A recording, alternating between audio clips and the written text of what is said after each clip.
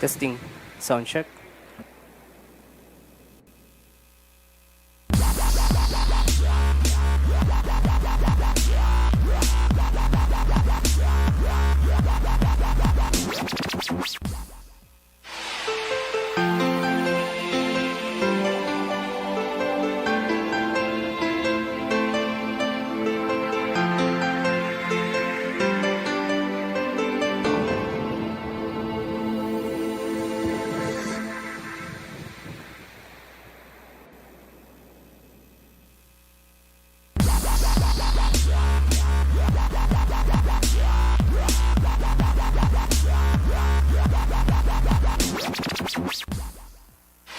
Audio check, check.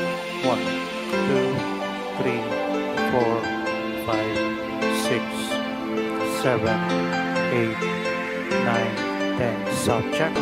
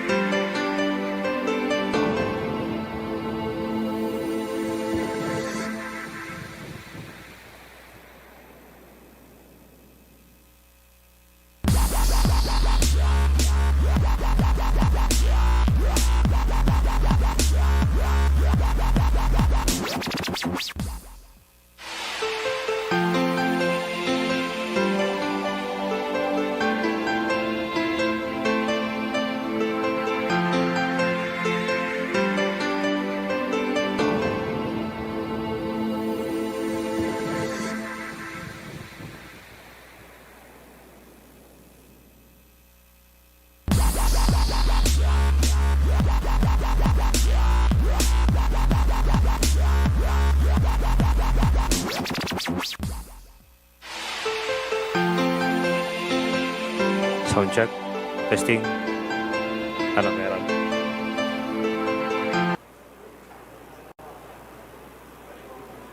Sige, sige.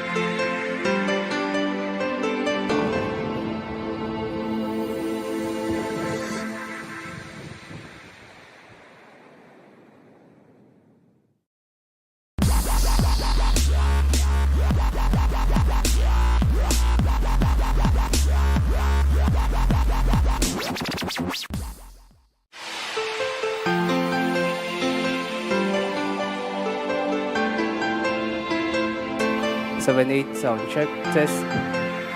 1, 2, 3, 4, 5, 6, 7, 8.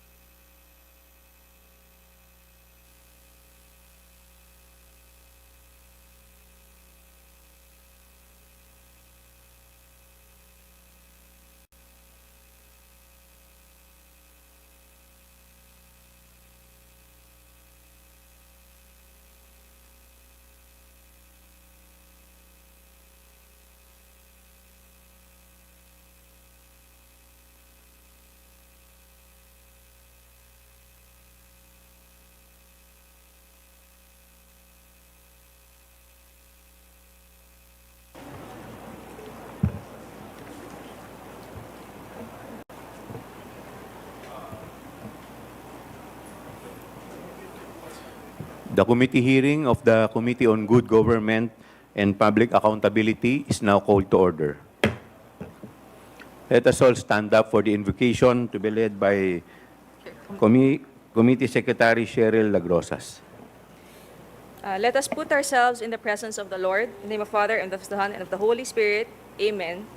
Lord God, you have placed us here to be in this position at this time to be a representative for your values to our nation. Direct their decision-making, their voting, and their solution-seeking, and their conduct as a legislator. We pray that you would give them the insight, godly wisdom, and discernment as they approach the day. Fill them with your spirit. We submit our will to yours, God. Be glorified in all we do. In the name of Jesus, amen.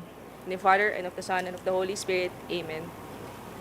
National Anthem. Please remain standing for the singing of the national anthem.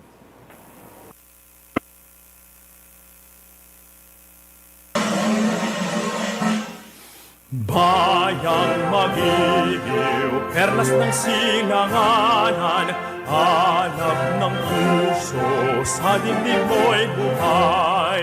Upang hinirang, duyan ka ng magiting, sa manlulupig, di ka pasisiil, sa dagat at bundok, sa simoy at sa langit mong bughaw, may dilag ang tula at awit sa paglayang minamahal.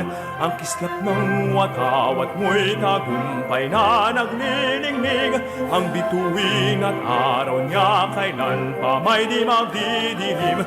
Lupa ng araw ng luwalhatit pagsinta, buhay ay langit sa piling mo. Aming ligaya na pag may mga api, ang mamatay ng dahil sa'yo. Pwede na po tayong umupo. We will now proceed to the roll call of the members. Do I hear a motion to dispense with the calling of the roll? Sir Chair, I move that we dispense with the calling of the roll. Any Mr. second? Chair. Duly seconded, the motion. Duly seconded. Is there any objection? Hearing none, the motion is carried.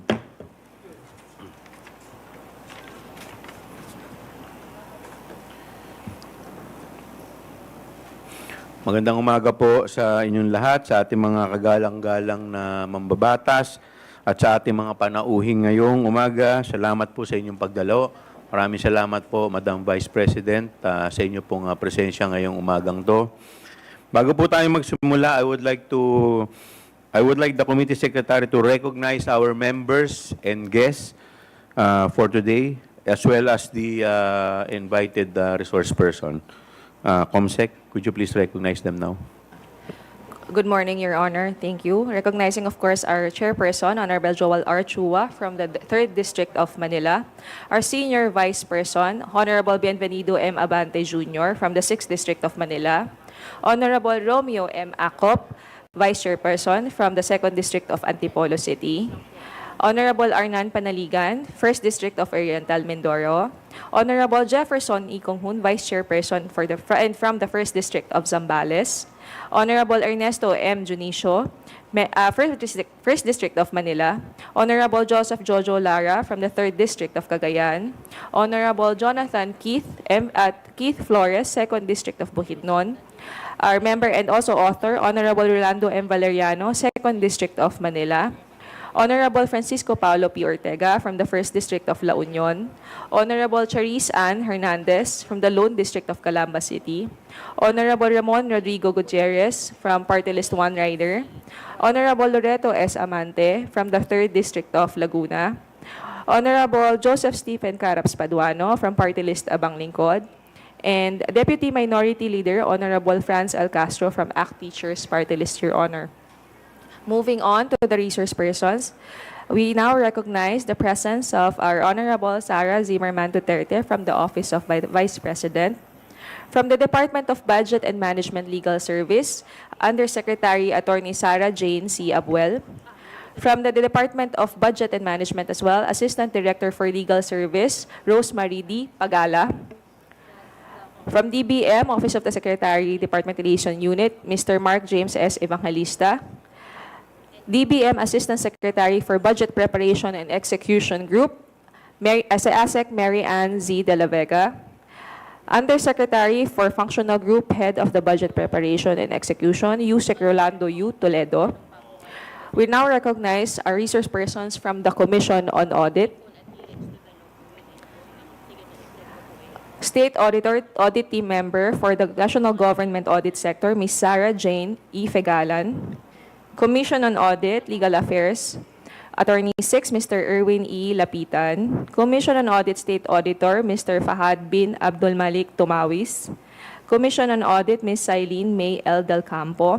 And Commission on Audit, Attorney 5 on Intelligence and Confidential Funds Audit Office, Ms. Gloria A. Camora. That's it for our resource persons and members, Your Honor.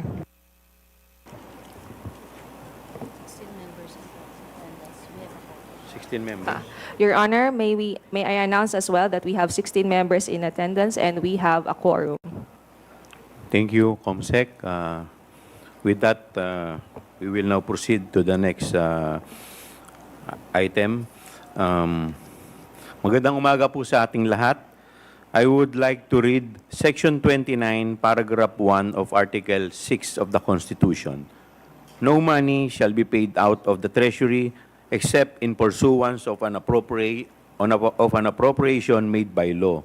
And Section 24 states that all appropriation, revenue and tariff bills, bills authorizing increase of public debt, bills of local application, and private bills shall originate exclusively in the House of Representatives. But the Senate may propose or concur with amendments. In a democratic republic such as ours, governmental powers are divided among three branches. Power of the sword to the executive, power of the pen to the judiciary, and the power of the purse is assigned to Congress. The power of the purse directly affects the lives of the people. We, the legislature, assumes the role of formulating spending and taxing policies. Saan huhugutin at paano gagastusin? Ang gastusin ng gobyerno at ang buwis na ipinapataw sa mamayang Pilipino upang suportahan ang mga gastusing ito ang nagdidikta kung saan ito ilalaan na siyang nakakaapekto sa galaw at paglago ng ekonomiya. Ito rin ang paraan upang magkaroon ng income redistribution. May apat na parte sa budget process. Number 1, preparation. Number 2, legislation. Number 3, execution. And number 4, accountability. Habang ang ehekutibo ang naghahanda ng budget, tayo sa Kongreso ang nagbabalangkas ng batas ng budget. Implementation is with the executive at accountability ay nakalagak sa parehong Commission on Audit at Kongreso bilang parte ng ating oversight function. Para sa kaalaman ng lahat, the power of the purse and the role of Congress does not end with the passage of the General Appropriation Act. Kailangan malaman ng Kongreso paano ipatutupad ang appropriation law para siguraduhin na maayos itong ginastos at nakamit ang mga targets or desired outcomes ng bawat ahensyang nalagak ng pondo ng bayan. We have to ensure that funds are spent solely for purpose for which they have been appropriated. Kabilang dito ang pagsisiguro ng paggasta ay may tamang otorasyon ayon sa legal intent at purpose. Dapat panagutin ang mga ahensya sa pondong kanilang ginagastos. Kabilang na dito ang pagsisiyasat kung saan inaalam sa taong bayan mismo kung ang mga programang nilagak ng pondo ay naipatupad nga at nakarating sa kanila ang mga serbisyong pinondohan. Dahil sa pagsisiyasat kung nagagawa nga ng mga ahensya ang kanilang trabaho, ang Kongreso ay maayos na nakabalangkas ng appropriation law. Anong programa at ahensya ang dapat dagdagan ng pondo? Alin ang dapat bawasan at aling programa ang dapat nang ihinto? While existing laws provide the executive some flexibility in budget implementation, mahalaga para sa Kongreso na siguruhin ang executive decisions over the budget ay ayon sa intent and priorities set in the General Appropriation Act. Karapatan ng Kongreso humingi ng paliwanag mula sa mga ahensya ng ehekutibo ukol sa kanilang pinansyal na desisyon kabilang na sa pag-withhold, delay ng release ng pondo. Realign, transfer of fund mula sa isang ahensya papunta sa isa pang ahensya o kapag nagkaroon ng karagdagang utang. Effective budget oversight requires access to financial data that can be used to verify or validate agency reports. Sa madaling salita, importante sa Kongreso na sagutin ang mga katanungang may kinalaman sa paggamit ng pondo. Importante din na ang isang independent constitutional body kagaya ng Commission on Audit na may presensya sa lahat ng government offices upang matulungan ang oversight initiative ng lehislatura. Ito ang power of the purse ng Kongreso. There may be arguments of extending parliamentary courtesy to several high offices of the executive. But I ask this, is parliamentary courtesy more important than safeguarding the budget to ensure proper utilization and allocation than asserting the power of the purse? Is parliamentary courtesy going to answer for social programs needing allocation? Paano naman ang parliamentary courtesy na sagutin ng Kongreso paukol sa paghingi ng pondo ng isang ahensya at paggamit nito upang epektibong magawa ng Kongreso ang kanyang tungkulin sa proseso ng budget? With this, I now recognize the Honorable Rolando M. Valeriano of 2nd District of Manila for his remarks.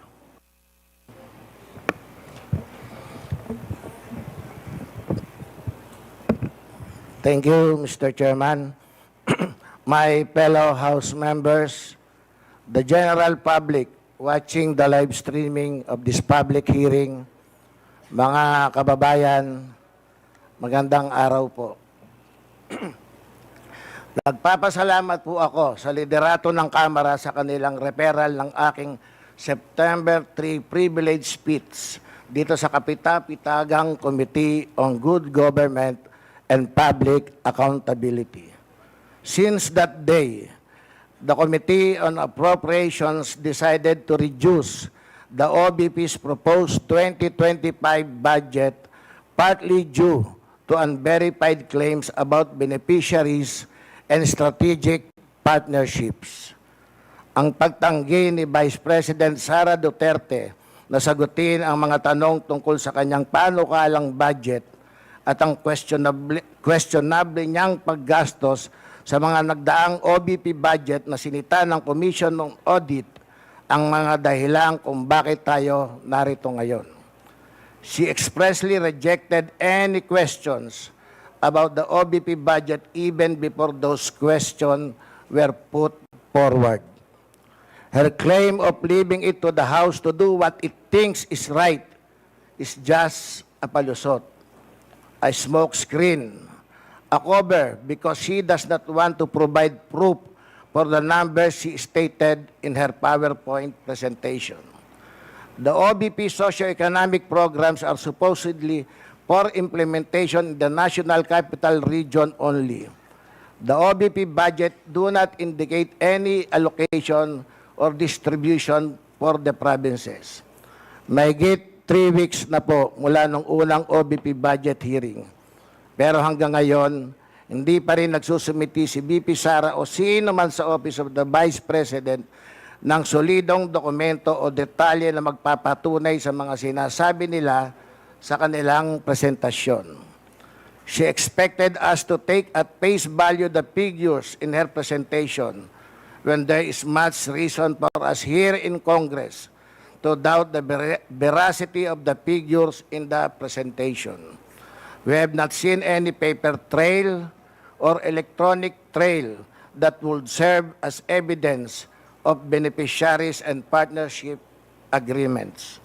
Kung totoong may mga beneficiaries, imposibleng hindi mabalitayan ng sino mang district congressman sa Metro Manila, lalo pa tinatayang 2 milyong beneficiaries ang nakinabang sa loob ng 2.5 taon at ang halaga ng pondo ay halos 4 billion pesos para sa 2022, 2023 at 2024. Our field offices for constituency relations will know when such massive amounts are being disbursed and when throngs of peoples line up as beneficiaries because these activities need the participation of local government units and their offices. Umaasa akong maliwanagan at mabigyan ng tamang impormasyon ng mga resource person mula sa Commission on Audit, mga LGU sa National Capital Region at ng mismong Office of the Vice President hinggil sa mga kaduda-dudang paggastos ng pondo ng bayan. If they have evidence of how the OBP spent the budgets on socio-economic programs from July 22 to the present, I hope they will be entered into evidence after the resource person are sworn to tell the truth and nothing but the truth. If there are any whistleblowers with information, evidence, and testimony about the supposed OBP socio-economic programs, they are most welcome to contact the chairperson of this committee, the committee members, or this representation. Maraming salamat po, Mr. Chair. Thank you, Congressman Valeriano. Before we proceed to the initial discussion of privilege speech number 379, we will first proceed to the preliminary determination. Do I hear any motion to move for the preliminary determination? Mr. Chair. Mr. Chair, I move Congressman that Flores.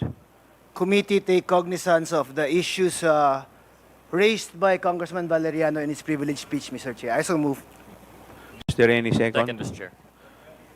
Is there any objection? Mr. Chair, Congressman, parliamentary inquiry.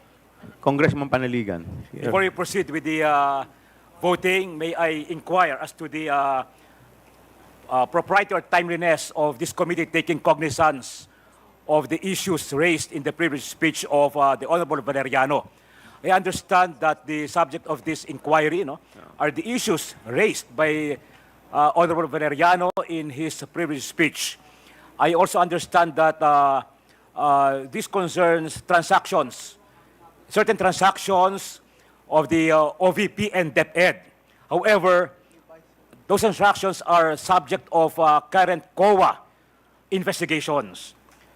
And we also know that said COA findings are still pending, subject to appeal or reconsideration. So in view of that, I just want to be clarified as to the propriety of this committee taking cognizance of the of said transactions. Mr. Chair.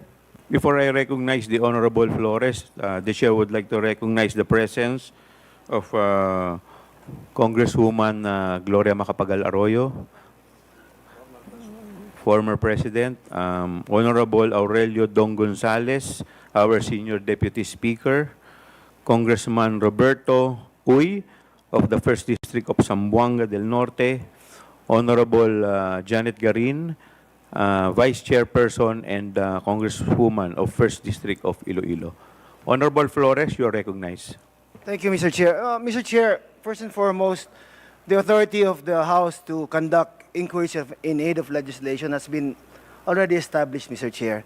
Not only is it provided for by the Constitution, Mr. Chair, it has also been well settled in jurisprudence and in Supreme Court decisions that the House may conduct inquiries in aid of legislation. We are not here to replace the findings of the COA, Mr. Chair, so it should not in any way interfere with the investigation also being conducted by the COA. We're just here to find out if we could, through legislation, either improve it or protect it or whatever, Mr. Chair.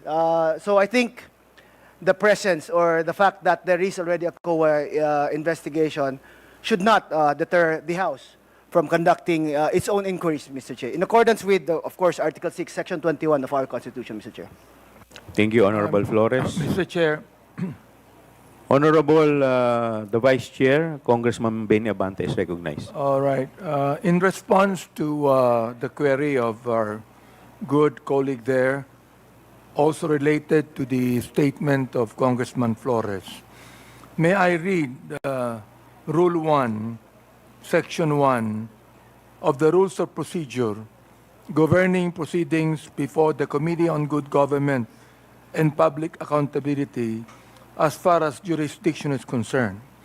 It says here, and I quote, "The Committee on Good Government and Public Accountability shall have jurisdiction over all matters directly and principally relating to malfeasance, misfeasance, and nonfeasance in office committed by officers and employees of the government and its political subdivisions and instrumentalities, inclusive of investigations of any matter of public interest on its own initiative or upon order of the House," Mr. Chair. Did that satisfy you, Congressman Panaligan? Thank you very much, Mr. Chair. Thank you. We will now proceed. The chair will now rule on the motion to move for the preliminary determination of privilege speech number 379. Is there any objection? Hearing none, the motion is carried. Mr. Chair, Sino yun? Honorable Lara, you recognize. thank you very much, Your Honor, Mr. Chair. I would like to make a manifestation, Mr. Chair, that during the budget deliberations, there are issues raised concerning the fund utilization of DepEd. In the manifestation of Representative Jervil, Jinky Beatrix R. Luistro of the 2nd District of Batangas, during the budget hearing of the Department of Education o DepEd sa Committee on Appropriations dito sa Kamara, kung saan hinikayat niya na magkaroon ng investigasyon paukol sa kapalpakan ng ahensyang mag-deliver ng mga computer units in good condition sa mga end users, mga guro at estudyante at iba pang isyong may kinalaman sa paggamit ng pondo ng bayan ng naturang ahensya upang makita natin kung mayroon bang misfeasance, malfeasance, o nonfeasance. Sa madaling salita, Mr. Chair, I wish to manifest that this committee, the Committee on Good Government and Public Accountability, determine whether there is misfeasance, malfeasance, or nonfeasance, at kung may mga paglabag ang mga kawani ng naturang ahensya sa kanilang mga tungkulin bilang mga kawani, Mr. Chair. That is exactly where we are heading, Congressman Lara. Salamat, Mr. Chair. And to continue, as manifested by Congressman Lara, the committee, by a majority vote of all members, decided to conduct a motu proprio investigation on the September 10, 2024 manifestation of Congresswoman Luistro during the budget hearing of DepEd, particularly on the agency's failure to deliver computers in good condition to end users and other issues concerning its budget utilization. Since this is a motu proprio inquiry, and we are still waiting for the authority to proceed from the Committee on Rules, the hearing is suspended until we have receipt of the said authority to proceed. Is there any objection? The hearing is now suspended.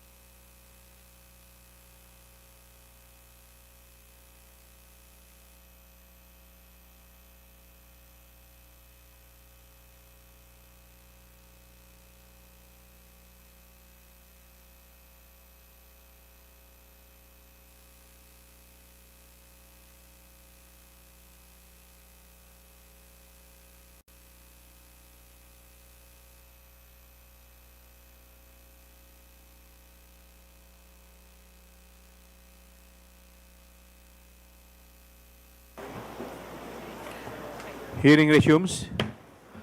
We already took cognizance of the privileged speech of Congressman Valeriano. Then we are ready to proceed. But with respect to the motu proprio, we are still awaiting for the authority. So, later na po muna yon. Wala pa po tayong authority from the Committee on Rules. In the meantime, may I request the COMSEC to administer the oath of the invited guests and the resource persons?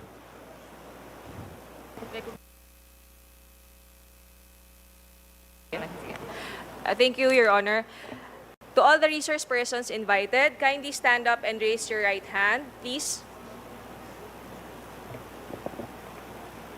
Representatives and resource persons from the Office of the Vice President, COA, and DBM po. Thank you, ma'am. Mr. Chair, Yes, the Honorable yes, Vice when you President. sent a letter to the Office of the Vice President, you attached a copy of the rules Okay. in aid of legislation. Yes po. Yes, sir. Nakalagay po doon na witnesses lang po ang ino-oath. Sabi niyo po ngayon sa amin, resource persons kami. Ang ano po, considered as resource person po. Ang ano po. Kayo po. Kaya nga po. Yes po. Lahat po ino-oath po. Yes. Apo. Nakalagay po sa rules ninyo, witnesses. Nakalagay po dito ngayon sa table, resource persons. Lahat po considered as resource person and witness. Lahat po naman kayo, lahat resource person pa eh. Wala pa naman po tayong tinatawag na, lahat po considered as resource person pa lang po. Right. Opo. Ang nasa rules ninyo, witnesses lang po ang nag-o-oath. Wala po kayong rules sa resource persons.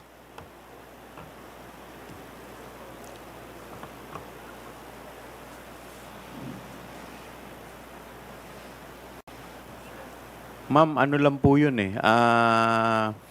Yung term lang po yun eh. Pero considered as a resource person din po kayo eh. Yes, sir. Opo. Resource persons nga po Kayo nakalagay witness dito. din po at saka resource person po. Hindi niyo po sinabi na witness ako. Sinabi niyo po dito ngayon, resource persons. Ang nakalagay po sa rules ninyo, witness. Comsec, ano po yung pinadala po ninyo? Yun pong rules in aid of legislation.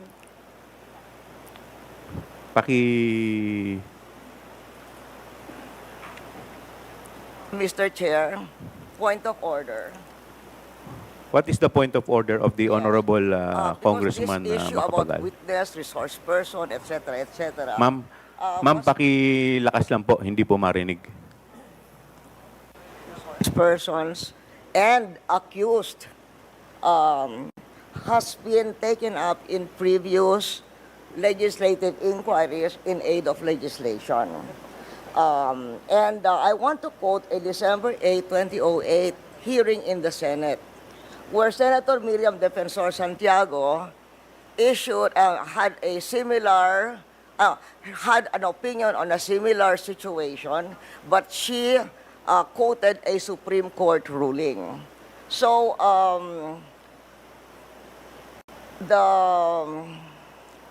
the Constitution provides that no person shall be compelled to be a witness against himself. The Supreme Court has repeatedly emphasized that there is a difference between a mere witness and the accused. And it can appear from statements and privileged speeches that there is that a person who is the subject matter of an adverse privileged speech is not a mere witness or a mere person of interest, meaning a suspect. She is in fact accused of what seems to be a criminal case for violation of certain criminal laws, including malversation of public funds. And there is a case quoted in 2007, Standard Chartered Bank versus the Committee on Banks. where the court repeated the rule that an accused occupies a different tier of protection from an ordinary witness. So, where the court said, Supreme Court said, whereas an ordinary witness may be compelled to take the witness stand and claim the privilege at each question requiring an incriminating answer is shot at him, an accused may altogether refuse to take the witness stand and refuse to answer any or all questions. So that has been a supreme. And then there is a portion that the court explained that the right of the accused against self-incrimination also applies to respondents in administrative investigations such as legislative inquiries in aid of legislation. So that is the point of order I am raising, and there is a Supreme Court ruling to this effect. Thank you, Mr. With that, the chair declares 1 minute suspension. Recess.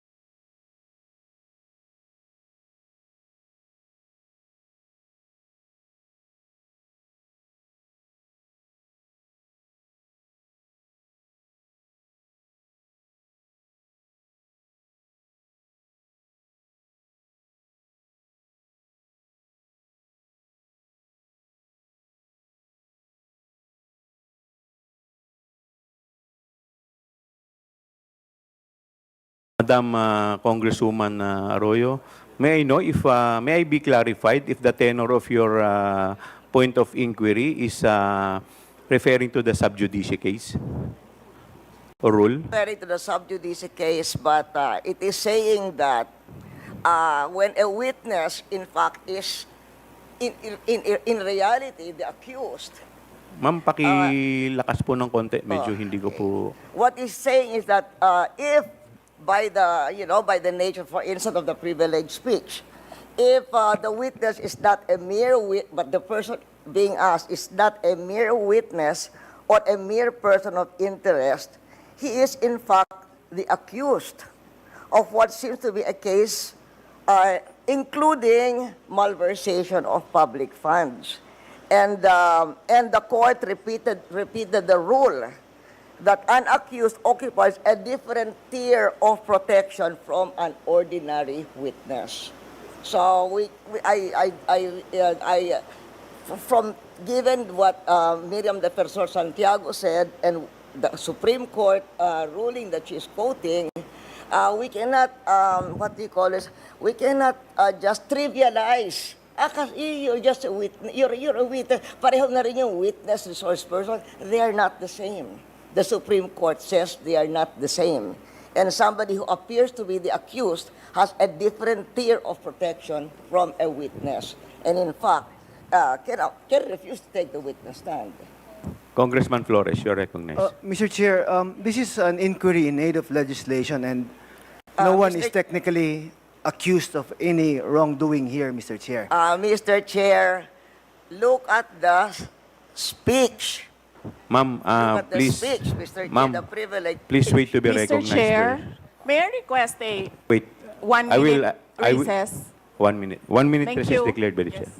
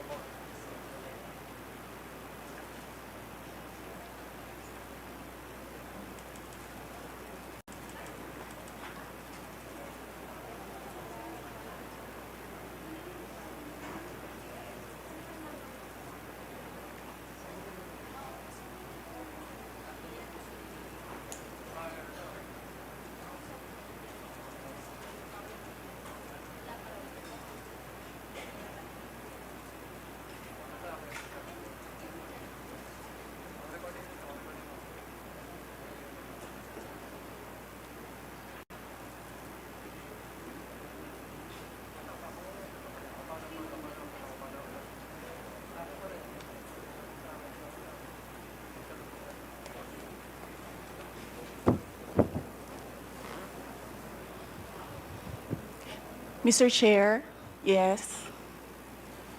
Mr. Chair, Session resumes. Mr. Chair, may I speak?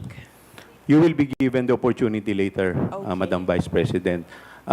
In any event, the point of the Honorable Arroyo is well taken, but we will proceed to the oath taking. If the Vice President refuse to take her oath, we will respect that.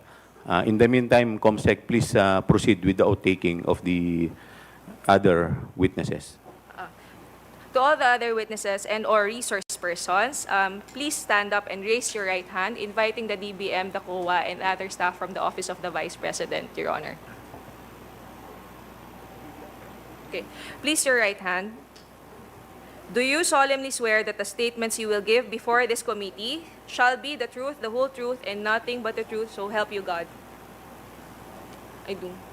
The oath has been administered, Your Honor. Mr. Chairman. Yes, Congressman Paduano. Of course, you have already ruled with regards to the point of the order being raised by the former president and now representative of Pampanga, Madam Gloria Macabagal Arroyo. But still, there is also a pending, supposedly a pending manifestation being made by the members of this committee with regards to the point of order that was raised.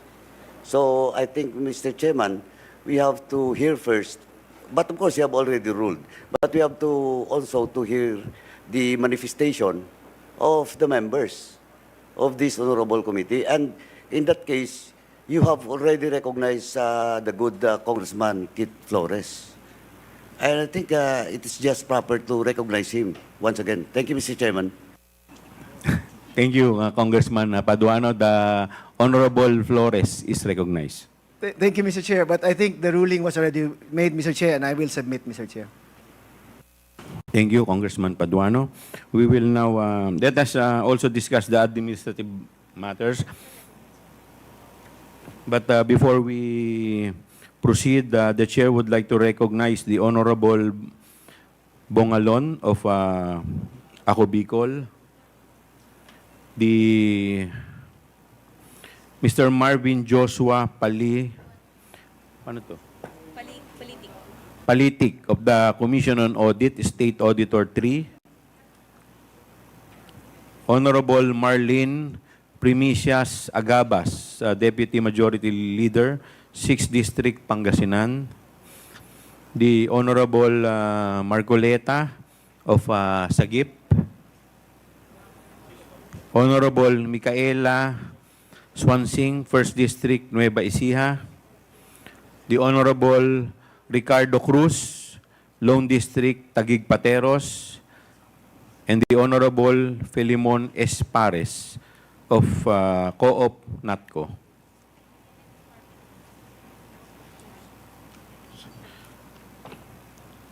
The COMSEC is directed to report to the committee who have invited and who have responded to the invitation. Thank you, Your Honor. We have invited the Office of the President through email sent last September 13, 2024. However, we were informed that they use a different extension for their electronic mail. And then the Chief of Staff, Attorney Zulaika Lopez, Ms. Winnie G. Diego, Chief Public Assistance Division, Attorney Rosaline Sanchez, Director for Administrative and Financial Services, and Mr. Norman B. Baloro, Director of Operations Office, to whom the satellite office's report replied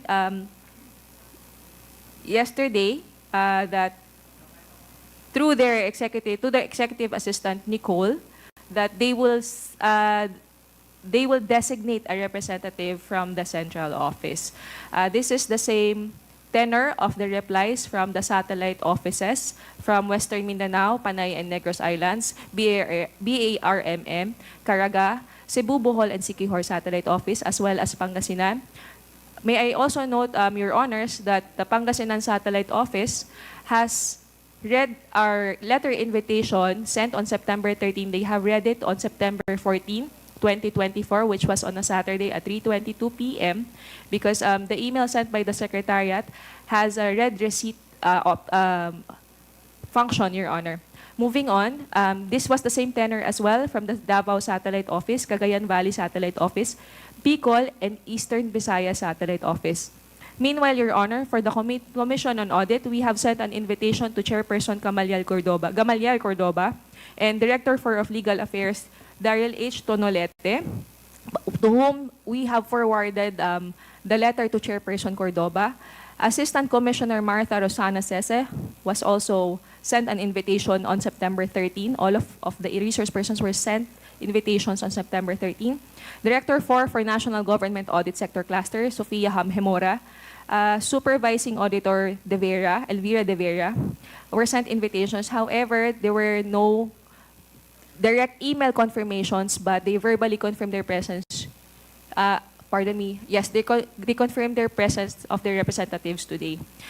For the Department of Budget and Management, we sent invitation to Secretary Amena Pangandaman on September 13, USEC Janet Abuel, and as well USEC Functional Group Head Rolando U. Toledo, but this was for him, it was on September 16 as manifested by the Office of the Department of Budget and Management, and some of them are here. They are here today, Your Honor.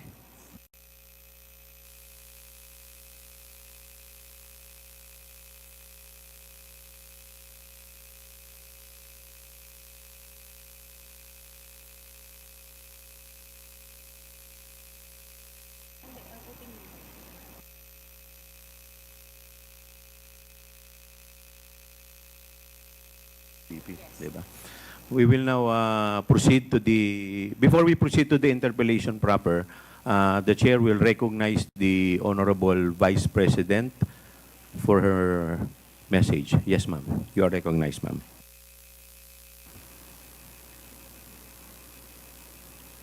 A message, sir, or my statement regarding the point of order?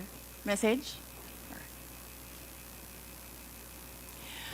Mga kababayan, ladies and gentlemen, assalamualaikum, warakmatullahi wa barakatuh. Madayaw, mayong adlaw, kaninyong tanan, magandang araw sa inyong lahat. the officials of the Office of the Vice President, as well as each and every one of our satellite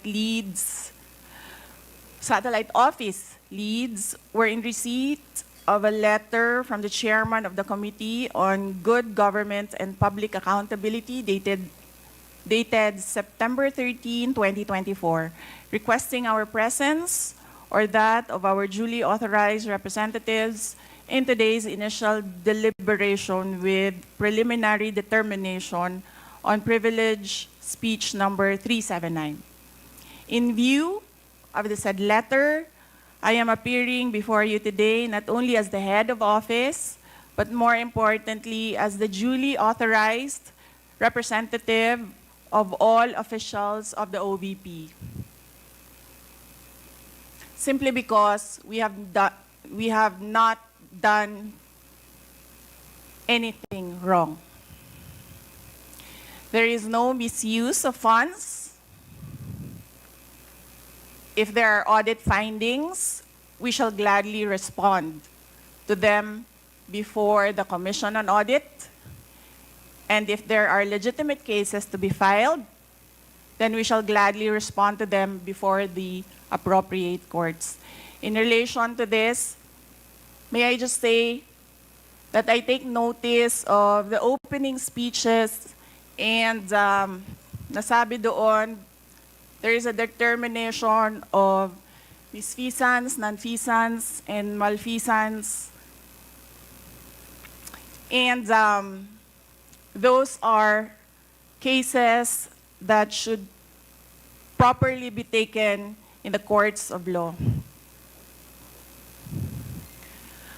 What we are witnessing now is no ordinary legislative inquiry. This exercise is a well-funded and coordinated political attack. This much is evident from the very words of the privileged speech that prompted this inquiry. A speech that simply meant to say, do not vote for Sara on 2028. It is clear to me that this inquiry is not about misused funds, accountability, or governance. Instead, it is solely aimed at discrediting my name and my office to prevent future political contests. I have publicly stated my reasons as to why I've chosen not to defend the OVP's budget proposal for 2025. I have narrated the issues I encountered in previous years, which can easily be confirmed by looking at the NEP, the GAB, and the GAA for fiscal years 2023 and 2024. Further, I have even shared the drama that transpired last year regarding the confidential funds.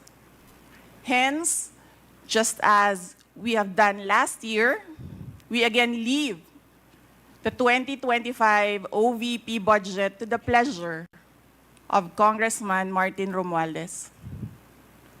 I am not asking for any special treatment, nor am I asking you to uphold any tradition. There is no disrespect.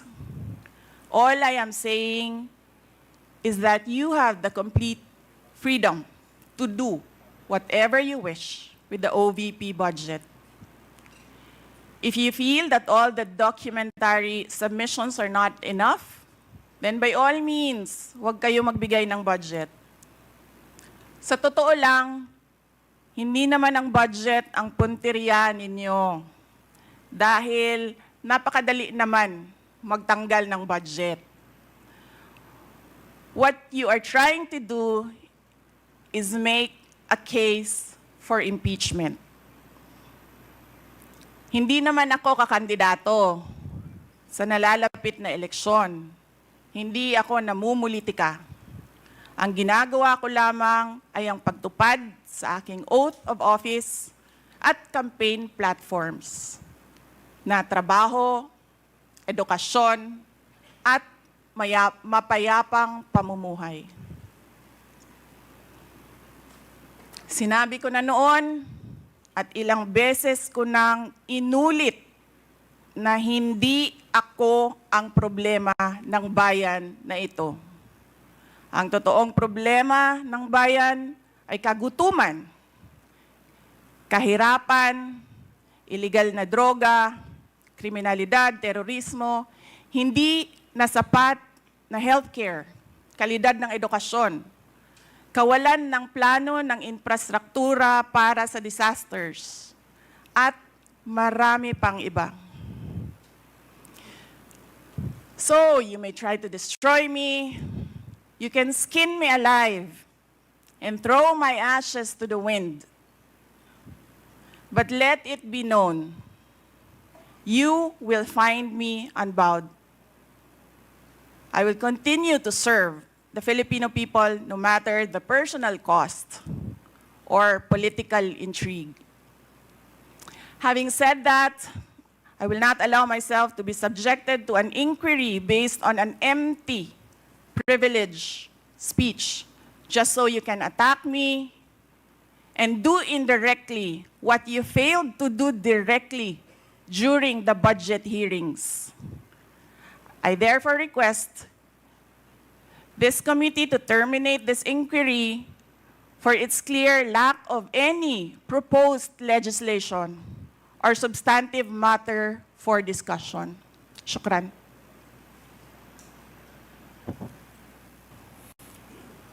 The committee cannot rule on that because the committee already took cognizance of this privilege speech. Anyway, we will now proceed.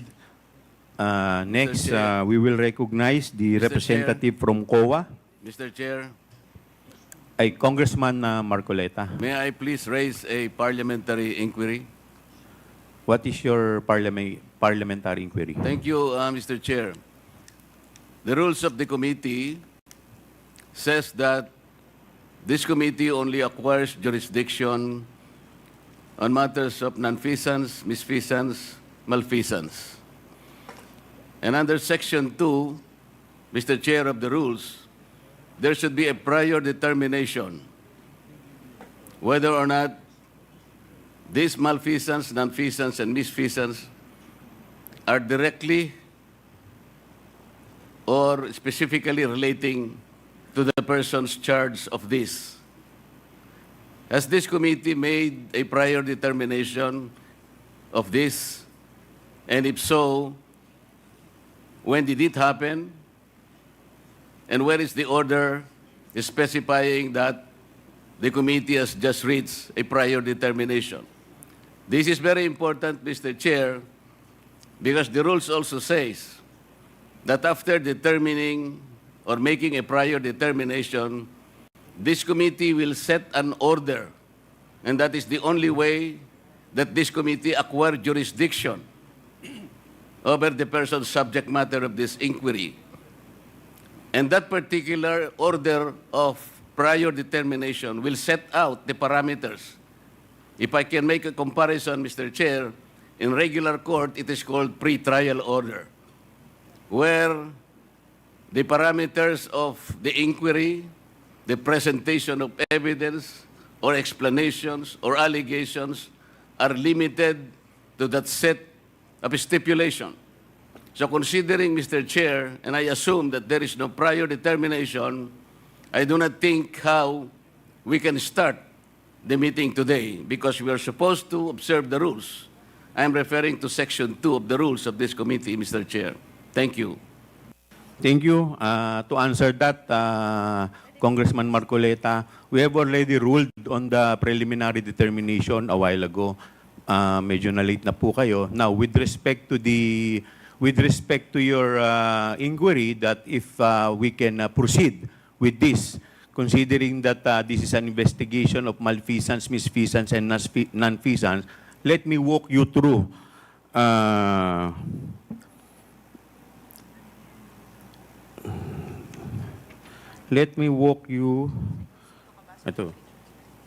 through the definition of good government and public accountability. It provides that all matters directly and principally relating to malfeasance, misfeasance, and nonfeasance in office committed by officers and employees of the government and its political subdivision and instrumentalities, inclusive of investigations of any matter of public interest on its own initiative or upon order of the House. For the information of everybody, the issue on confidential fund is a matter of public interest. Lahat po tayo ay interesado, hindi lamang po tayo, yung publiko po, interesado kung paano po ito nagamit. Kaya yun po ang dahilan why this committee has jurisdiction over the subject matter. But Mr. Yes, Chair, Congressman Marcoleta. Mr. Chair, under Section 5, there should be a record of preliminary determination. It says that the proceedings in the preliminary investigation or determination shall be recorded through stenographic notes. What you were mentioning are motu proprio cases. I am assuming that this committee started by way of a referral because of a privileged speech delivered on the floor by one of us. And so this is the main subject matter of this committee meeting, and to which we should first determine preliminarily whether or not this committee acquires jurisdiction. And I demand a record of preliminary determination under Section 5 because it says, upon termination thereof, Mr. Chair, the chairperson shall issue an order which shall recite in details the matters taken up. So what are the matters taken up, Mr. Chair? I think we should be able to comply with these elementary rules as specified in the governing rules. Well, considering that we are still in the, we have yet to proceed to the interpellation, we are still in the period of recognizing the resource person as well as the witness. With that, the chair declares 1 minute suspension.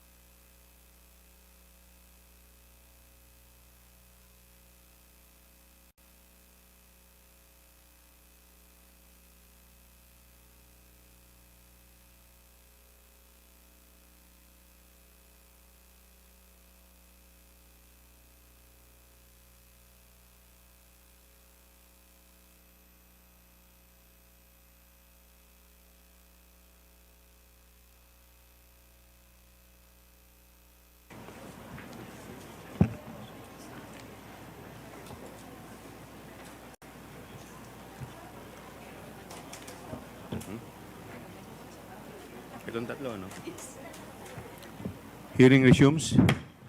The chair would like to recognize the Honorable Luistro Gerville of Batangas 2nd District, Honorable Paul Dasa, Senior Deputy Minority Leader of 1st District, Northern Samar, the Honorable Roel Daniel Manuel of the Kabataan Party List.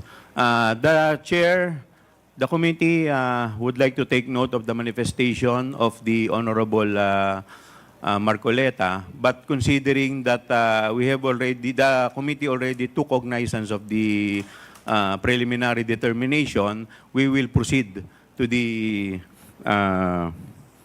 COA. COA, please. Sino po yung representative ng COA? Good morning, Mr. Chair. Sa ating mga members of the committee, magandang umaga po. On behalf of the Commission on Audit, we do recognize the plenary power of the Congress in asking questions relating to legislation. And since the invitation only pertains to the budget utilization of the OBP, we can answer questions relating to that, Your Honor. That would be all, Mr. Chair. Thank you. We will now proceed to the next representative from DBM. Thank you, Mr. Chair, and good morning to all Your Honors. Yes, by the invitation of the Committee on Good Government and Public Accountability, we are here to provide information on the Office of the President's budget in the calendar year CY 2022 to 2024 budget utilization and performance, compliance with the GAA, including fund transfer and budget realignment, as well as the agency's program projects and activities, among others. So any inquiry will just answer during this congressional meeting, Mr. Chair. And if ever there's a need for us to provide data and information, we'll do so, Mr. Chair. So, good morning. Thank you. The chair is in receipt of the authority from the Committee on Rules with respect to the motu proprio inquiry on the manifestation of Representative Jinky Luistro during the budget hearing of the Department of Education in the Committee on Appropriation on September 10, 2024. But we will proceed with the preliminary determination later. In the meantime, we will proceed to the interpellation with respect to the privileged speech of Congressman Valeriano. Before we proceed, we will set rules. We will set certain rules or parameters. We will limit the interpellator to 5 minutes. Hindi po kasama yung sagot. And then, pwede po paki-silent po ang inyong mga telepono. Turn off nyo po or silent mode. And please observe proper decorum. Para hindi po tayo maging magulo at maging maayos lamang po. At lahat po yung mga gustong mag-interpolate, lapit lang po dito sa COMSEC at magpalista. Ang magiging sistema po natin, mauuna po ang minority, and then the majority, minority, majority. Now, we will first recognize representative from the minority, the Honorable Franz Castro. Thank you, Mr. Chair. Nagpapasalamat po ako sa committee na ito po na pinamumunuan po ninyo dahil in-schedule agad natin yung naging privilege speech ni Representative Valeriano. Alam niyo po, una po sa lahat, ginigiit natin dito na ang tradisyon ay tradisyon. Pero una sa lahat, kung ang tradisyon ay bumabangga sa interes ng mga mamayan, sa interes ng publiko, at accountability ng mga public officials at saka pagiging transparent ng lahat ng ating mga ginagawa, lalong-lalo na po sa kaperahan o lalong-lalo po sa budget or whatever na pinagkatiwala po ng taong bayan sa atin, ay kailangan po yun yung nauuna. Kaya nagpapasalamat po ako na dahil ito po yung magsiset, no, noong mga pwede nating magawa sa rules, mabago sa rules, pwede nating in aid of legislation, lalong-lalo na pinag-uusapan natin ang confidential funds and intelligence funds or confidential funds dito sa Office of the Vice President. At ito ay inaasahan ko na magsiset itong gagawin sa katapusan nitong hearing na ito, yung magsiset talaga na kung dapat o hindi dapat mabigyan ng confidential funds ang ating mga national government agency. At kung meron man, depende kung ano po yung magiging resulta ng inquiry na ito, ay mapahigpit natin, no? Yung kung meron man, kung magde-decide later on na may confidential funds pa rin, magde-decide pa rin na magiging mahigpit, no, yung paggamit ng confidential funds. Okay, so dahil hindi naman po nag-oath yung Vice President, Mr. Chair, ang akin na lang mga tanong ay tatanong ko na lang po sa DBM at saka sa COA. Okay, so inaasahan natin, no, na magsasabi kayo ng totoo.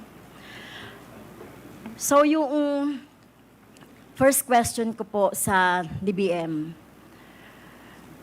yung pong, by the way, I manifest second round kung matatapos ko na yung 5 minutes, Mr. Chair. Sige po. Yes. Okay. So, nung 2022 po na budget ng Office of the Vice President sa DBM, Mr. Chair, meron po ba ditong nakalagay na line item for confidential funds? Please address the chair. Mr. when Chair, answering. Mr. Chair. Sorry, Mr. Chair. Yeah. Sa DBM po, please, you are, ano pangalan? Yusek Toledo, you are recognized. Yeah, Mr. Chair, yes, there is no line item for confidential fund, but there is a program that item under that program po na ginagamit po yung confidential fund po. I'm not satisfied with the answer. Ang tinatanong ko lang po, meron bang line item doon sa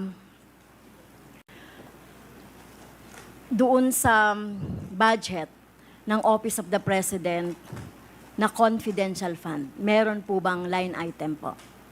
Yes or no? There is no, Madam Chair, Yes. Mr. Chair. Okay. How about noong 2023? Budget of the Office of the Vice President. Is there a line on about confidential funds? There is, Mr. Chair, there is a line item for Magkano po, Mr. Chair, yung confidential funds of the Office of the Vice President for 2023? 500 million, Mr. Chair. Okay, you're correct. Kasi nandito naman, meron naman tayong ano dyan. Okay, so kung i-compare natin, Mr. Chair, yung Office of the Vice President budget, GAA 2022 and GAA 2023, so makikita natin agad-agad yung difference. No, na yung confidential funds sa Office of the Vice President noong 2022 ay wala, pero sa Office of the Vice President sa 2023 ay meron. Okay, so paano po nagkaroon ng 125 million na confidential funds ang Office of the Vice President noong 2022, Mr. Chair, sa DBM? Okay, Mr. Chair, while the OVP has no provision for the confidential funds under the fiscal year 2022 GAA, the said release of funds was charged against the contingent fund using the existing PAP of the Office of the Vice President, that is the Good Governance Program, Mr. Chair. Well, ano po yung ibig sabihin ng good governance program po? Kasi defined, alam po natin meron tayong JC o joint circular governing confidential funds. So, can you elaborate on good governance, Mr. Chair, yung binabanggit ninyo po? The Good Governance is a program of the OVP, and so that's the basis for us for the release of the confidential plan of the Office of the Vice President, Mr. Chair. Well, can you elaborate ano ba yung good governance? Dahil malinaw po doon sa rules or the joint circular governing confidential funds, yung mga pwede lang napondohan ng confidential funds, Mr. Chair. Mr. Chair, we have already responded to that inquiry. We have already sent already the letter dated September 11, 2023, as to what is the all about the good governance program of the OVP, Mr. Chair. Mr. Chair, these representations has no copy of what you are referring to as the good governance programs. May I request for the copy, Mr. Chair?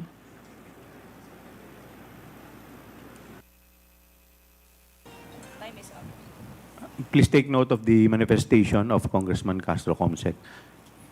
Would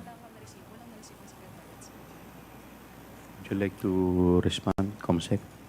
Your Honor, as to the part of the committee secretariat, we have not received a document from the Department of Budget Management. We have sent an invitation on September 13. We are not in receipt of a position paper or any document dated September 11, Your Honor. It might be a different committee. Okay, but just the same, yes, I may respond to the inquiry as far as what is all about the good governance program, particularly the good governance engagement and social services projects. This is in consideration of the urgency of the safe implementation of various projects and activities of the Office of the Vice President across its satellite offices for the last, the conduct of its official engagement and functional representation in international and local events, the implementation of various projects and activities relevant to national security and peace and order, and implementation of the same with proper security and safety protocols for the benefit of the institution, Mr. Chair. Thank you, Mr. Chair. Ma'am, you only have 1 minute. 1 minute. Please wrap up your... Sige. So did the Office of the Vice President in 2022 asked for a budget for confidential funds for the DBM? Your Honor, Mr. Chair, for 2022, there is no request for the confidential in the budget, but we have, as mentioned, they have requests for the chargeable. We have requests for 2022, but that was charged to the contingent fund. There was a... So, may request po ba o wala? Doon sa proposed budget for 2022, wala po. Pero saan po kinuha yung 125? Sinasabi nyo kanina, Mr. Chair, ay doon sa contingent fund. So, hindi po ba kapag merong request for a lump sum o merong ibibigay yung or pagkukuhanan yung lump sum, dapat may request? Okay. So, Yes, Mr. Chair. So during the implementation of the fiscal year 2022 budget, there was a request coming from the Office of the Vice President to release an additional requirement for the fiscal year 2022 budget. Basically, hindi lang po yung confidential plan, but also for some PS and MOE requirements. Now, this was... Pinag-uusapan lang natin yung confidential Okay. funds. So, Mr. Mr. Chair, Chair. yes, there was a request coming from the Office of the Vice President during the implementation of the budget in that year. So that's why in... So, Mr. Chair, may I cut you on that with due respect. So may I ask, Mr. Chair, the request... Last Yes. question, please. So, second down na lang ako, Mr. Chair. May I ask the DBM, Mr. Chair, the letter request from the Office of the Vice President? So, yun na lang, Mr. Chair, at itutuloy ko na lang po mamaya. The DBM is requested to submit the letter of the Honorable Vice President. The yes, request Mr. letter of Chair. the Honorable. Please submit it to the COMSEC. Yes, Mr. Chair. Thank you.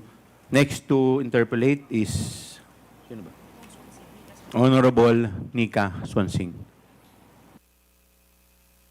You have 5 minutes. Thank you very much, Mr. Chair. Mr. Chair, I was just hoping to take this opportunity because COA, the right team from COA is already here. So if I may request the COMSEC, Mr. Chair, and the permission of the Honorable Chairman to pull up some slides on the screen, Mr. Yes, Chair. please. Mr. Chair, these were the same slides that I presented to the Committee on Appropriations during the deliberation on the budget of the Office of the Vice President 2 weeks ago. For those who were not there in the meeting, a very quick summary, Mr. Chair, in the interest of time. So these, the slides were put together based on the different documents submitted by COA in compliance to the subpoenaed duces tecum and accomplishment report submitted by the Office of the Vice President. And here, Mr. Chair, several things to note. Essentially, we have summarized across the 4 quarters in terms of the disbursement of the confidential expenses of the Office of the Vice President, the different audit findings of the Commission on Audit across the 4 different quarters. So for Q4 2022, which is the subject of the notice of disallowance, it was found that there's a 73 million out of 125 million that was considered by COA as disallowed in audit. And then for the succeeding quarters, accordingly, Mr. Chair, you would see here the proportion of the 125 million, which was questioned in the audit order memorandum and not questioned across the succeeding quarters. During the deliberations of the Office of the Vice President, President's budget, I directed a question towards COA to please enlighten us as to the grounds for the notice of disallowance for Q4 2022 and the 3 succeeding quarters which were subjected to the AOM, Mr. Chair.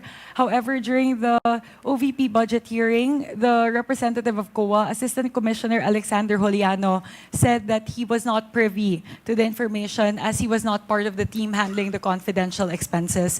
So, Mr. Chair, I believe the team who did the audit is present in today's hearing. So if we may request, Mr. Chair, COA to please enlighten us for the 4 different quarters covered by the notice of the disallowance and the audit order memorandum.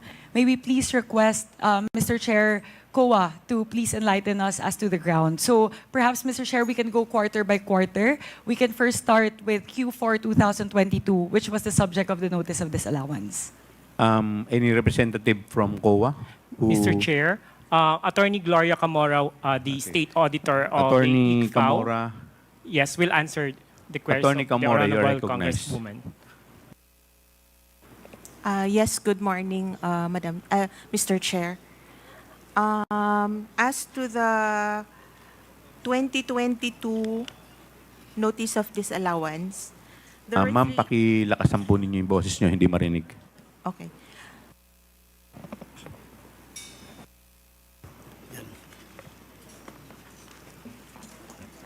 there were three items that are part of the notice of disallowance. The first one is on the non-submission of documents on the payment of rewards. The second one is charging some items that are not compliant under the rules joint circular. And the third one is non-submission of the revised accomplishment report of the office of the VP to the three regulatory offices, which are the Office of the President, the Senate President, and the Speaker of the House of Representatives, because what they have submitted was the original one, and they made an amendment, but as of now, they have not resubmitted the amended accomplishment report. Mr. Chair, if Please proceed, COA may Congresswoman please Swanson. enlighten to explain to us, because it seems a little bit technical po, as to how it was explained by COA. Kung pwede po maipaliwanag po sa atin in non-technical terms as to the grounds for the disallowance po. COA, paki-simplify po. Please explain it in layman's term. Yes po. Basically, the disallowances is because hindi po sila nag-submit ng required na documents under the joint circular. Mr. Chair, if we may move to the next slide. Please proceed. ComSec, next slide please.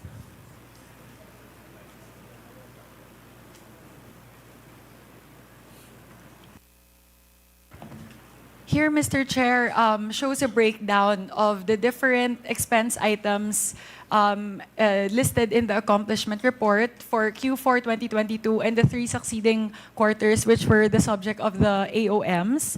Mr. Chair, I would like to again throw the question to COA, because it seems to me, I am not an auditor, so it seems to me that across the three succeeding quarters, the categories that were flagged as questioned in the AOM are similar across the three succeeding quarters. So, pare-pareho po yung naka-orange po, payment of reward, yung provision of medical and food aid, at saka po payment of incentives or traveling relative to the confidential operation. So, Mr. Chair, if I may request COA to please enlighten us as to the reason why these categories seem to be repeatedly flagged across the succeeding quarters under audit. COA. Yes, Mr. Chair. As to the payment of rewards, the joint circular requires a document, the supporting documents evidencing the success of the information gathering. As far as the documents that they have submitted, we are not, so far, we are not satisfied with the documents they have submitted. So we asked them to submit the documents that would satisfy the joint circular. As to the provision of food and medical items, again, we ask them for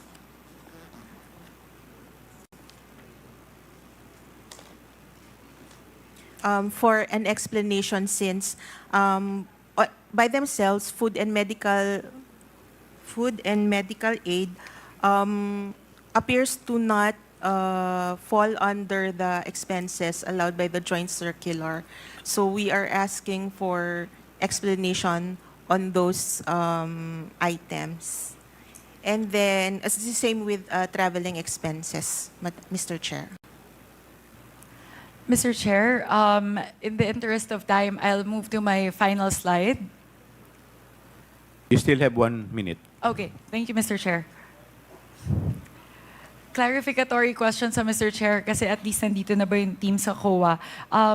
Last slide, please, ComSec.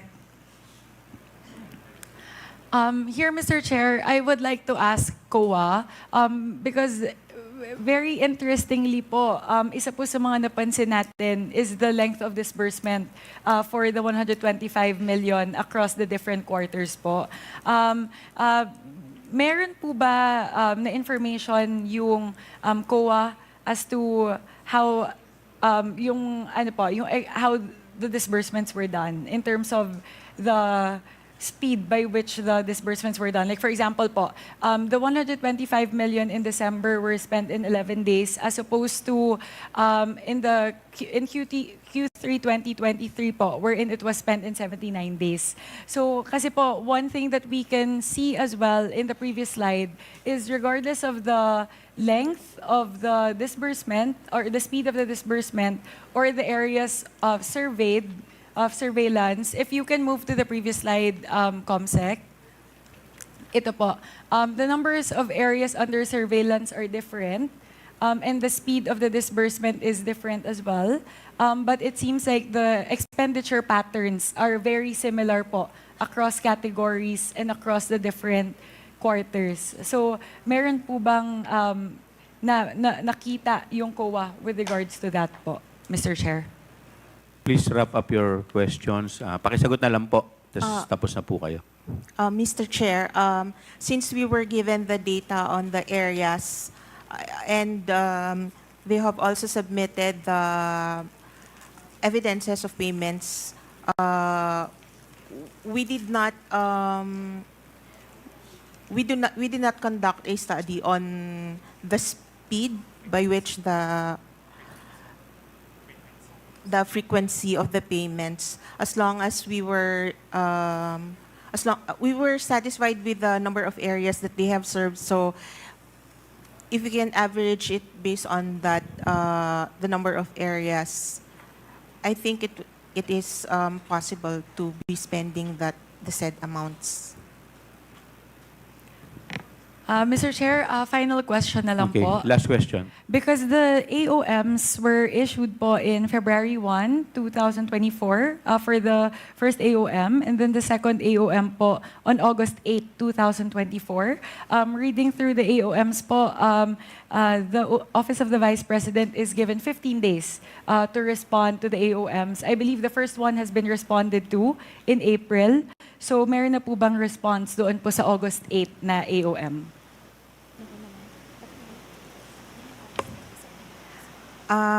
Yes, Madam Chair, they have submitted their reply to the AOMs, and the audit is on the compliance is ongoing. Thank you very much, Mr. Chair. Those are my clarificatory questions po. Clarification because the team handling the audit is now here.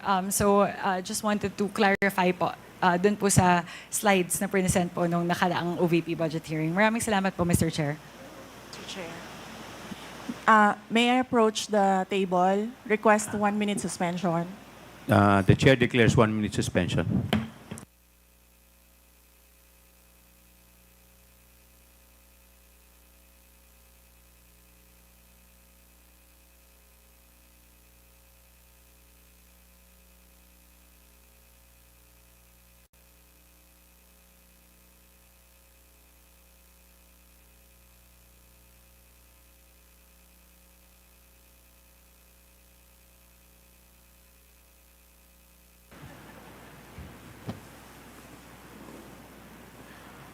Session resumes.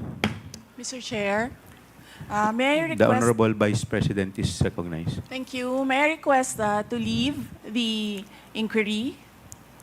Ma'am, pwede naman po, considering na hindi naman din po kayo naka-oath and alam naman po namin, marami rin po kayong ginagawa. The Vice President is excused. Thank you. Thank you po, Thank you, ma'am. everyone. Good morning. 1 minute suspensions declared by the chair.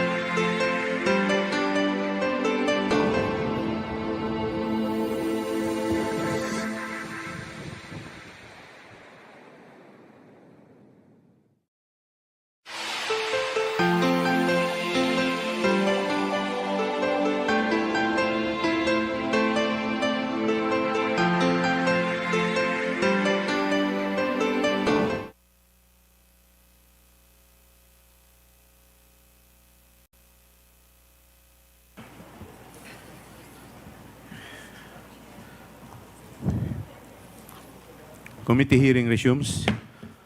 Next, before we... Okay. We will recognize the next interpellator, the Honorable Congressman Manuel. Thank you, Mr. Chair. Good morning po sa lahat.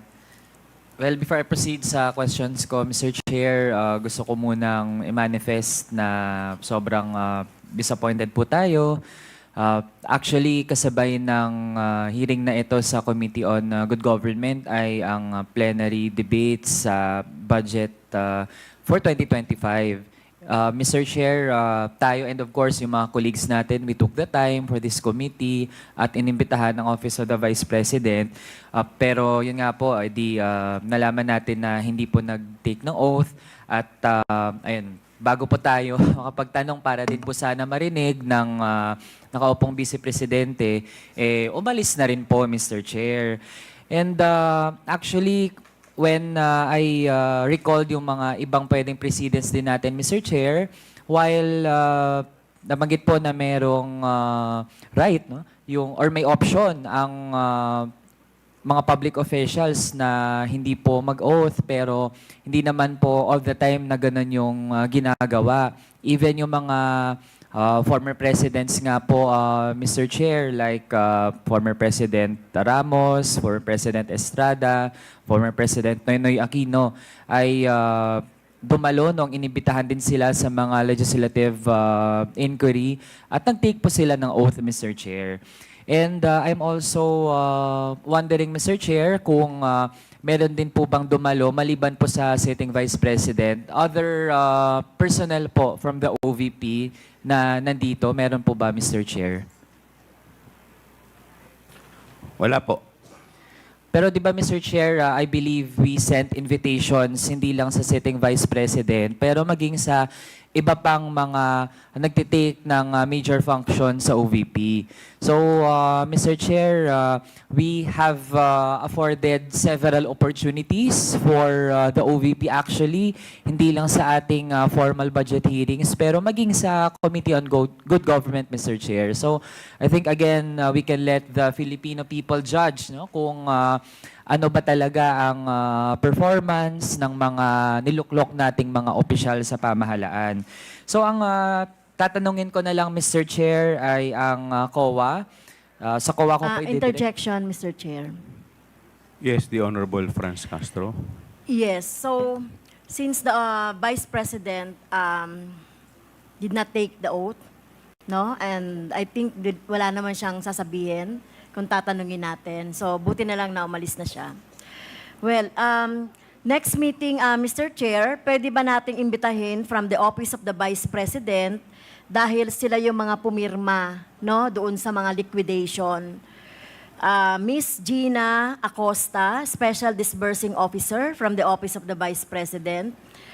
Miss Julieta Villadel Rey, the Chief Accountant of the Office of the Vice President, to give us light, no, doon sa mga na-disburse, na obliga nila, at saka yung mga receipt na ipinasa nila sa COA. Can we do that, Mr. Chair? This is a motion, Mr. Chair. Yes po. There is a motion by the Honorable Franz Castro to invite the following resource persons. Number 1, Gina Acosta of the Office of the Vice President and Julieta Villa del Rey, the Chief Accountant of the Office of the Vice President. Mr. Chair? Is there... Mr. Chair, point of clarification lang. So that before we rule on the motion. Okay, before we rule, what is the point of Honorable Roj? Mr. Chair, may we know from just so that we know how to decide on the motion if we will agree with it or to object. Mr. Chair, my understanding, I understand there were 2 names mentioned, but yung isa po, si Ms. Gina Acosta, may we know from the COMSEC if she was already invited? COMSEC?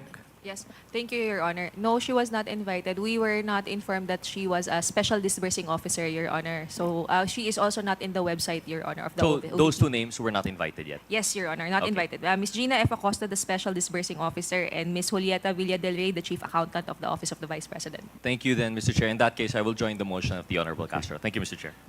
Is there any second to the motion? Mr. Chairman, Is there any objection? Mr. Chairman, Yes, Congressman before Paduano. the chairman rules with regards to the motion being made by the Honorable Franz Castro, let me ask the chairman.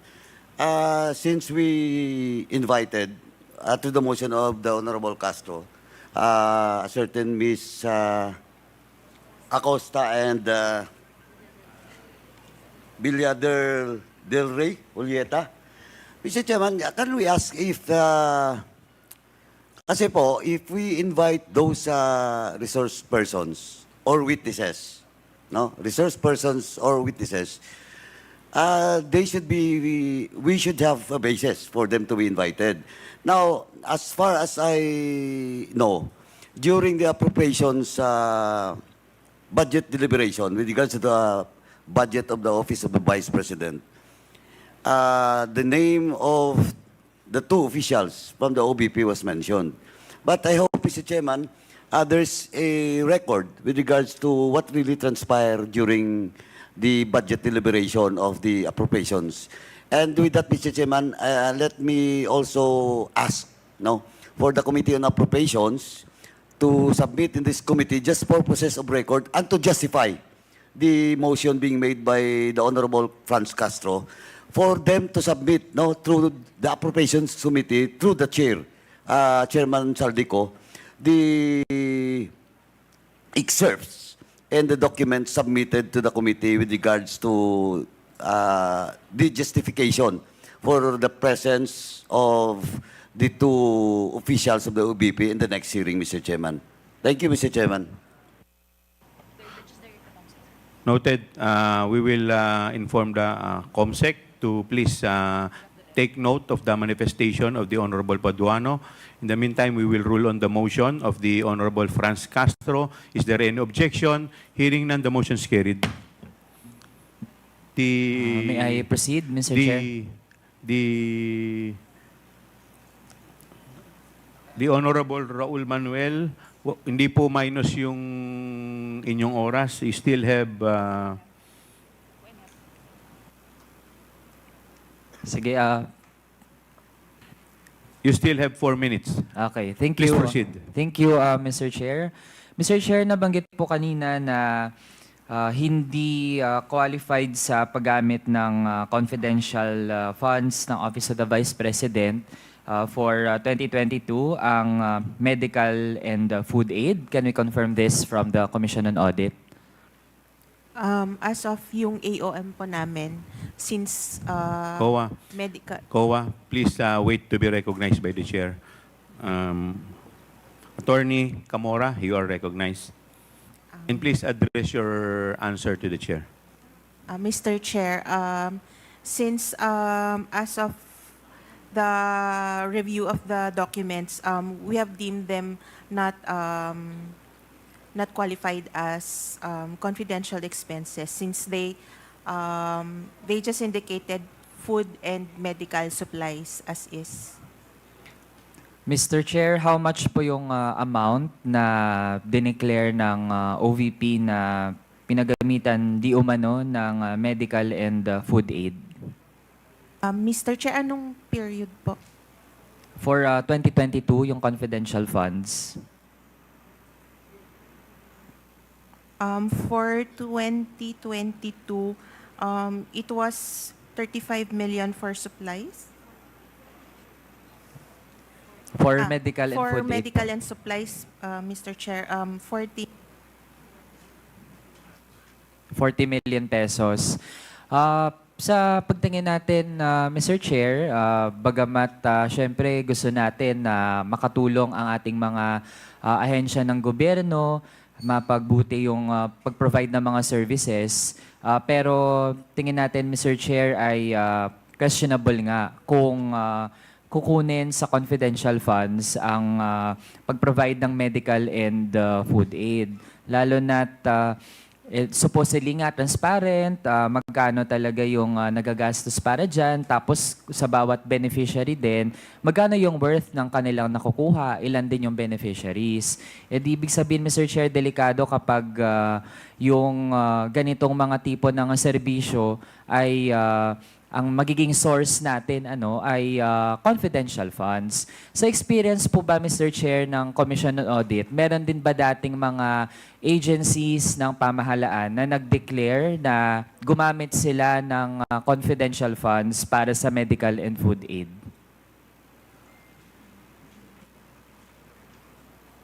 COA, please answer. Mr. Chair, we have not come across, or kung meron man, Mr. Chair, it has not been under my audit po. So- May iba po kasing auditors. May ibang... May Pakilakasan po yung inyong boses. May ibang auditors po. So, hindi lang po kami. Opo. So, I am not aware if may mga ibang agencies po na nagde-declare ng medical and food supplies. Okay, so Mr. Chair, ibig sabihin hindi standard practice na ang pantulong sa ating mga kababayan ay kinukuha siya mula sa confidential funds. Tama po ba, Mr. Chair? COA, please answer. Tama po, Mr. Chair, pero I would like to point out po sa joint circular that supplies, materials are actually allowed except that you have to identify them as used in confidential activities like surveillance activities. Yan lang po, Mr. Chair. So, ibig sabihin, Mr. Chair, under our current rules, meron siyang qualifier pero hindi absolute na ibig sabihin kung based lang sa personal na kagustuhan ng opisyal ay gagamitin niya yung confidential funds para sa medical and food aid. Tama po ba, Mr. Chair? Yes, Mr. Chair. As long as the purchase or rental of supplies, materials, and equipment are for confidential operations, they will comply with the joint circular po. Okay. Mr. Chair, kasunod naman, na-mention din kanina na walang bagong submission ang Office of the Vice President regarding nga doon sa Notice of Disallowance. Can the Commission on Audit expound on that, Mr. Chair? Kasi nga, ang dating kasi sa ilan sa mga kababayan natin ay as if ba hindi nabibigyan ng pagkakataon ang OVP para talaga ipaliwanag, tapos after the notice of disallowance na actually ang nais nun, Mr. Chair, ay pinapabalik sa OVP yung hindi maipaliwanag na paggastos ng confidential fund. So para lang po talaga malinaw, Mr. Chair, nabigyan ng pagkakataon ng OVP to explain, and meron po bang mga latest na submissions ang OVP on top of those na naipasa niya na dati?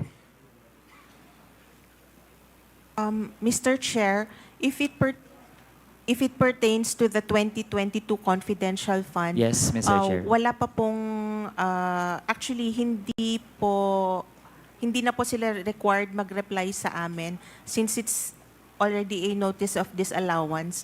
The remedy na po is either settlement or appeal the notice of disallowance po. Okay. So, Mr. Chair, ibig sabihin, para po maunawaan na ating mga kababayan, may pinapabalik na confidential funds na ginamit ng Office of the Vice President noong 2022.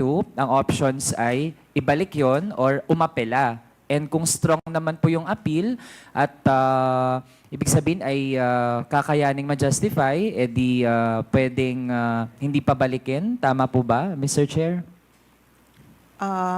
Tama po, depende po sa decision ng Commission proper, Mr. Chair. Okay. So kung doon sa second option, Mr. Chair, na umapela, meron bang mga pinasa na mga dokumento ang Office of the Vice President para po formally sila na makapag-appeal para hindi sila require na ibalik yung confidential funds na na-flag? Meron po bang naipasa, Mr. Chair? Wala po kaming information, Mr. Chair, kung nakapag-file po sila ng appeal nila. It's with the commission proper na po, so hindi na po sa ICFAO yun fina-file, Mr. So, Chair. Mr. Chair, do we have a representative from the Commission on Audit mismo, labas pa dun sa ICFAO? Meron po ba dito, Mr. Chair? So we can get the response from them, Mr. Chair. We have here the representative from government audit sector, Mr. Fahad bin Tomawis. Could you respond to the query of the Honorable Manuel? Good morning, Mr. Chair. Please be informed that I'm not in the position to answer the question because I'm the audit team leader of the regular audit of the OBP. For the confidential fund, it is part of the ICFAO, and for the appeal, it is part of the commission proper of the Commission on Audit. So it must be addressed to the commission proper of the Commission on Audit. Mr. Chair, so meron po ba? May Taga-commission I ask proper? the COMSEC if she invited the representative of ano yun? OWA? Mr. Chair. Mr. Chair, there's an office that monitors the filing of an appeal, which is the Commission Secretariat Office. So, on the question on whether there's an appeal that has been filed by the OVP, we will validate on that. Mr. Chair, Please do so. Yes. Yes, since Congressman Manuel. kailangan din nating malaman no, dito sa komite, how long po yung duration para ma-verify po at ma-check yung ganong impormasyon? Attorney Mr. Chair, Attorney the Lapitan. OVP has 180 days to file an appeal. So, we will wait for that within that period, Mr. Chair. Okay, so Mr. Chair, kailan po nag-start ang pagbibilang ng 180 days or nearly 6 months? Sino pong sasagot? Mr. Chair, Attorney Camora, you're recognized. Sorry. Mr. Chair, it runs from the receipt of the OVP of the ND, which is per our record, it was on August 9, 2024. Okay, so ibig sabihin, Mr. Chair, aabangan natin ang magiging action. Nonetheless, Mr. Chair, Please wrap up your question. Yes, Mr. Chair, thank you. Para lang maliwanag talaga at hindi po nadidisinform ang ating mga kababayan, ibig sabihin po, ang merong dapat na proactive na ginagawa para maghabol at ipaliwanag kung paano ginamit yung confidential funds ay ang OVP po talaga.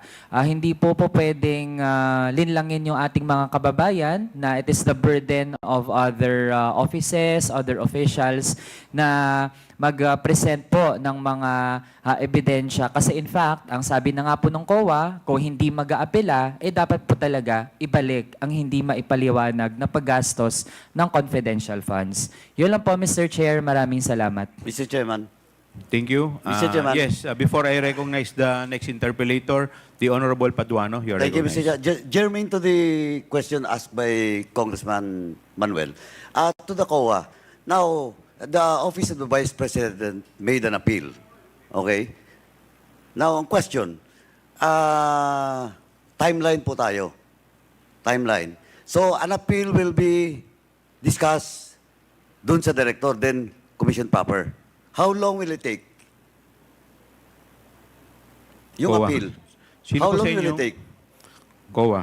Attorney Camora. Mr. Chair, may I ask The a appeal. repetition? The appeal is... How long will it take?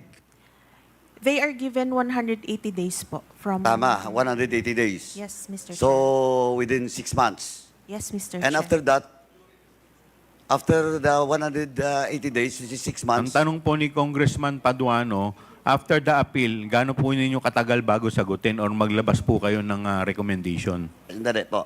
Chairman, Ay, please. kasi the appeal, any office, no, for that matter, and in this case, the Office of the Vice President is given 180 days or 6 months from the appeal. Now, so, bibigyan sila ng 6 months. And now, for example, the appeal supposedly started when the NDA, no, Notice of Disallowance started January. So, ang appeal niya, no, appeal niya will be pwedeng June 30. Tama? On that year. Tama? Last day, for example, of that 180 days. Tama? Yes, Mr. Chair. Then again, after the appeal, iakyat sa commission proper. Mr. Chair, the appeal is filed before the commission proper, Mr. Chair. So, hindi na dadaan doon sa director. Diretso na po sa commission proper. Hindi na po. Okay, now, upon the receipt of the commission proper, how long will it take for the commission proper to decide? Under our rules, Mr. Chair, 60 days po. But, Sorry, 60 days. yes. That's 2 months. Okay. But what, please? But the commission proper may release its decision beyond the 60 days, considering the peculiarity of the case, and of course the appreciation of the submitted documents, Your Honor. So you're telling the peculiarity of the case in the case of the office of the Vice President is so peculiar? That is why that will go beyond 60 days? Are you saying that? Your Honor, actually, what the rules prescribe is 60 days. Yun ang rules, Yes. di ba? Now, Mr. Chairman, just a short manifestation. Ito ngayon, ang problema. Kasi we are conducting this inquiry in aid of legislation because we have to have a legislative action in this case. Again, part of my manifestation, Mr. Chair, we have to review. We have to review that 180 days because that is too long. Kasi, pwede kasi mangyari talaga na last day of that 180 days, sa kanila sagutin yung appeal. Diba? Magpadala ng appeal. Then after that, under the rules, is another 60 days. And it will take 8 months, Mr. Chairman. That's why, again, it was already discussed in the previous hearing in my committee. And I want to appeal to the COA to please have an amendment on such, because that is not a law. That is just a policy, an IRR of the COA. And, Mr. Chairman, allow me to discuss furthermore later. But as of now, Mr. Chairman, I would like to manifest that iyon po ang problema ng COA. Because 180 days and another 60 days, it's too long to give justice to the funds being appropriated by any agency. I'm not just pointing to the office of the Vice President. It happens even in any agency, and even with regards to the case under my committee, in the case of Mamba, no, Governor Mamba, until now the COA has not yet submitted its final report. That's why, again, I'm appealing to the COA. Last year pa po, last year budget niyo pa. And hopefully, bukas nakasala kayo, di ba? Kaya lang may quadcom ako bukas. Kasi kung wala akong quadcom, sisingilin ko ulit kayo because this issue has been taking too long since last year pa, Mr. Chairman. And that's, as of now, Mr. Chairman, I end my manifestation and I will proceed later with the specifics with regards to the issue about the co-audit report of the Office of the Vice President. Thank you, Mr. Chairman. Thank you po. We will now recognize the Honorable Vice Chairman J. Konghun. Just a statement, Mr. Chair. The purpose of this inquiry is not to attack anyone, but to shed light on matters that affect our nation's governance. Refusing to testify under oath sends a signal that there is something to avoid. If there is nothing to conceal, why not take the oath? It is the basic act of accountability that all public officials must be willing to undertake. When a public official refuses to take an oath, it opens the questions about the truthfulness of their statement. Taking the oath is not just a legal formality, it is a commitment to honesty. Any refusal to do so undermines trust in public statements. Thank you, Mr. Chair. Tapos na? Wala na? Thank you. Chair. Honorable J. Konghun. Yes, Honorable Lara. Chair, just a manifestation also with regards to COA. Relative dun sa binanggit ni Chairman Paduano, considering na lahat ng mga investigation natin when it comes to public funds, ang number one na kailangan natin is the COA. No? Kasi alam naman natin ang role ng COA dito. So, ang ano ko lang, sa lahat, nabanggit niya yung Mamba case and others. Palagi ang germane na issue here is the duration from which na-finalize nyo yung report ninyo. So, eto from your end, no, Mr. Chair, sana maparating ito kay Chairman ng COA once and for all, no, na you try to review yung mga policies na finormulate ninyo. No, kasi ito sa mga pagdinig namin, no, ang the whole COA process from the time na magkaroon ng audit to AOM to notice of disallowance to the filing of proper cases. Palagi niyong tandaan na Mr. Chair, on the part of COA, yung dokumento talaga na manggagaling sa kanila is a very, very crucial. If not, yun yung talagang magdidiin kung meron talagang paglabag sa lahat na ito. Katulad ng issues natin ngayon, no, dito sa pinag-uusapan natin ngayon. So, ito po, with due respect sa COA, no, yung mga you should also take in consideration all the processes, notwithstanding the dilatory tactics that causes the delay. No, kasi katulad nito, 180 days, bibigyan nyo from which to appeal. Baka meron ulit ito, isasubmit ulit, no, na nag-i-issue ng o mag-sisik ng another extension of time na pinagbibigyan ninyo. So, ito, just to manifest, Mr. Chair, if it would be formulated and legislated, itong mga ganitong mga bagay in terms of duration, kasi alam naman natin ang purpose, number one purpose ng lahat ng pagdinig natin dito sa Kongreso is in aid of legislation, no? Para hindi na maulit ito, kung pwede, mapaiksian natin, no, itong mga duration, in terms of duration, no, should be reviewed.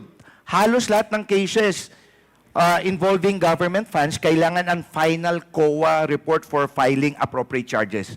And with due respect sa COA, Mr. Chair, tingin tuloy ng ating mga kababayan na kayo ang cause of delay ng pagpa-file ng mga proper charge. If not, no, in some cases, in cahoots tuloy ang tingin na nila sa inyo, which is not also fair, no, sa COA. No, pwede nating gawin, total, ang tagal nyo naman na ginagawa itong prosesong ito, Mr. Chair, ng COA, from your end, sana, kayo na mag-propose sa amin, no, kung paano natin mapabilis ang mga proseso natin. Kasi katulad nung binabanggit ni Chairman Paduano kanina, it's only a policy formulated din coming from the COA, Mr. Chair. So, ito, ang appeal ko lang, Mr. Chair, para lahat ito, para hindi nila ma-misinterpret na katulad nito, trabaho lang ginagawa natin, tapos baka iba ang ini-insinuate ng iba na nagpopolitika tayo dito. Ang ano ko lang, kung ma-shorten lahat ito, or magawa ng policy talaga when it comes to COA, no, na mapabilis lahat itong mga proseso natin. So, yun lang, Mr. Chair, just to manifest. Thank you. The next to interpolate is the Honorable Paul Ortega. Maraming salamat po, Mr. Chair. Short manifestation lang po. Marami pa rin po tayong tanong. Parang back to the future po yung nangyari sa atin, Mr. Chair. Doon po sa budget briefings nga before. But still, we will pursue our question, sir. Pero since hindi nga po nag-oath si ating Vice President and she left early, hindi rin po siya, malamang hindi rin po siya sasagot ng mga tanong, Mr. Chair. And ipe-pursue pa rin natin yung mga katanungan natin, Mr. Chair. That's why I will ask nga po for the support of this committee. Magsasubmit po ako ng mga tanong na nais ko pong tanungin sa Office of the Vice President sa yung mga iba't ibang ahensya po na nandito. At isasubmit ko po sa komite at aabangan po natin kung anong written na answers po ang ibibigay nila sa ating komite. Kasi may mga tanong po na galing naman po sa aming respectable districts.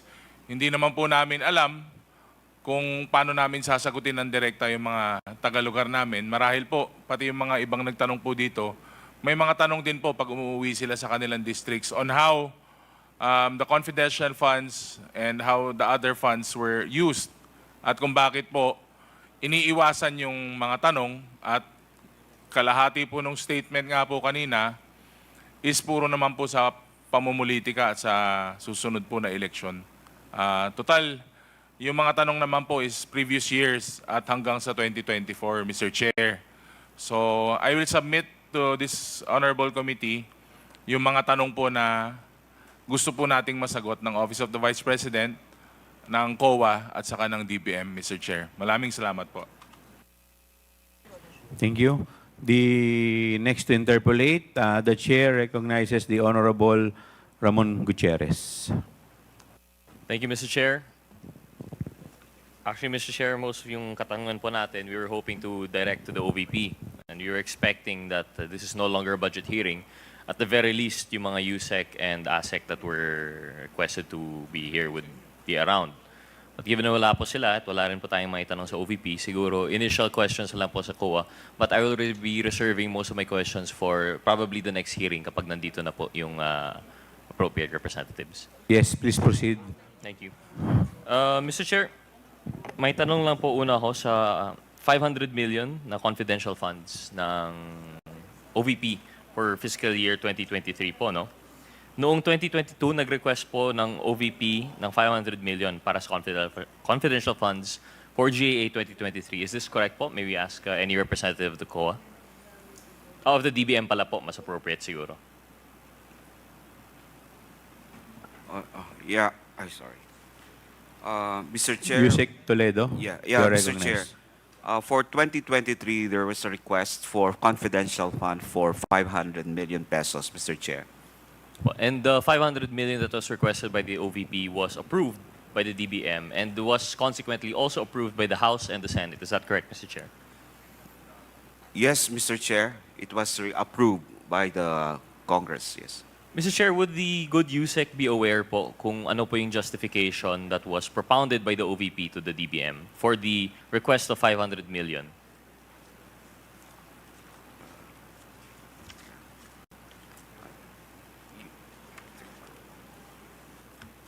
DBM, please continue.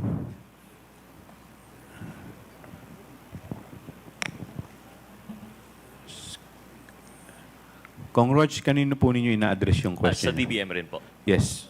Yusek I Toledo, believe po, please. Mr. Chair, the justification of any budget proposed for the President's budget, yung NEP po, ay dumadaan sa DBM. So I think they would have the, they would be in the proper position to answer this. Thank you, Mr. Chair.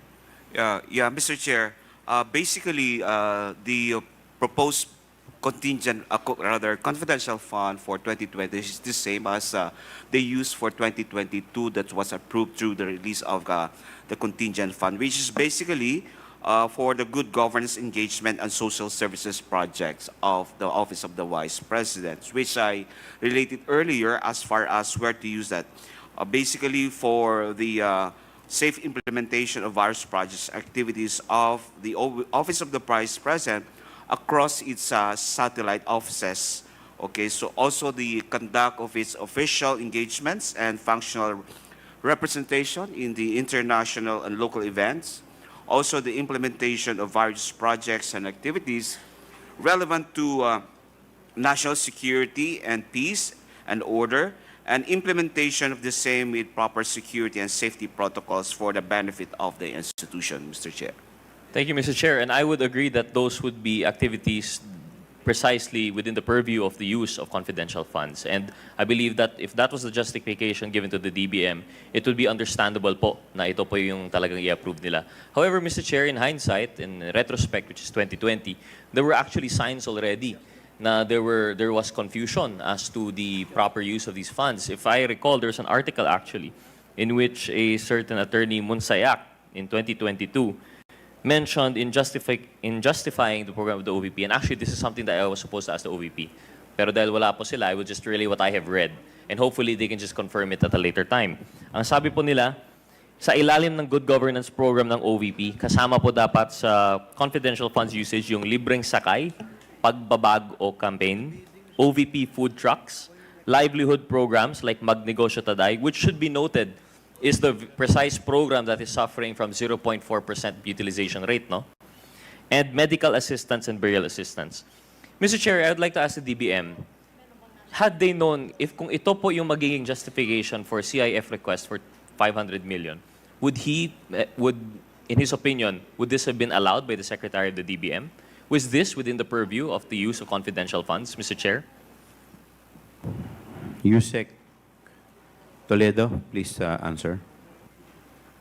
Mr. Chair, I think some of those programs or projects that were mentioned should all be good to be implemented by the other different implementing agencies. So I will leave that to my answer that the confidential fund should always be related to what has been for the good governance project, engagement and social services project of the Office of the Vice President. Yes, Mr. Chair, and I agree with that. But on its face po, no, yung binanggit ni Attorney Munsayak, would this be considered yung security requirements for the implementation? Kasi po, very general lamang po ang sinabi niya eh. It just mentioned the programs itself, and I don't know if may security component po yung, for example, libreng sakay. I don't know kung may security component yung Magnegosyo Taday. Definitely, maybe not with the Pagbabago campaign. Medical assistance, burial assistance. Mr.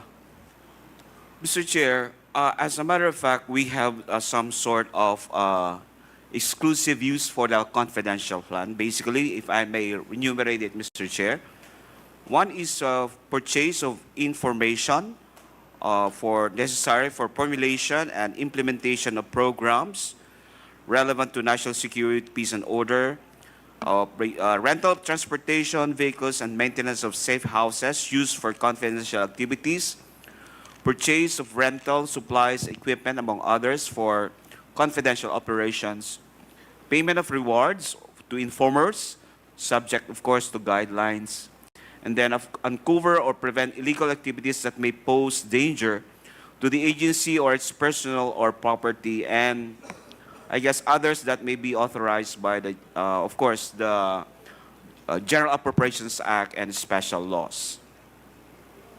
Thank you, Mr. Chair. So I think, of course, I can't speak for the committee, but we can consider na parang outside of the purview of the enumerated instances, yung ginawang justification po nitong Attorney Monsayak. But this is something, I guess, that we'll pursue at a later time. Mr. Chair, may I ask po, in relation to the Good Governance Program, and I think I could ask this to the COA, if it will be okay. Is there a requirement for a fiscal and financial plan when it comes to the Good Governance Program? Is this a requirement when disbursing?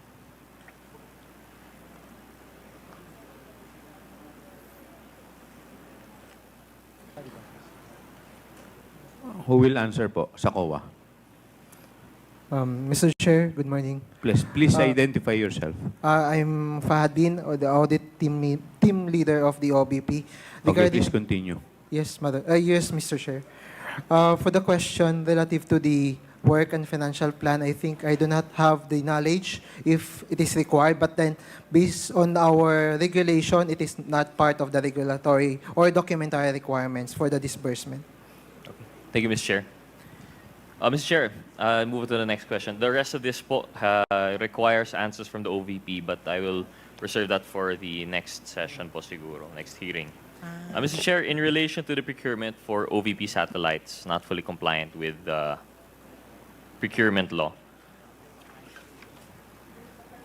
pagkupo po ni VP Duterte noong July 2022, Congressman it was Gutierrez, reported... you still have 1 minute. 1 minute, okay. It was reported that satellite offices would be part of the thrust of the OVP. And at that time, there were still no office spaces. Was the DBM, I would like to direct this to DBM, Mr. Chair. Was the DBM made aware of the OVP's intention to set up satellite offices? I understand sa line item, wala pong specific dun, no? Sa OVP. Perhaps this was by object of expenses. Basically, yung tanong ko po is, aware po ba yung DBM of the intention of the OVP to set up satellite offices? BBM? Please. Mr. Chair, that's part of the request when they requested for the confidential fund. Confidential Contingent. fund? Yeah, contingent. Contingent fund po yung ginamit. Yeah, So this Mr. is Chair. this question is not about the CIF. Yeah, yeah. So out of the contingent fund, dun lumabas. So it was not part of any line item. Mr. Chair, in the history of the DBM po, and I know I've asked this during the budget deliberation, but I'd like to reiterate. Has this been an occurrence for previous administrations? Has any other vice president requested the establishment of satellite offices? And if they did they source it from the contingent fund?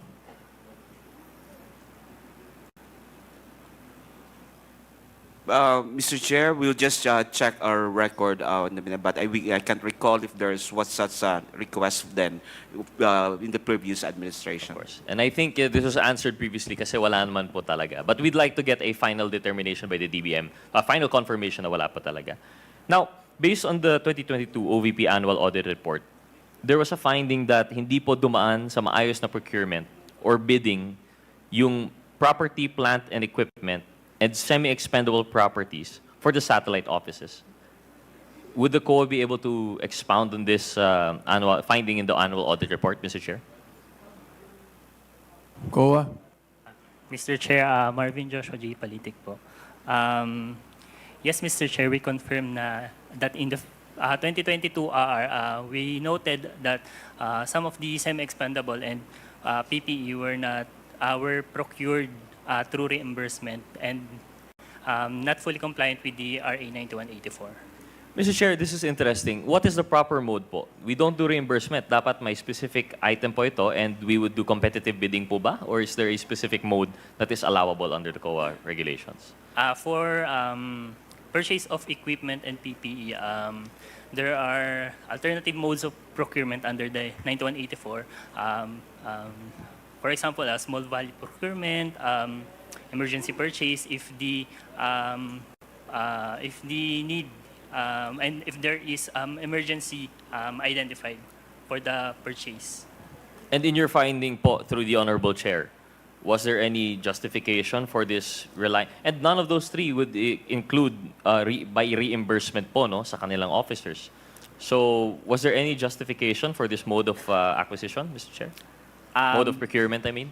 So the management stated that due to the time constraints imposed by the RA 9184, the procurement unit was unable to process the requests at that time of the opening of the satellite offices. So the property unit, on the other hand, does not have the necessary office equipment at the time of the opening. It was agreed during the discussion meeting with their office that reimbursement would be the best option to address the immediate need. Mr. Chair, is that a valid, yung sabi po ng management, is that a valid excuse sa kanilang opinion po? Would this count as irregular? Ano po yung basis natin sa COA for having findings? You have an acronym po, no? Irregular, excessive. Can you run us down through that, Mr. Chair? Mr. Chair, these are not compliant with the 9184 or can be considered as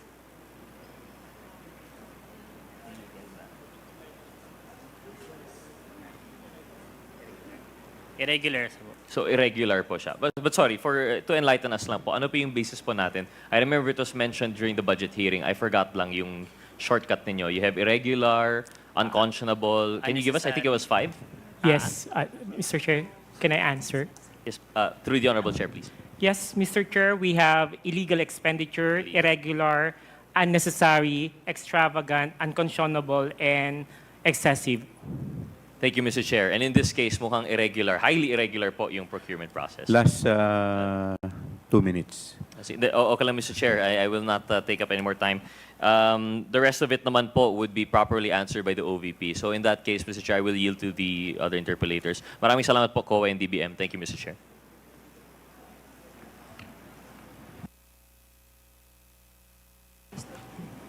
We will proceed to the next interpellator, the Honorable Congresswoman Luistro. Please proceed. Thank you, Mr. Chair. I wish to manifest that the refusal of Her Excellency Vice President Sara Duterte to take her oath in today's hearing in the conduct of inquiry in aid of legislation is an affirmation of her stand, her position during the budget briefing of the OVP. And this representation wishes to manifest that when the resource speaker does not take her oath, then it follows that whatever statement she will provide, we call it, it could not hold any water. That being not under oath, the same cannot be used as an evidence in any inquiry, in any proceeding, Mr. Chair.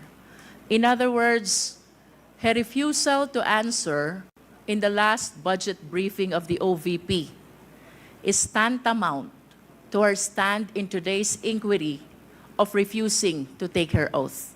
That is for manifestation, Mr. Chair. And with that, Mr. Chair, I wish to remind the committee, our esteemed colleagues, and the Filipino people of the constitutional mandate that public office is a public trust. When there is a question, we're bound to answer. We're bound to explain. As a matter of fact, no less than the Philippine Constitution provides, we are accountable to the Filipino people at all times. We are now confronted by the issue on confidential fund. And I wish to emphasize, ang confidential fund po ay pera ng taong bayan. And we owe it to the people to explain kung paano ito ginastos, saan ito napunta, and to be specific, sinunod po ba natin ang joint circular regulating the use of confidential fund. Mr. Chair, I wish to raise as well, to invoke as well, and remind our esteemed colleagues that pursuant to the separation of power, we, the Congress, is exercising the power to legislate. Under this power, we also have the power of the purse.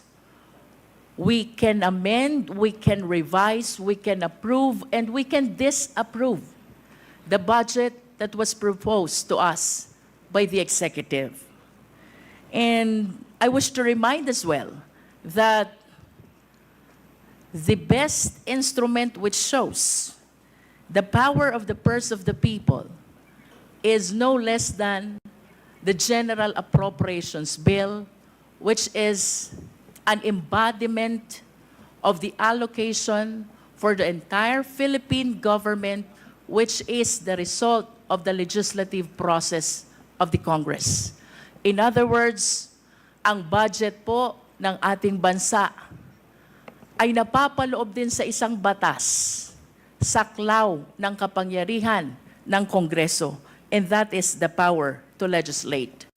To be able to make sure that the power of the purse is properly exercised, we are granted as well by the oversight power. And that is to make sure that all our legislations, that includes the budget of the national government, the General Appropriations Act, are well complied with by our fellow public servants. And to make sure, and as a consequence of this oversight power, we have this inquiry in aid of legislation. So I just wish to remind the Filipino people, and that includes the OVP, ito po ay trabaho ng Kongreso. Busisiin ang budget. And not only that, to exercise the oversight power to make sure na yun pong ating mga nakaraang legislation, that includes the General Appropriations Act, ay nagamit ng tama ng mga ahensya ng gobyerno. I hope that the OVP will be enlightened to address the issues instead of attacking this institution, of politicizing and matters concerning politics, Mr. Chair. Third, Mr. Chair, we should be uniform in the application of our rules. If we are guided by the constitutional mandate that public office is a public trust, if we observe malfeasance, misfeasance, and nonfeasance in the LGUs, as a matter of fact, we have pending inquiry in aid of legislation concerning LGUs. Kung iniimbestigahan po natin ang Office of the Mayor, kung iniimbigastahan po natin ang Office of the Governor, by equality under the law, we should conduct an investigation as well to the Office of the Vice President.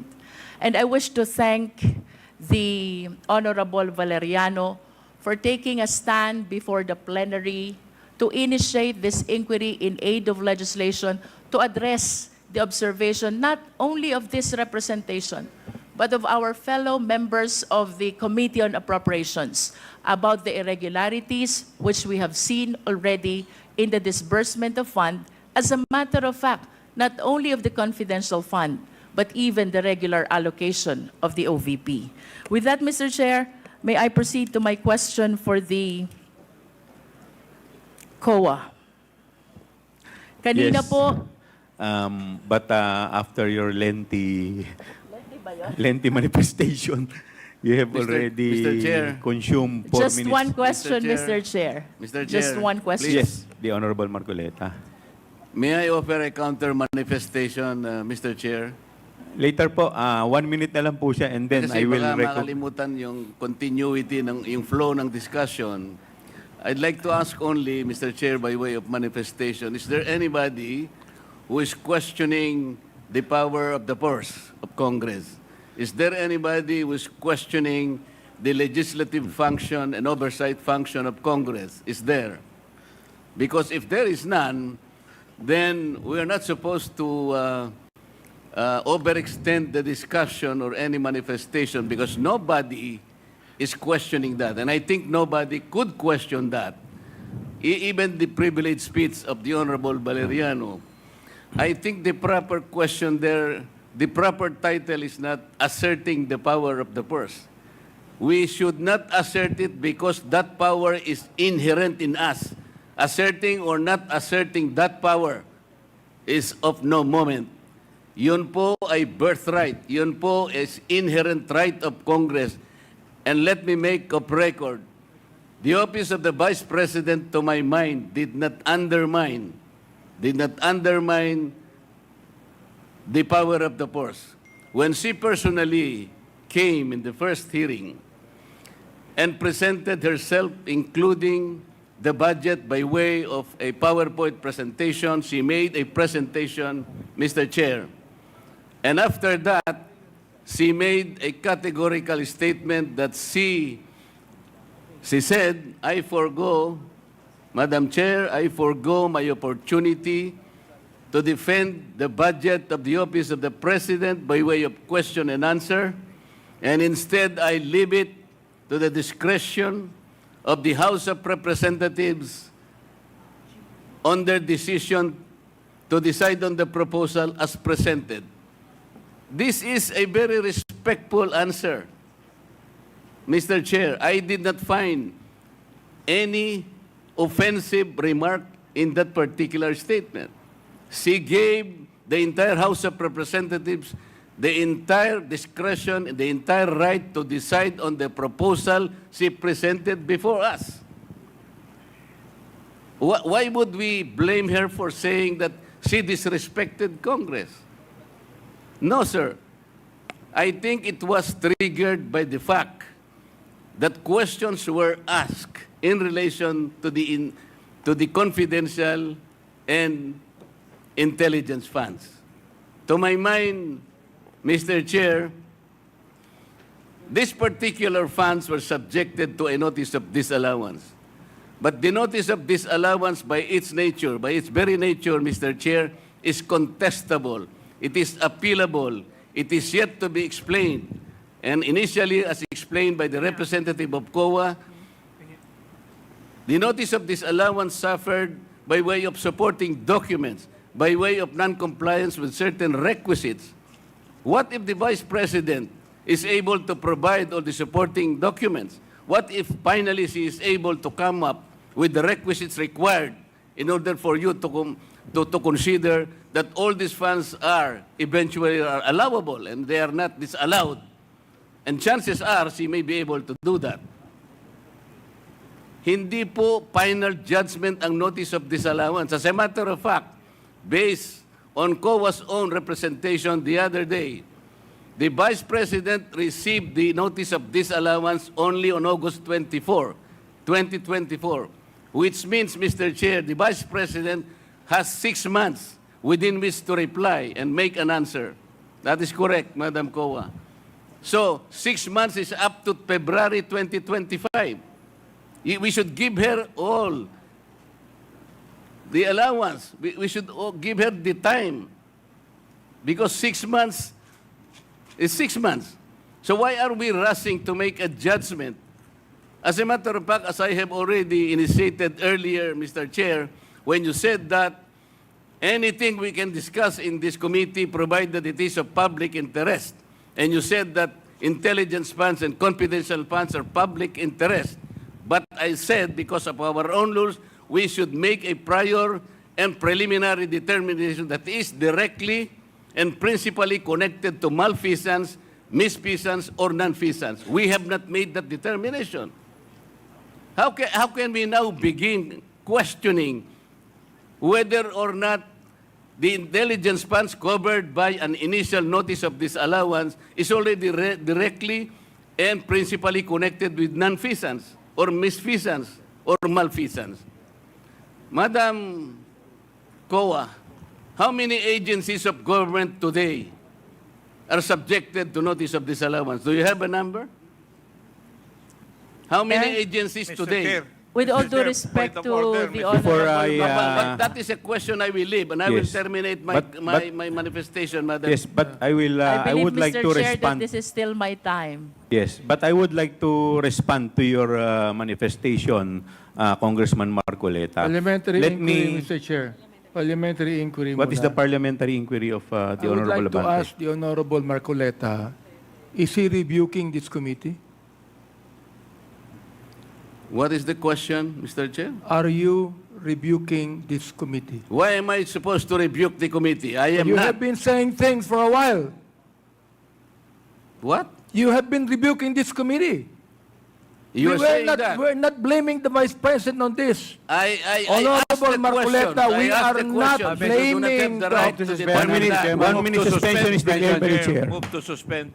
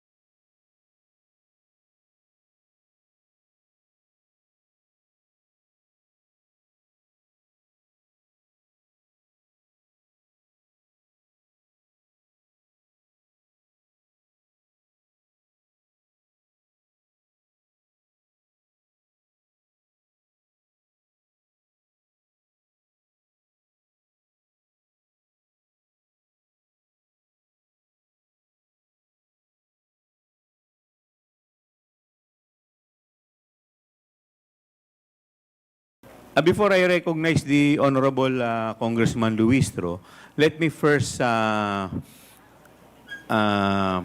respond to the manifestation of the Honorable Marcoleta. Let me cite Section 4, Rule 4, Section 1, last paragraph, which provides that the filing or pendency of a case before any court, tribunal, quasi-judicial, or administrative body shall not stop or abate any inquiry conducted to carry out a legislative purpose. What we are doing right now is we are doing our mandate. This hearing is in aid of legislation.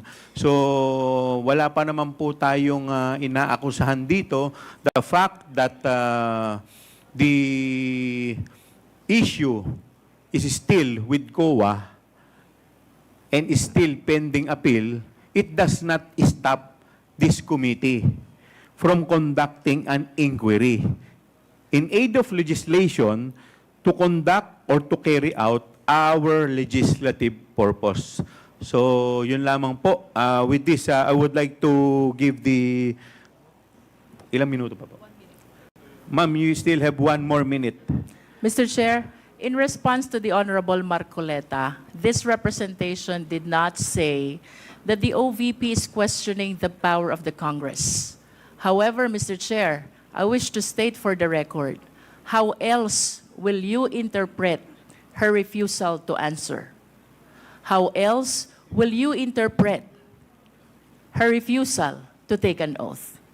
I think, Mr. Chair, the only reasonable interpretation on her gestures is that she refused to participate in the investigation or inquiry in aid of legislation that we are conducting. Secondly, Mr. Chair, about the notice of disallowance, we take cognizance of the fact that this is not yet final and executory. As a matter of fact, the COA commented that the OVP has a period of 180 days, equivalent to 6 months to solicit to make an appeal for the purpose of seeking for a possible reversal of the ND. However, Mr. Chair, kapag ba may ND, bawal na bang malaman ito ng publiko? Kapag ba may ND, bawal na bang imbestigahan ito?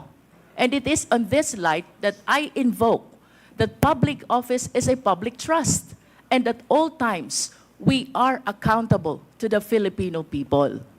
In response to his comment about the possibility of the ND being reversed, I think I made a manifestation already in the last budget briefing of the DepEd.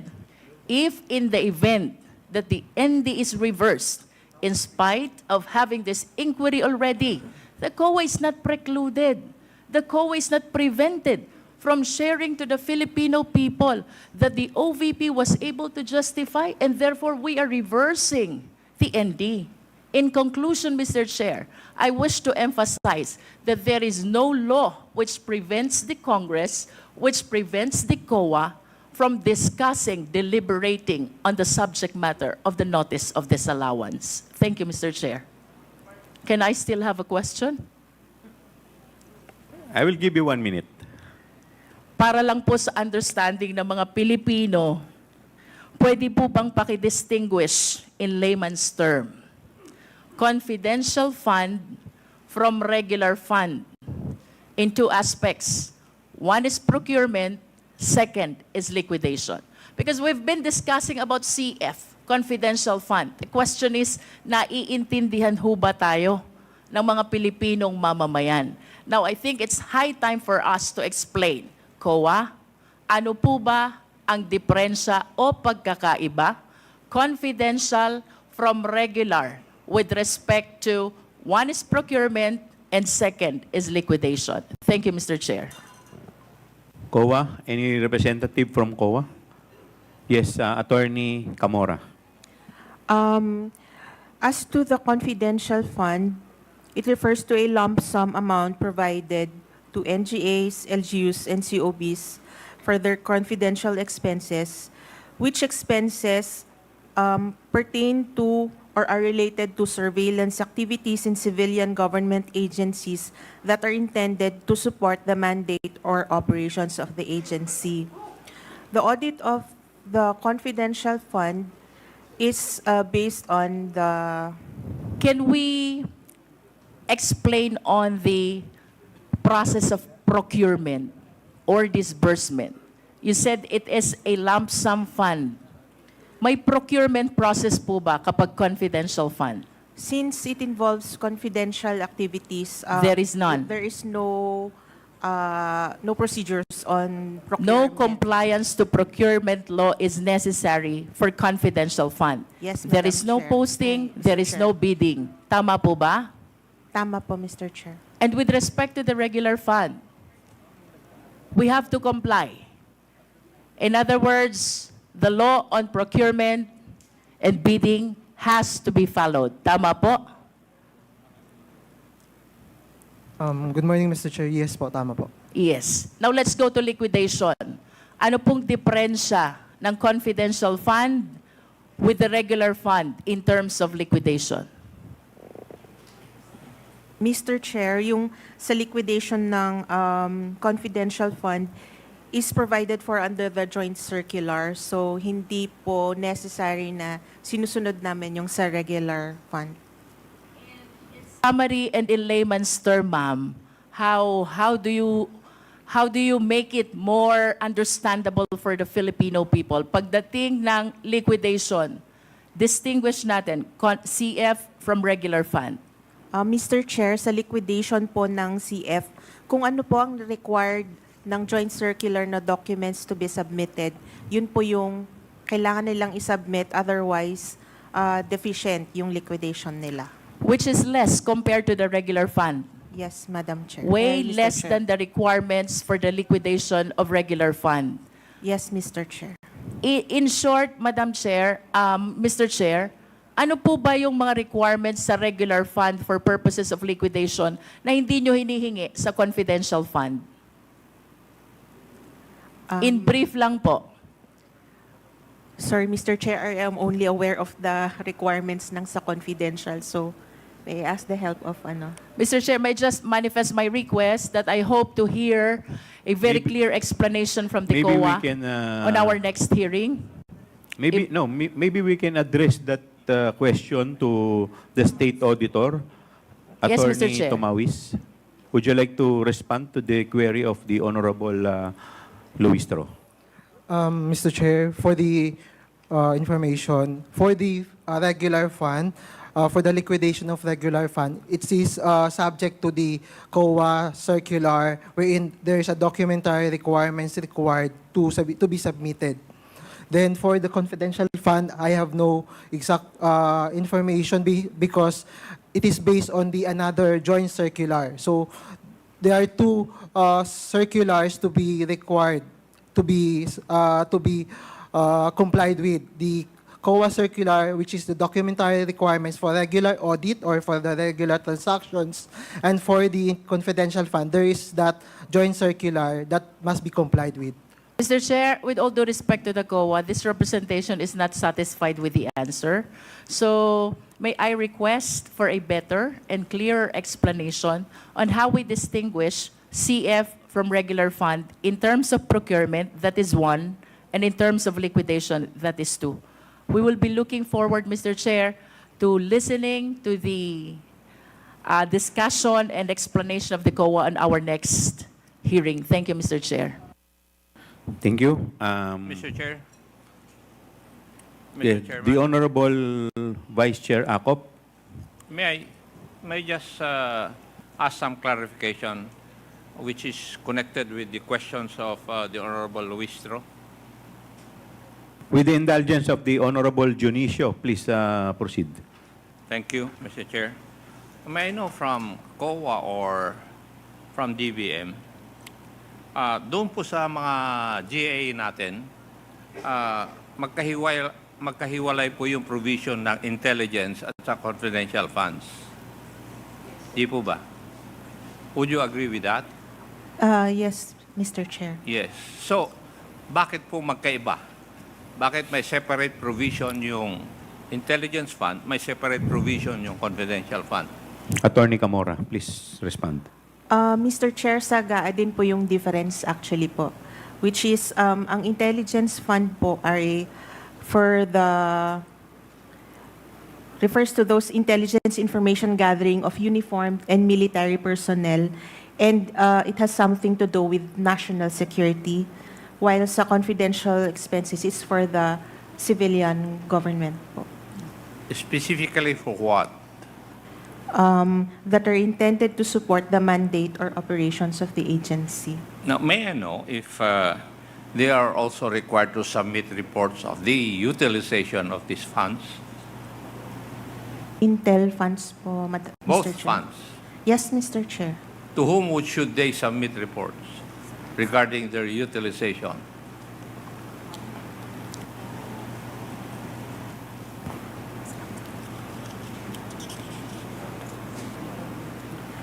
Mr. Chair, as to the confidential funds, they need to submit for NGAs to the President of the Philippines, the Senate President, and the Speaker of the House of Representatives, and to other agencies to the Department Secretary. As to the Intel Fund, they submit their accomplishment report to the President of the Philippines. Now, may I know what agency would look after the reporting of such? Sino po ang tumitingin kung ito'y nako-comply? Because I think this is part of the GAA, and the GAA is a law. Mr. Chair, it is part of the required documents that they have to submit. Sino po ang tumitingin na dapat nako-comply ang mga ito? Which agency of government?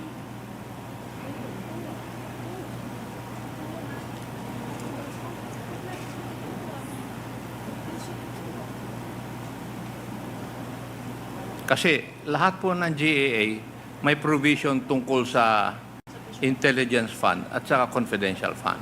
It is always part of the GAA regarding provisions for the utilization of such. Di po ba? Oh, so sinabi nyo, it is required that they should submit reports. But who looks after the compliance of these agencies concerned?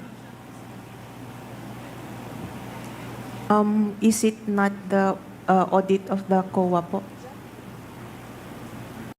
It is also not the jurisdiction of DBM? Mr. Chair, I think if it's on the utilization of funds, it's more on the COA. Kaya nga po, it refers to intelligence and confidential funds. May reportorial requirements po ito. Now, who looks after the compliance of such?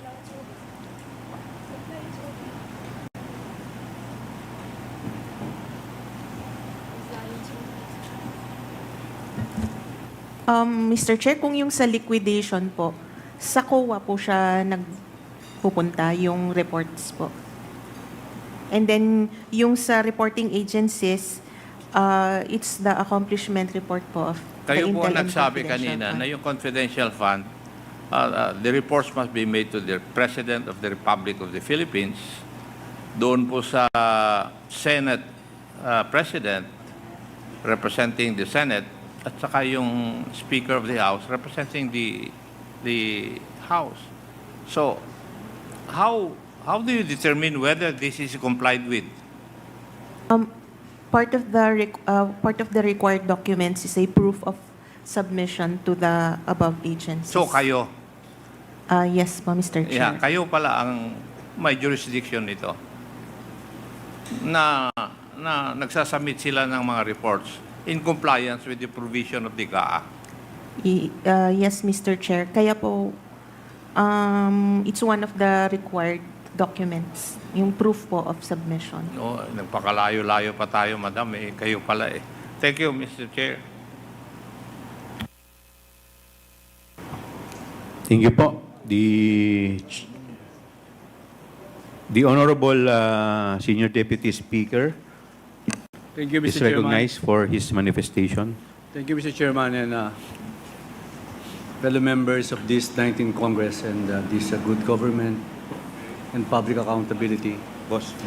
As an ex officio member of this committee on good government and public accountability, please permit me the liberty to state that the legislative inquiry undertaken by this committee forms an integral part of its power to conduct legislative inquiries in aid of legislation.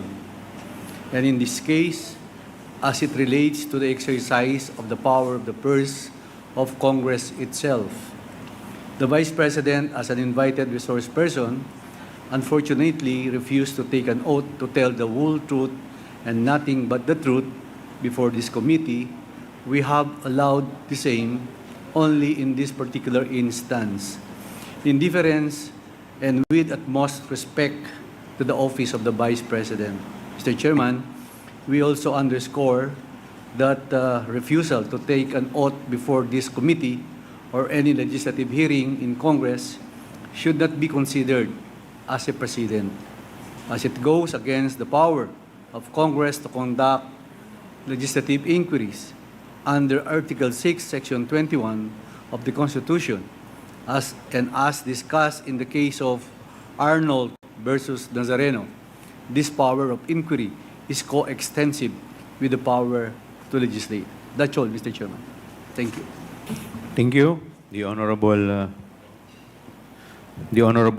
Valeriano is, before I recognize the Honorable Marcoleta, just a quick manifestation with the indulgence of Honorable Marcoleta, quick manifestation of the Honorable Congressman Valeriano.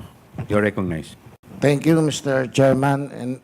And in relation to the manifestation of Senior Deputy Speaker Gonzales, ito pong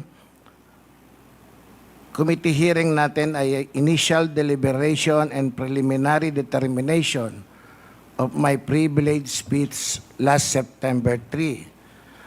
Partly nung speech ko po, and I quote again, hindi pera ng pangalawang Pangulo ang Office of the Vice President budget para sa 2022, 2023, 2024 at 2025. Pondo ng bayan yan. At yung iba po, pagkakataon na sana niyang patunayan sa Kongreso at sambayanan kung sino ang naging beneficiary ng kanyang mga socio-economic programs. At doon po, nilagay ko rin sa kanilang 2025 budget proposal, mayroong 977,615 beneficiaries at meron ding 793 strategic partnership noong 2023. Ako po yung natuwa kanina sa pagdating ni Vice President dahil ang buong akala ko ay masasagot niya yung katanungan ko sa privilege speech. Subalit, sa pagtanggi niya po ng pag-take ng oath at halos hindi niya rin po sinagot ay nakakalungkot din po. At asahan po ninyo na kung sakali man na maging maayos ang kinalabasan ng COA findings, ako po ay nakahanda ulit na tumayo at magsalita ulit kung ano man ang magiging rekomendasyon ng Commission on Audit. Salamat po, Mr. Chairman. Thank you. The Honorable Marcoleta is now recognized for his interpellation. Maraming salamat, Mr. Chair. Mr. Chair, sasamantalahin ko na po ang presence po ng mga kinatawan ng Commission on Audit. Gusto ko po sanang itanong mula sa kanila, ano-ano pong mga opisina ng ating pamahalaan o ahensya ang pinagkakalooban po ng intelligence and confidential funds?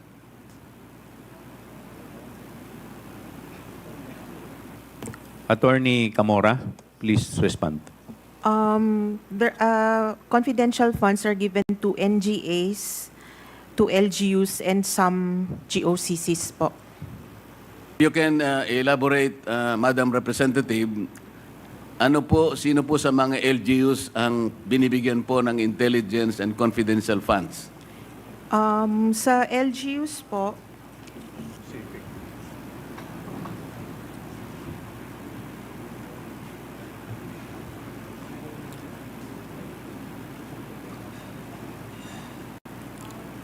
Depende po sa LGU, sa POP po nila, Mr. Chair. Hindi po ba yung mga opisina ng mayor ay nakakatanggap ng intelligence and confidential funds? As long as it is part of their budget, Madam Chair, Mr. Chair. Kaya nga po tinatanong ko sa inyo, kayo po nakakaalam kasi kung sino-sino sa kanila. Karaniwan po yung opisina ng mayor, nakatatanggap po, maaaring hindi lahat, ngunit nakatatanggap po basically yung opisina ng mayor. Tama po? According to the joint circular po, LGUs whose peace and order is a priority concern, sila po usually yung nag-allocate ng confidential funds. Kaya nga po, base po sa record ninyo, may mga mayors po, opisina ng mayor, ang nakatatanggap ng confidential and intelligence funds. Kasi po kayo ang nag-o-audit eh. Yes po, Mr. Chair. Para hindi na tayo magtagal, ganun lang kasi. Pati po, opisina ng gobernador, nakakatanggap din po ng ganung klaseng pondo, hindi po ba? Yes, Mr. Chair. Yun pong PNP, nakakatanggap po. Intelligence fund po sa Opo, PNP. yung AFP, nakakatanggap po. Yes po, Mr. Ang Chair. opisina po ng ating Pangulo ay nakakatanggap po ng intelligence funds. Yes, Mr. Chair. Ngayon po, sa mga karamihan po ng opisina ng mayor at opisina ng gobernador at alimpang mga LGUs na maaaring makatanggap nito, depende sa kanilang pangangailangan. Yung AFP at saka yung ating kapulisan at ang ating ang opisina po ng ating Panguluhan, masasabi po ba ninyo na merong na-issuean po ng notice or notices of disallowance sa napakaraming opisina na tumatanggap ng ganitong pondo? Mr. Chair, pagka meron naman pong mga ibang agencies na katanggap Kaya nga po ng gusto ko pong malaman, halimbawa 2022 at saka 2023, ballpark figures lang po, ilan po sa mga official at sa mga opisina ng mayor na nakatanggap ng confidential or intelligence funds ang subjected to notices of disallowance? Ilan po sa opisina ng gobernador, ganun din po yung tanong. At saka sa iba't ibang mga opisina po, para malaman lang natin, kahit ballpark figures lang, ilan po yung na-issue nyo na notices of disallowance concerning these types of funds? Mr. Chair, wala po kaming data on the said information today because we only have data on the OVP po. I cannot give an exact number. Bakit po? Kasasabi nyo lang na meron din kayong sinubject sa notice of disallowance eh. Bakit po yung opisina lang ng OVP ang meron kayong record? Yung hawak po namin ngayon, Mr. Chair, since ito po yung subject ng inquiry, we are prepared as to the OVP. Pero as to other O sige agencies... po, ganito na lang. Meron po ba kayong estimated na bilang ng na-issue nyo na kayo po kasi pag intelligence and confidential funds, kayo po yung auditing unit ang nakatoka para tingnan po ang pagkakagasta ng tipo ng fondong ito. Tama po? Tama po, Mr. Okay. Chair. Makapagsasabi po ba kayo ng estimated number? Ito po, kinabibilangan ng opisina ng mayor, ng gobernador, ng ISAP, ng kung ano-ano, ng siguro po, maski National Intelligence Security Council, AFP, ang kapulisan. Can you provide us a ballpark number of the notices of disallowance that your office has initially issued?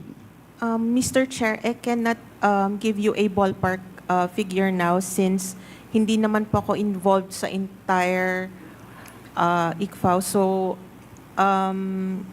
wala po bang isa sa inyo na nakaupo ngayon sa aming harapan ang makapagbibigay man lang ng estimated number? Napakarami po ng mayor, napakarami po ng gobernador. precisely, sir, kaya sa ibang division, wala po akong... Pwede ba natin sabing 100 or 500 notices of disallowance? I cannot say po, Mr. Chair. How can you help us? We are supposed to be doing this in aid of legislation. Kaya namin kayo pinatawag para tulungan nyo kami. Mr. Chair, Ang sabi po ng jurisprudence, which was quoted by no less than the former Chief Justice of the Supreme Court, Reynato Puno, quoting various jurisprudence. Kasama na po yung Arnold versus Nazareno. There should be a legislative purpose. That's number one requirement.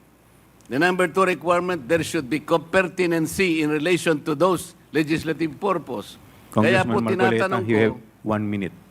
tinatanong ko po ngayon, gaano karami, o sige ganito na lang, marami ba ang na-issue nyo po na notices of disallowance in connection with these types of fund?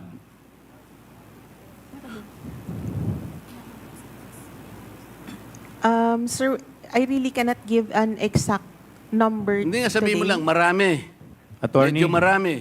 Attorney Camora, could you please submit the documents that the Honorable Marcoleta is requesting? Yes. Kasi sa ngayon, Mr. bago ako As to the magtapos, numbers. Mr. Chair, I want Yes, to wind Mr. up now.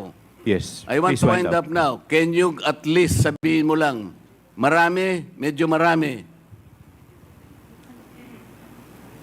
Pati ba naman yun, hindi mo... Ang dami po nating mayor dito sa buong Pilipinas, ang daming gobernador, pati kapulisan, ISAP, AFP. So sabi mo kanina, marami na-cover ng... ilan ba? Madam Chair, kung yung current year, I can answer na O yung, konti lang on po. the average noon, yung halimbawa 2020, 2021, 2022, by way of your experience, by way of your former data, Previous years po, I cannot say since bago lang po ako sa ICPAO. So, we could just provide you po with the documents. Please wrap up. One last question, Congressman what Marcoleta. about to the other members of the Commission on Audit? Through your experience, let's say in the last 10 years, wala kayong may bibigay? Alam po ninyo kung bakit ko tinatanong ito? Kung marami po kayong na-issue, at alam ko marami talaga, na notices of disallowance, pupuntahin natin dito lahat, hindi lang ang Office of the Vice President at dapat umupo dito. Lahat na po ng inisyuhan nyo ng notices of disallowance must sit here para makagawa po kami ng mas maganda, mas balanse na batas. Kung pag-uusapan po ay ang paggamit nitong intelligence funds. Do you understand, Madam? Yes, I understand po the question. So However, the committee is expecting to receive the number as well as the pertinent records pertaining to the issuance of notices of disallowance to the municipal mayors, governors, the PNP, the AFP, and such other agencies who are recipients of intelligence and confidential funds, because later on we will also summon them and sit with us. Thank you, Madam Chair, Mr. Chair. Congressman Marcoleta, you cannot move because you are not a member of this committee. It's good that you have raised that, Mr. Chair. I am a vice chair of this committee. On September 4, I was surprised because I saw the journal that I was replaced by my comare. The question is, if I am replaced as a vice chair, does that automatically mean that I am removed as a member of this committee? Before you answer that, Mr. Chair, I think I need some legal basis before you answer that. Yes, your removal from the vice chair, you were removed in a plenary session, House Rules. Now, under Section 28 of the House Rules, it provides that the House shall, upon the recommendation of the Committee on Rules, organize committees, their membership, and jurisdiction.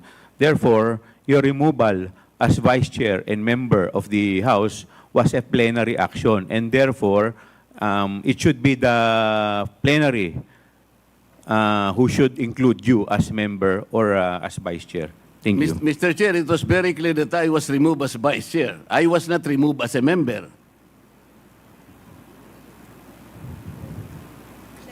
Because you were There is this distinction between being a member and vice chair. If I Yes, was but- removed as vice chair, but your appointment as vice chair, you were not appointed as member. Your appointment was as vice chair. So hindi naman po kayo Mr. in-appoint Chair. muna as member bago kayo ginawang vice chair. Your immediate appointment was as vice chairman, and therefore your removal as vice chair will remove you as member also. Yun po yun. And Well, it's a that is plenary your- action. The committee has nothing to do with it. That is your opinion, Mr. Chair, but I am expecting that some kind of a basis should be presented that upon removal of a vice chair, that automatically also removes him as a member of that committee. That's all I am asking, Mr. Chair. Point of order, Mr. Chairman. We have already answered the manifestation or the inquiry of the Honorable Marcoleta. Next to interpolate is Mr. Chairman, Mr. Chairman, Honorable. Mr. Chairman, Yes, with the permission, with the indulgence of Honorable Dionisio, I would like to recognize the Honorable Paduano. Mr. Chairman, under our rules, there's a motion for a point of order. And this is one of the highest motion that should be ruled by the chairman. So, Mr. Chairman, just a parliamentary procedure, the chairman should recognize the person that moves for a point of order because that is one of the highest motion that should be recognized by the chairman. Thank you, Mr. Chairman. Noted. Honorable Mr. Chair, Honorable Vice Chairman Abante. with the indulgence of Congressman Dionisio, may I be recognized? Mr. Chairman, Yes, with the just a point of inquiry. There's a motion for a point of order, and I have stated that is one of the highest, well, in fact, second highest motion. So the chairman should rule on that point of order that was raised by, I think it's Congressman Valeriano. My point of order is that the chairman already ruled na he was removed as vice chairman of the Committee on Good Government and Public Accountabilities. That's It all, was Mr. already Chairman. answered. It was already ruled, Your Honor. Thank you, Mr. Chairman. Thank you po. Mr. Chair. With the indulgence of Congressman Dionisio, the chair would like to recognize the Vice Chairman Abante. Mr. Chair, a while ago, COA has answered the question of Congressman Romy Acob as far as the difference between an intelligence fund and confidential fund. Can you please repeat that? Meron pagkakaiba ang intelligence fund saka ang confidential fund? Yes, Mr. Chair. Ang Intel Fund po, it is given to uniformed and military personnel and intelligence practitioners. And the purpose is for activities that have direct impact to national security. For confidential fund, they are given to civilian government agencies that are intended to support the mandate or operations of the agency. Okay, Mr. Chair, therefore, ang intelligence fund, hindi confidential fund. Yes, Mr. Okay, Chair. pero kanina, yung pong question ni Congressman Marcoleta, sinasabi niya palagi, confidential fund or intelligence fund. Am I right? They are separate po. O therefore, hindi po masyado naintindihan ni Congressman Marcoleta yung katanungan niya. Sapagkat kanya pinareho ang confidential fund at ang intelligence fund. Na gusto kong itanong, Mr. Chair, no? Sinabi niya kanina, sinabi mo na mayroong confidential fund ng mga mayors and governors, di ba? Yes, Mr. Chair. Intelligence fund, meron ba silang intelligence fund? Generally, wala po since hindi naman po sila uniformed personnel. Okay, malinaw, Mr. Chair, na walang intelligence fund ang mga gobernador at mga mayor. Pero merong confidential fund. Yung pa ba? Tama ba ako? Tama po, Mr. Chair. Okay. Yung mga vice mayor at vice governor, meron ba intelligence fund o confidential fund? Meron ba silang confidential fund ang vice mayor at vice governor? Actually, sir, it's per agency po. So, if, for example, ma-designate na SDO ang vice, pwede po siyang mabigyan. Ano yan? If he is designated as mayor. Correct. As SDO po. Oh, As SDO. depend, if the vice mayor is designated as mayor, magkakaroon siya, correct? As mayor po. As SDO po. Ano SDO? Special Disbursing Officer. Special Dispersing Special Officer. Yes. Kung hindi, wala siyang confidential fund. Yes, O Madam. therefore, regularly, walang confidential fund ang Vice Mayor at ang Vice Governor. Yes. Ayan. Katulad din po yan ng Pangulo. Ang Pangulo dapat magkaroon ng confidential fund. Tama ho ba ako?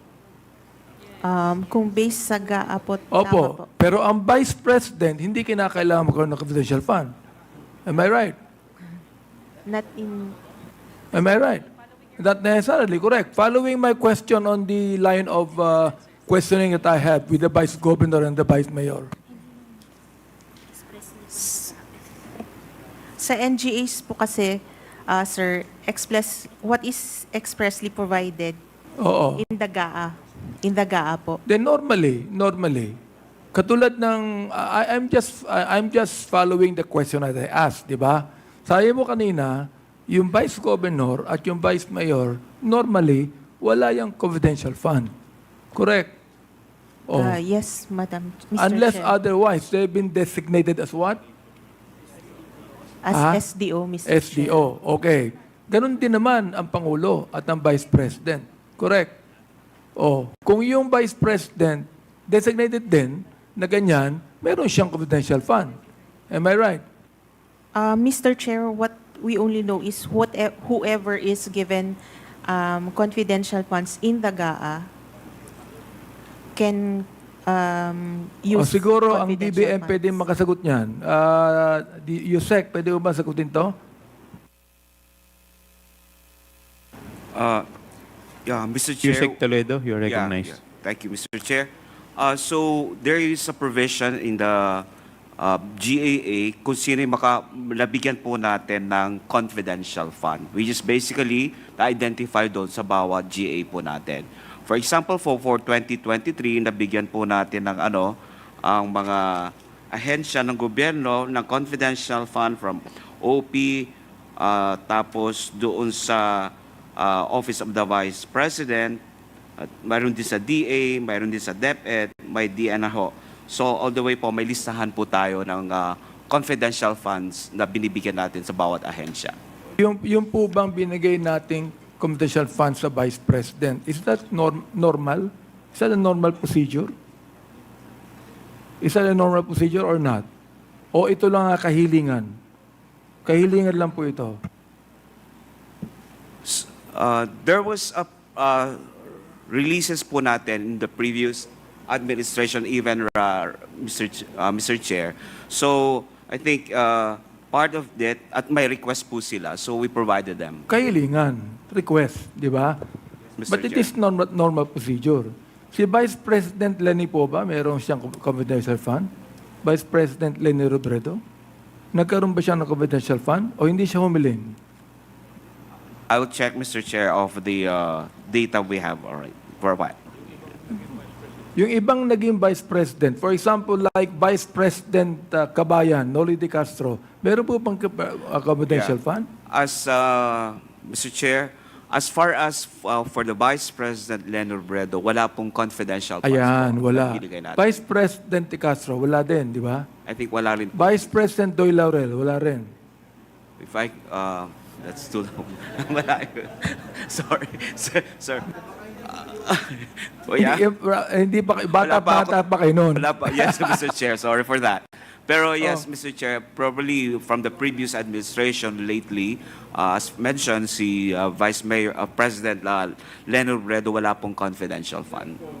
Therefore, Yusek Toledo, taga saan po kayo, Toledo? Sir, I'm from Region 1, North, Region 1 po ako. Region 1, sa Ilocos. Pangasinan, sir.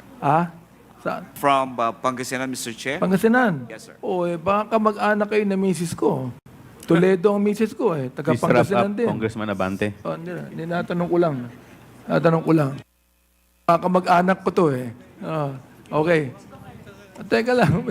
Meron pa akong tanong sandali So therefore, Mr. Chair, it is not a normal procedure for the Vice President to have confidential funds because the previous vice presidents did not ask for any confidential fund, Mr. Chair. That is what I'm trying to say. So therefore, this is just a request from the vice president. And being a very courteous DBM, you have given the vice president confidential fund because if that is normal procedure and according to law, you should have given already confidential fund to the vice president now. Di ba? Tama ba ako? Yes, Mr. Chair, you're right. Ayun. O gusto ko lang po malaman, Mr. Chair, ng taong bayan natin na hindi po normal procedure na magkaroon ng confidential fund ang Vice President sapagkat yung mga previous na Vice President ay hindi po nagkaroon ng confidential. Ito po'y kahilingan lamang. Kaya ang tanong natin dito, bakit kinakailangan magkaroon ng confidential fund ang Vice Presidente? Tulad po ng tanong ni Congressman Marcoleta, wala na po siya rito. Yung mayor, yung governor, maaaring okay yon.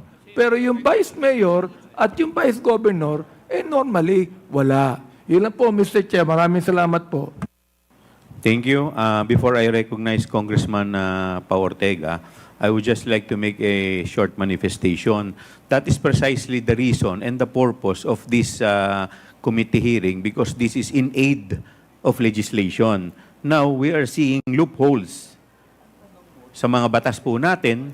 Kaya nga po, ginagawa po natin ito so that we will be able to draft or enact laws that will help us set certain parameters with respect to this issue. Kasi ngayon lang po natin nakikita to eh. So, with that, the Honorable Ortega is recognized.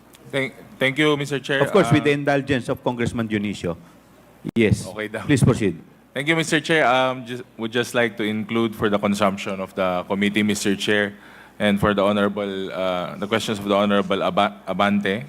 And to your point and manifestation, Mr. Chair, we do agree na kaya nga po natin tinitignan to dahil nagkakaroon po ng mga problema sa loopholes yung batas na nagagawa. So for the year 2000, 5.1 million under Vice President Gloria Macapagal Arroyo. 2002, 5.1 million under Sofisto Gingona Jr. 2005 to 2010, 6 million under Vice President Noli Di Castro. 2011, under Vice President Jejo Marbinay. 2016 to 2022, under VP Lenny Robredo, 0. And under the current Vice President, Mr. Chair, 2023 is 500 million, Mr. Chair. Thank you. Mr. Chair, Congressman Abante. Now, I do realize that it is upon the power of Congress to give, allow confidential funds. It's not the power of DBM, correct? Upon the power of Congress. Therefore, the Vice President should still be thankful that she was given a confidential fund by the power of Congress. Yun po yung gusto kong sabihin din sa inyo. Thank you. The Chair would like to recognize the Honorable Dionisio for his interpellation. Mr. Chair, sa wakas daw po. Hindi. Ang tatanong ko lang po kasi kung bakit napakaginaw dito ngayon. Hindi, Mr. Chair, biro lang. Marami pong salamat, Ginoong Tagapangulo, sa pagkakataon na makapagtanong ng konting clarificatory questions. Naalala ko lang si Ma'am sa COA. Ma'am, magandang hapon po sa inyo. Kayo po yung nakatabi ko last time dun sa nakaraang hearing. It's a pleasure to meet you again, everyone sa ating mga resource speakers from COA. Meron lang po akong konting katanungan if you could enlighten this humble representation, ma'am. Regarding po dun sa procurement process na ginagawa natin sa pag-acquire dito sa Office of the Vice President or procurement process in general, ano po ba yung mga steps? Briefly lang, ma'am. Ano po ba yung mga steps na dinadaanan ng mga bidders? May I ask the help of our ATL since wala pong procurement sa confidential. Yes, kahit sino po. Yusek Toledo, could you please respond to the query of the Honorable Dionisio? May I request, well, Mr. Chair, I'm sorry that po, of the request query, Mr. Chair? Yes, Mr. Chair, I was just simply asking very briefly, ano po ba yung proseso ng procurement process? Very briefly, dinadaanan ng isang bidder. Okay. Based doon sa rule po natin sa 9184 po, syempre po ang procurement po natin ay dumadalat. Normally, it's through bidding process po siya, wherein, of course, the bidders, contractors will have to submit their bidding documents and that it will be processed and evaluated by the back po. That's initially the process. Meron pong ano yan, di ba? Ang tawag doon yung pre-bid conference. Yes. Tapos meron tayong public bidding, bid evaluation rating, tsaka post-qualification, tama po ba? Yes, Your Honor, Mr. Chair. The reason why I was asking this question, Mr. Chair, para makita lang yung maraming steps ang dinadaanan ng ating gobyerno para mabusisi maigi yung mga bidders na nag-a-apply sa ating gobyerno. So maraming steps na dinadaanan po. Tama po ba yun? Yes, Mr. Chair. Yes, Your Honor. Opo. Yung tanong ko lang po, I think na-mention na rin, pero gusto ko malaman, categorically, sino po ba sa DepEd or ang nagde-determine ng eligibility and qualifications ng isang bidder?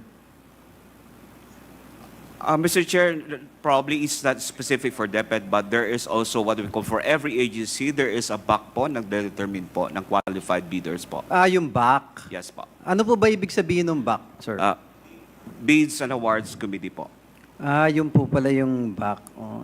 Yung important kasi na qualification po yata doon sa mga bidders, yung kapasidad din nila kung kaya nilang magawa o masupply yung mga binibid nila ng mga kontrata. Tama po ba yun? Yes, definitely, Mr. Chair. Of course, they have to check kung pwede nila i-deliver ang exactly the programs or projects na binibid nila, Mr. Chair. So we could easily say that it should be a minimum requirement na pinakaunang pamantayan natin, yung capacity ng isang bidder na kaya talaga niya dapat i-deliver yung binibid niya. Tama po ba yan, no?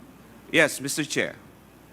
So kung siya, minimum, ang isang dapat scrutinize din natin sa mga kumpanya na nag-a-apply na mag-supply sa iba't ibang ahensya ng ating pamahalaan, yung capacity to pay, kailangan nating mas scrutinize yung capital niya. Tama po ba yon?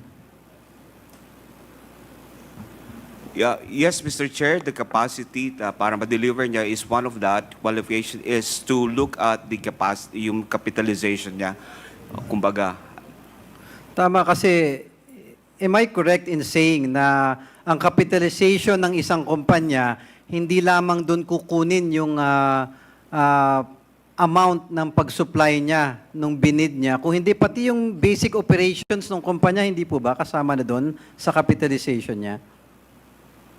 I think, Mr. Chair, kung pati operations dapat kasama rin po doon sa capitalization niya, pero how to operate that corporation or the bidders or contractors, Mr. Chair. So, sa pagkaintindi ko po sa ating maiksing pag-uusap, tama po ba na dapat may kapasidad sa kapital ang isang kumpanya sa pagsali sa mga bidding process sa gobyerno? Yes, Mr. Chair. Having said that, Your Honor, there are some informations na na-receive ng inyong lingkod. I was really able to gather some information relative to the actual procurement recently entered by the DepEd. Pakisabi na lang po at pakiconfirm, should you know, if not, please verify these pieces of information na masubmit sa committee. Unang-una yung Advanced Solutions Inc. Isa po ba tong kumpanya na apply ng bidding sa DepEd? Sa COA na po siguro ito?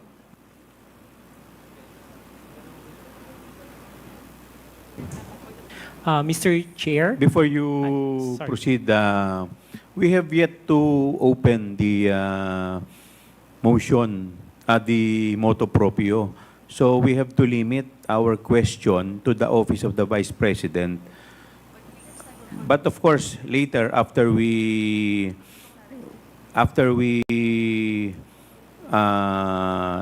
after the preliminary determination, we can proceed.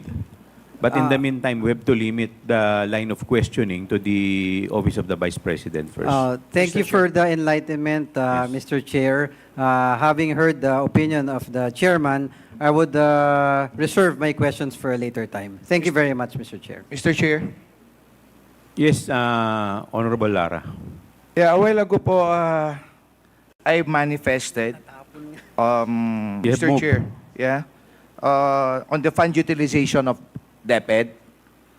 I will now move, Mr. Chair, that said manifestation be put on motion that the committee take cognizance on the issues presented on the irregularity of the utilization sa paggamit ng pondo ng bayan ng naturang ahensya upang makita natin kung mayroon bang misfeasance, malfeasance o non-feasance, Mr. Chair. So I move, Mr. Chair. So there is a motion by the Honorable Lara to take cognizance of the motu proprio upon the manifestation of Representative Jervil Luistro of the 2nd District during the budget hearing of the Department of Education. Is there any objection? Seconded by the Honorable Gutierrez. Hearing none, the motion is carried. Okay.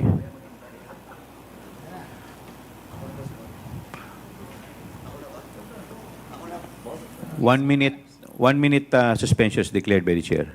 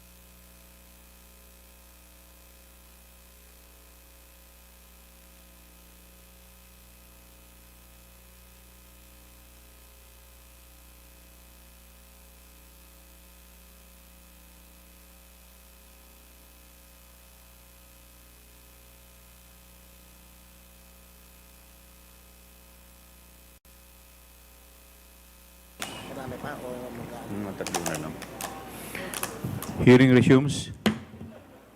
The chair would like to recognize the Honorable Carax. Thank you, Mr. Chairman. Mr. Chairman, first and foremost, I would like to manifest that if I cannot consume my 5 minutes in my manifestation and interpellation, my name will be listed in the second round, Mr. Chairman.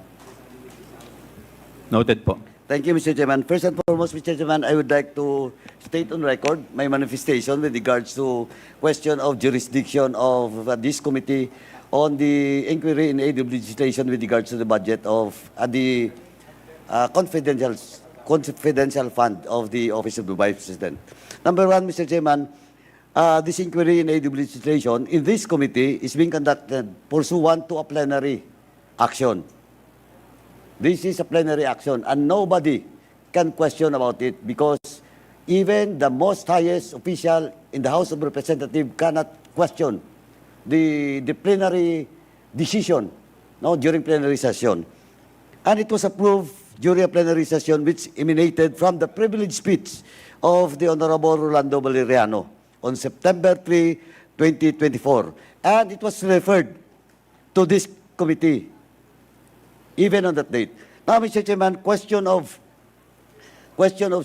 jurisdiction of this committee and question of the actions being made by the plenary and, of course, with the Committee on Rules, and then it goes back to the plenary for the plenary to decide whether this question or this subject matter that emanates from the privileged speech of the Honorable Valeriano is indeed will be referred to this committee. Now, again, Mr. Chairman, I would like to reiterate that, well, in fact, early this morning, we have already established, by the votes of, unanimous vote of all the members, it was established, and this committee was given the jurisdiction with regards to the confidential fund issue from the Office of the Vice President. Second, Mr. Chairman, question of the question about the issue about jurisprudence, which was cited earlier by the former president and the good representative from Pampanga, Mr. Chairman. Question of the Standard Chartered Bank, and it was quoted by Madam GMA, and with due respect to the former president and Madam GMA, the Standard Chartered Bank jurisprudence, Mr. Chairman, is referred to question of sub judice. And in fact, in this particular case, in this particular investigation, no such case was filed against anybody from the Office of the Vice President in a regular court, Mr. Chairman. And again, Mr. Chairman, quoting about, it was also mentioned about the Arnold versus Nazareno case, and that case, Mr. Chairman, which was a Supreme Court decision dated on the year 1950, unless otherwise, Mr. Chairman, there's a new jurisprudence by the Supreme Court. But until now, it's being used, and that particular jurisprudence is being used, and the decision Supreme Court is favorable to Congress, and in particular to the Senate, questioning the contempt. The issue about the Arnold versus Nazareno is all about the powers of Congress for an inquiry in aid of a legislation, Mr. Chairman. That's why we just speak again to the Honorable Madam President. I think the jurisprudence is cited, in particular with this representation, I think it cannot be invoked in the case of the Office of the Vice President.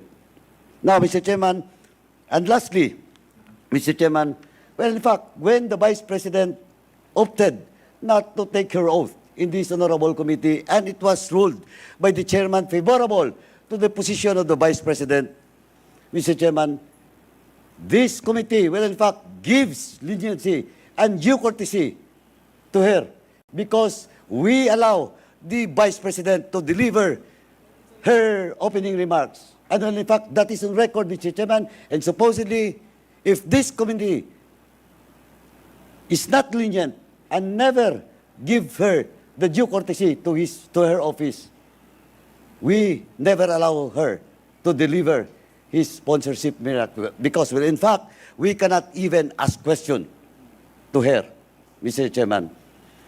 Now, Mr. Chairman, let me proceed with regards to the COA, particularly to the COA. Please continue. Now, Mr. Chairman, let me address this to the COA. I have with me Joint Memorandum Circular 2015-01. And this is all about, I am correct that this is all about confidential funds. Tama po ba? Attorney Camora. Tama po, Mr. Chair. Okay, GMC 2015-01. And I have also with me your memorandum circular in which this representation questioned that should be revised since last year. Memorandum Circular 97-002. Do you confirm? It is all about special cash advances. Tama po ba? MC 97-002. Meron po, Mr. Chair. Are you familiar with that? Me personally, Mr. Chair, hindi po. Oh, this is a Memorandum Circular 97 and this Joint Memorandum Circular 2015. And if you are not familiar with this, how can I ask question and how can you answer my questions with regards to your mandate and your responsibility with regards to this Memorandum Circular 97-002? Mr. Chair, as far as the confidential funds audit is concerned, we base our audit mainly on the joint circular. No, of course. That's why, may I ask you, that's why I'm asking you about the MC 97-002. Because the first question to be raised to you, if you are familiar with MC 97-002, is thus Joint Memorandum Circular 2015-01 conforms or concur with your MC 97-002. Kasi ito po, lahat po dito is all about special cash advances.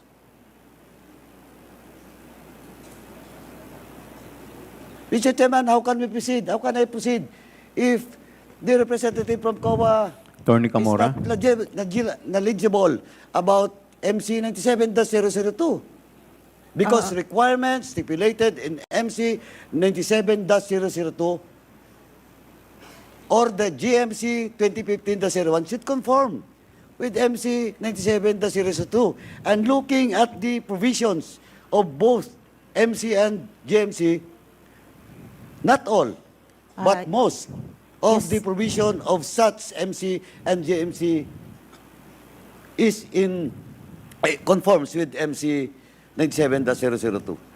Yes, Mr. Chair, because MC 97-002 is used for regular audit. Correct. Tama. Yes, Okay, Mr. now, Chair. kasi hindi pwedeng magmanggaan yun, di ba? Tama? Yes, Mr. Chair. Okay, now, let me proceed. You have a copy now with MC 97-002? Yes, Mr. Chair. Okay. Let me first ask, who appoints in this case, who appoints the SDO? In the case of the confidential fund of the Office of the Vice President, who is the appointing officer for the SDO? As to the confidential funds, it was the President. The President? The OVP, the Vice President. The Vice Mr. President. And the Vice President, as the appointing officer, signed all the documents related to this, the disbursements of such fund. Tama? Yes, Okay. Mr. Chair. And of course, the special disbursement officer also signed. Tama? Some of the documents, Mr. Chair. Sandali. During disbursement, some, but some. Lahat ba? Bakit some? Meron bang hindi siya? Kasi binigyan nga siya ng authority. She or he was appointed as the SDO by the appointing officer. And in this case, it's the Vice President. Yes, Mr. Chair. Except Tama? for the liquidation a transmittal letter, which is by the head of agency. Sorry? Except for the transmittal letter, which is signed by the head of agency, all the reports are signed by the SDO. Correct. Except for the transmittal Yes. of the agency. Yes, Tama? Mr. But Chair. all liquidation reports and everything should be signed by the SDO. Yes, Mr. Chair. Correct. And not only the SDO, not only, in this case, the Vice President, and that includes also the accountant. Yes, Mr. Chair. Okay. Now, can you name the special disbursement officer, disbursing officer, in this case, of the confidential fund? It's Miss Gina Acosta. Miss Gina Acosta. Acosta. Okay. Specifically, what is the position of Miss Gina Acosta in the office of the Vice President? Asan yung designation niya?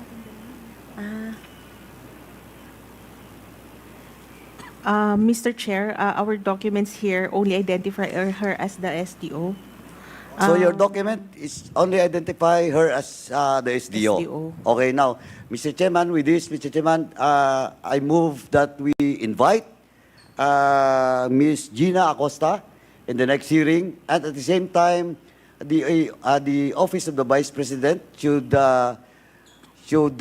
submit to this committee the official designation of Ms. Gina Acosta. There's a motion to invite Gina Acosta from the Office of the Vice President. Is there any second to the Mr. motion? Chair. Duly seconded. Is there any objection? Hearing none, the motion is carried. Can I proceed, Mr. Chairman? Please proceed. Thank you, Mr. Chairman.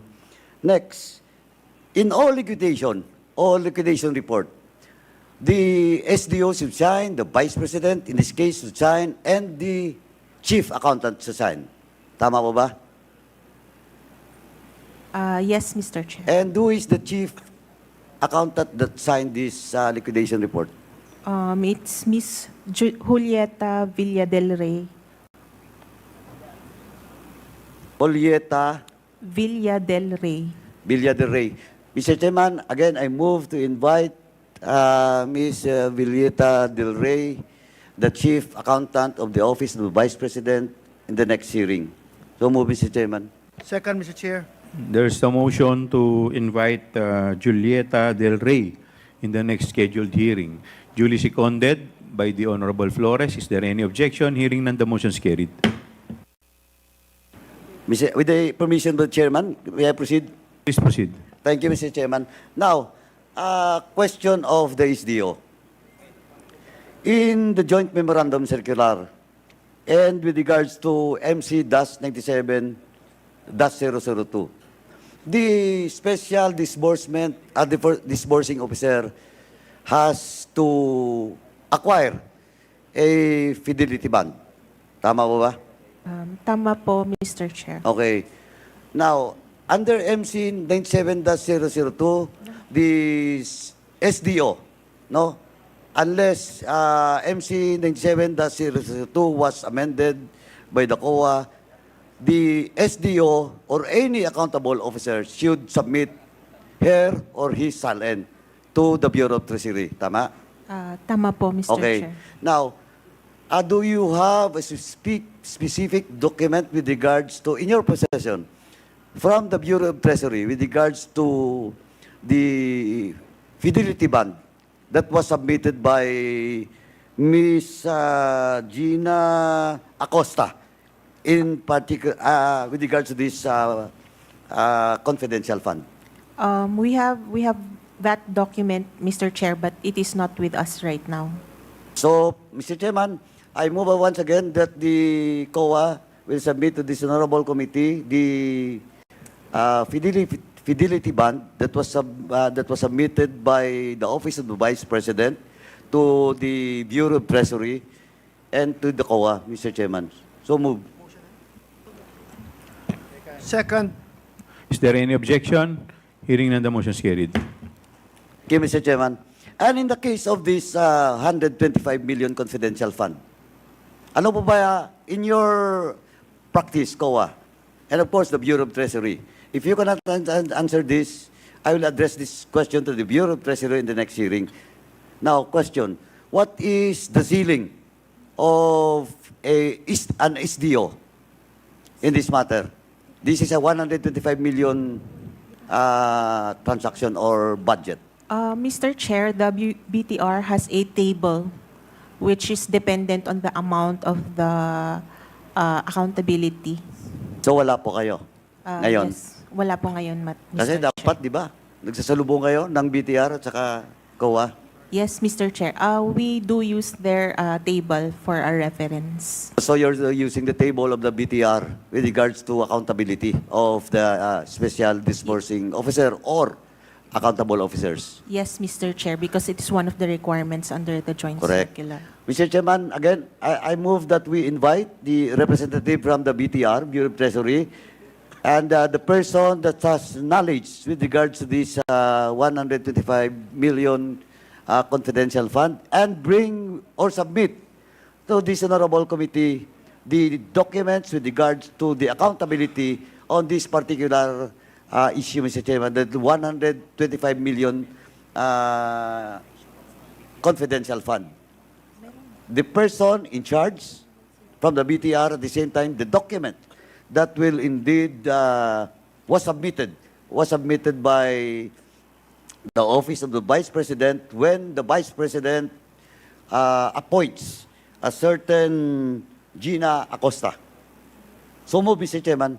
Second. Is there any objection? Hearing none, the motion is carried. Now, Mr. Chairman, I have still some questions. No, I will not go into detail because most of my question will be addressed to Ms. Gina Acosta, the Chief Accountant. Of course, I cannot ask the Vice President because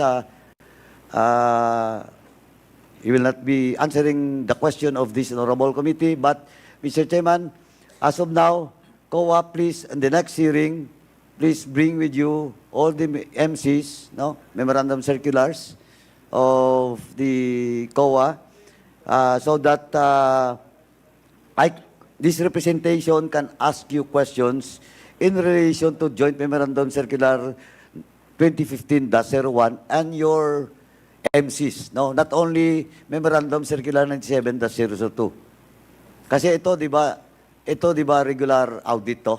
Tama? Yes po, Mr. Bring Chair. with you the specific guidelines with regards to requirements, no, and processes being required for the conduct of special audit and the fraud audit. Because I want to see, Mr. Chairman, this particular issue, and COA should justify why this cannot be done in a special audit or a fraud audit.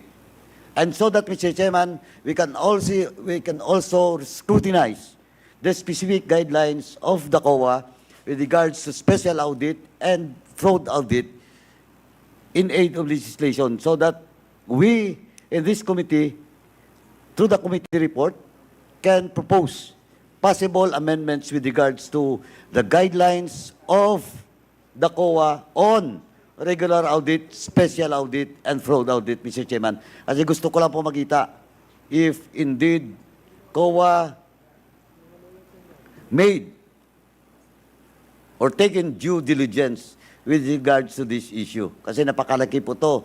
And involved is the Office of the Vice President. No? COA, Yun please. po, Mr. Chairman. So, COA, please bring with you or submit to this committee your guidelines with regard to special audit and fraud audit. COA, please take note of the manifestation of Congressman Paduano. Noted, Mr. Chair. Okay. Thank you. Lastly, Mr. Chairman. Yes, please anyway, proceed. Ano lang, diretso lang Last to. question. You can answer this or you can review it. Now, what's the difference? In jest, what's the difference between a regular audit, a special audit, and a fraud audit?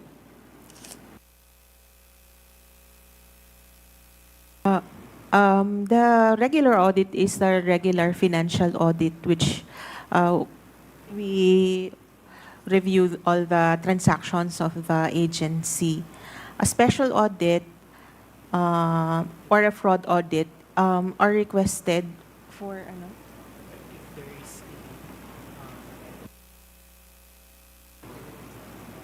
Mr. Chairman, May I ask the... Mr. Chairman, ako, Call a friend. with due respect to COA, dugtungan ko lang po. Yes, Kasi, please. Congressman ang Paduano. sinasabi mo kasing regular audit, yun yung annual audit, di ba? Tama? Tama po, Oo. Mr. Chair. Kasi, kaya nga regular siya because that is part of your mandate in any agencies, no? To conduct a regular audit every end of the year. Tama? Yes po. Okay. Now, kahit nga sa regular audit nyo, sometimes it happens and the next quarter na. The following year, di ba? Tama? Yes po, Mr. Chair. And Mr. Chairman, again, ayun po yung mga issue dito na this honorable committee should put in the possible committee report. No? Kailangan kasi dito, Mr. Chairman, may certain accountability with regards to audit. And dapat may corresponding penalty. Kasi tingnan mo, Mr. Chairman, well, in fact, in my own experience, no, for the past year, fraud audit, it takes COA for 1 year. Fraud audit pa yun. Kung fraud audit nga nangyayari yung 1 year, siguro naman pati yung regular audit. Kasi yung fraud audit and special audit, may exigency po yun. No, pero anyway, who can answer the difference between a special audit and a fraud audit and a regular audit? May sasagot ba o next hearing na lang? Mr. Chair, with regard to the... Attorney Lapitan. Yes, Mr. Chair. Are you going to answer or you will ask the committee to just answer it in the next scheduled hearing para medyo mas kabisado ninyo? I will answer. You will answer now? Yes, Okay, briefly. Briefly, okay. Please Mr. Chair. continue, Attorney Lapitan. When we speak of a special audit, it comes in every form like fraud audit when there is when the transaction is covered or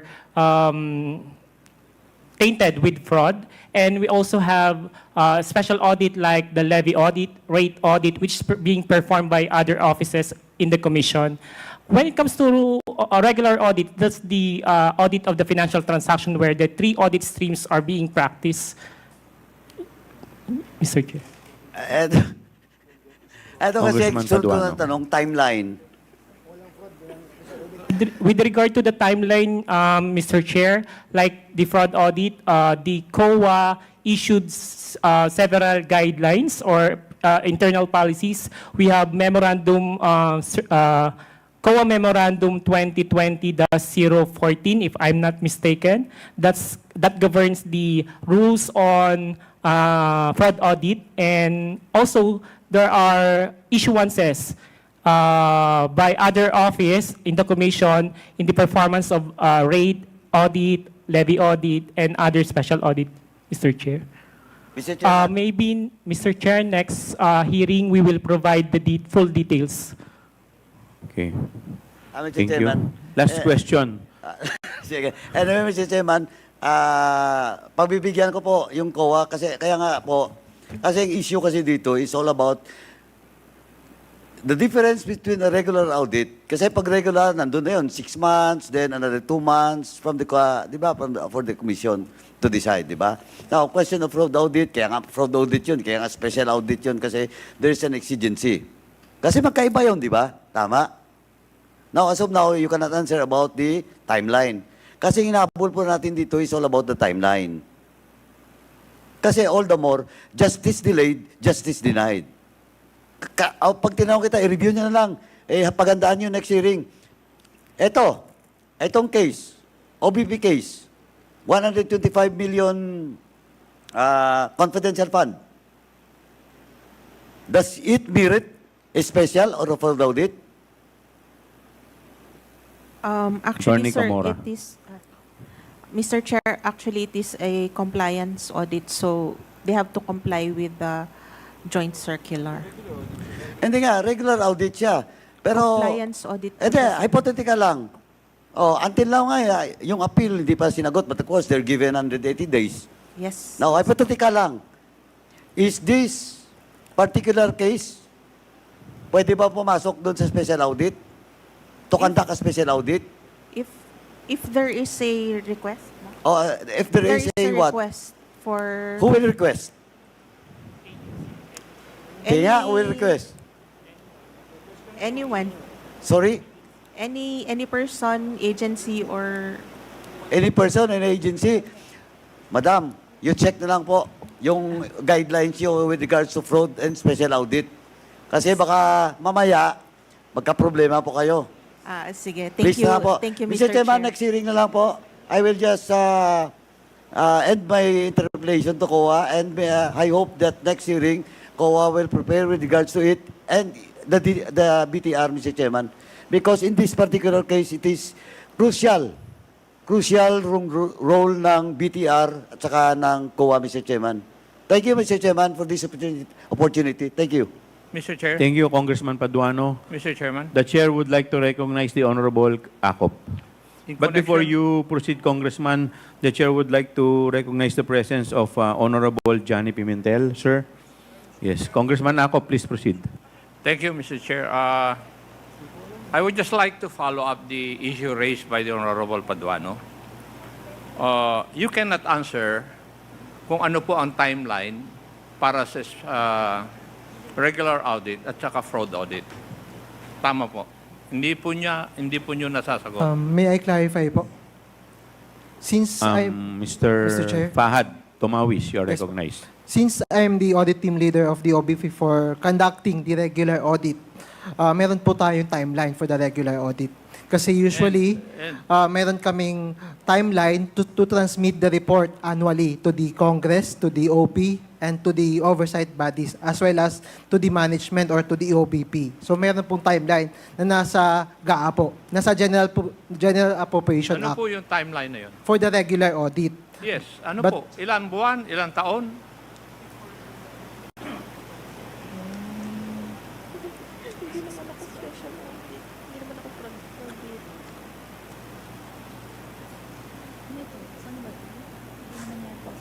Hindi kasi natin alam. Kasi hindi tayo special audit.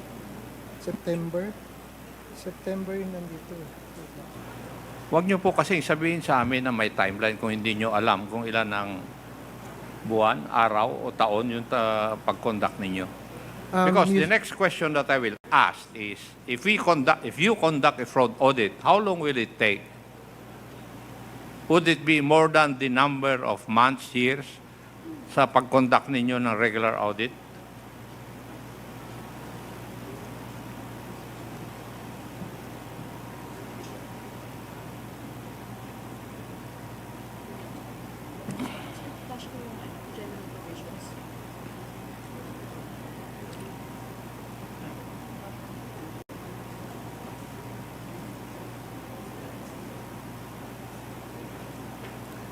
Kasi mga taga-COA, yun po yung problema ni Chairman Carapso, who is the Chairman of the Committee on Public Accounts.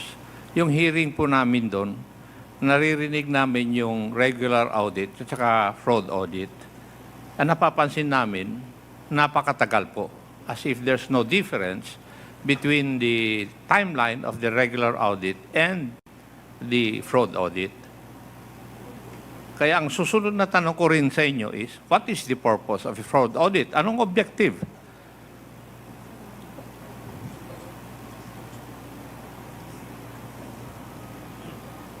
Kaya siguro sa next hearing, para hindi naman ma-delay yung proceedings na ito, banggit na rin sa susunod na hearing. Ano po? Noted po, Mr. Chair. Yes, kasi yun po ang problema namin sa mga hearings namin dito. Thank you, Mr. Chair. Please continue. Yes, kayo na po. Please proceed. Thank you, Mr. Chair. I have more or less 30 questions and 2 manifestations. I hope the honorable congressman next to me would not gripe and get mad at me. Mr. Chair, may I proceed? Yes, but you have to squeeze your 30 questions into manifestation into 5 minutes. Please proceed. Mr. If Chair, that is the case, I'm giving him all the time in the world. Okay. Sige po, please proceed, Congressman Akop. Thank you, Vice Chair Abante. May I ask COA, ang una po ninyong ini-issue sa isang agency na nagkakaroon po ng problema tungkol sa kanilang use of public funds would be your AOM or Audit Observation Memorandum. Tama po ba? Tama po, Mr. Chair. And the next would be a notice of suspension. Tama rin po ba? Sa regular audit, pwedeng notice of suspension or pwedeng notice of charge. Audit of? Notice of suspension or notice of charge. Notice of charge? Charge po. Yes, okay. And after that, there will be a notice of disallowance. Tama po, Mr. Chair. Tama. Now, would there be a timeline pursuant to your circulars na meron po yung interval ng pagbigay ng AOM, after which your notice of suspension or notice of charge, and then notice of disallowance? Mr. Chair, sa regular audit and even sa confidential funds audit, 15 days after issuance of AOM, the agency must give their reply. Yes, but they can ask for a motion, they can file a motion for reconsideration to extend the period. Nangyayari po yata yun. Yes, Mr. Chair. Yes, yun nga po may gusto lang akong i-point out. So, it's very possible na nagfa-file sila ng motion for extension of time to file their answer. Yes, Mr. Chair. Tama? Yes, Mr. Chair. Now, that is also true after the issuance of a notice of suspension. Yes, Mr. Chair. Nagfa-file pwede rin sila mag-file ng extension of time before you give the notice of disallowance? Mr. Chair, may I clarify those? Please, Mr. Tumawis. For the regular audit, first thing po na ginagawa namin pag may nakita kaming mga deficiencies, mag-issue kami ng AOM, and the management is given 15 days to reply for comments para ma-justify nila kung may mga justification sila. And then just in case po na dun sa deficiencies noted po namin is may mga non-submission of documents or may mga lacking documents, we can issue notice of suspension. I know that. But ang tanong ko po is, they can file a motion to extend the time for them to submit. Nangyayari po yun, di po ba? I think I have no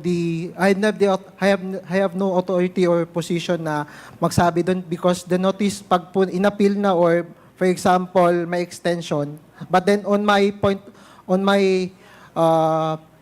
perspective po as auditor ng OBP, we are required po dun sa we are required na dapat ma-comply po ng management. Pag nag-issue kami ng notice, dapat ma-comply nila within the 90 days period. Assuming that they will not be able to comply, what is your next move?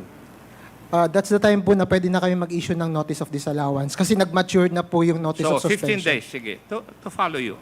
After which, the notice of suspension, hindi pa rin siya. Ano ang susunod? Notice of disallowance. How long would that take? For the notice of disallowance po, for example, dun sa notice of suspension, pag na-issue na po yun, the management or the agency is given 90 days to comply with the requirements. Then if ever po na hindi nila ma-comply with that period, magmamature na po siya into notice of disallowance. Then, so, for 3.5 months. 90 days, that's 3 months plus 15 days, 3.5 months. For the notice of suspension po, may requirement po na 90 days. Kaya nga, plus yung 15 days na kwanyo ng kwan, from AOM, Yes, so from that's AOM. 3.5 months. Now, doon po sa question ng 125 million na confidential fund, in-issue nyo po yung liquidated report po nyo January 10, 2023. Di po ba? Would that be correct?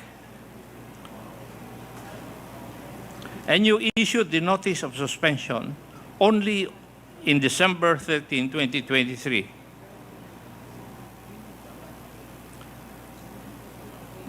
Would that be correct? Mr. Chair, the first AOM was issued on September Hindi, tinatanong ko kung if that is correct, yung sinabi ko po. Kindly answer yes or no. Is my data wrong? Mr. Chair, may I Ang request sabi ko, dito po sa report nyo na notice of disallowance, yung liquidation report ninyo is dated January 10, 2023. Tama po. Tama po, Tama. Mr. Yun nga Chair. po ang tinatanong ko. And the notice of suspension was dated December 13, 2023. Now, January 10, 2023 to December 13, 2023, almost 1 year na. Akala ko ba ay 15 days lang dapat? Mr. Chair, Kailan nyo inisyo yung AOM nito? yung AOM po was issued September 14. September 14. Di na-extend talaga. Eh, ang sabi kanina ni Mr. Tumawis, 15 days lang. Pero dito, sa kaso na ito, kung September 13 yung AOM ninyo, dapat October pa lang, nag-i-issue na kayo ng notice of suspension. So tama yung sinasabi ko na na-extend yung time dahil yun ang experience namin sa sa hearings namin coming from your representatives. Yung 15 days, Mr. Chair, is for them to answer. Of Yes. course, after they give their compliance po, we have to evaluate po their reply. So how long would it take you? Kaya ko tinatanong yung timeline dahil ang problema, kung titingnan po ninyo yung mga katanungan kanina, yung tagal. Mr. po ba? Chair, it would depend po kasi sa complexity nung sinubmit nila po sa amin. Well, anyway, let's deal with your AOM na in-issue po ninyo nung fiscal year 2022, yung confidential funds ng OVP. Pwede po bang malaman, ano po ang nag-trigger na mag-issue kayo ng AOM regarding the confidential funds of the OVP in 2022? Based on their submitted liquidation report, we found deficiencies in the documents that they gave us. Doon sa documents na binigay po sa inyo, Sa submitted liquidation report, Mr. Chair. pwede po bang malaman namin kung ano po yung major findings na nandun po sa Audit Observation Memorandum? Mr. Chair, yung major findings are the ones that can be seen na po sa notice of disallowance. Which is yung sa payment of rewards.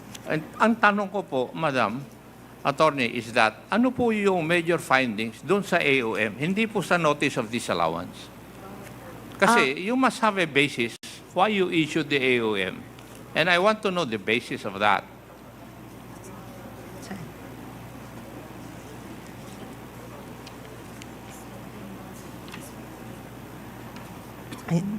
Mr. Chair, dun sa AOM, first they did not submit documentary evidence of payment to support their accomplishment report.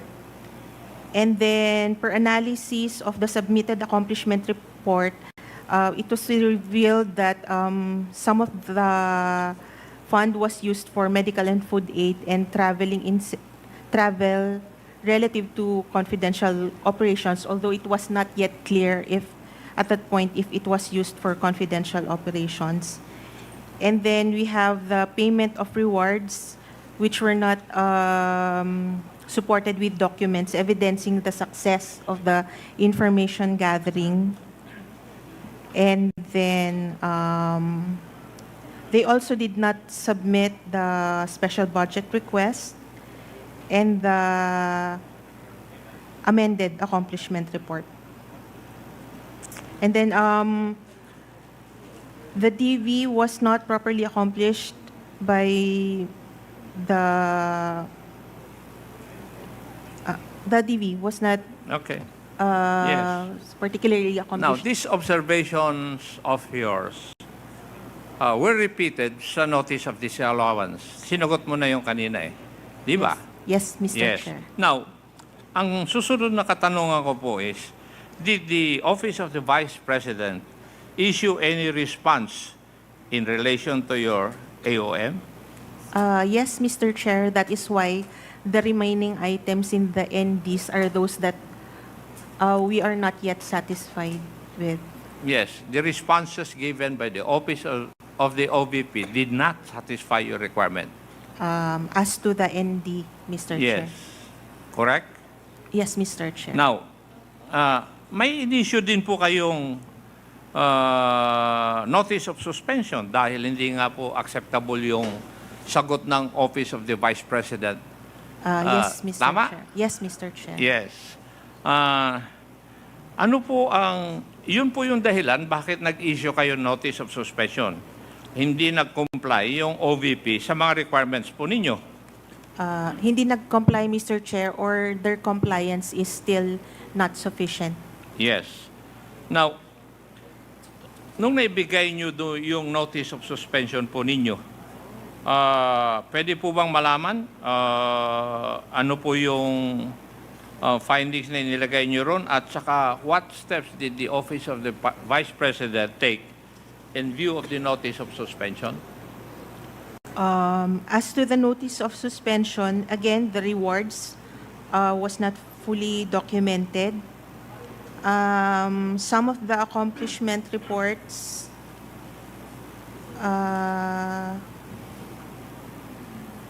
should not be included as confidential expenses, Yes. such as the tables, chairs. And then we noted also that some of the acknowledgement receipts were undated or not properly dated. Okay. And then they used different Ma'am, counting terms. pwede po ba pakilakasan niyo yung boses ninyo tsaka Tagalogin na po ninyo? Para medyo mas maliwanag po. Opo. Yung ibang nasubmit po na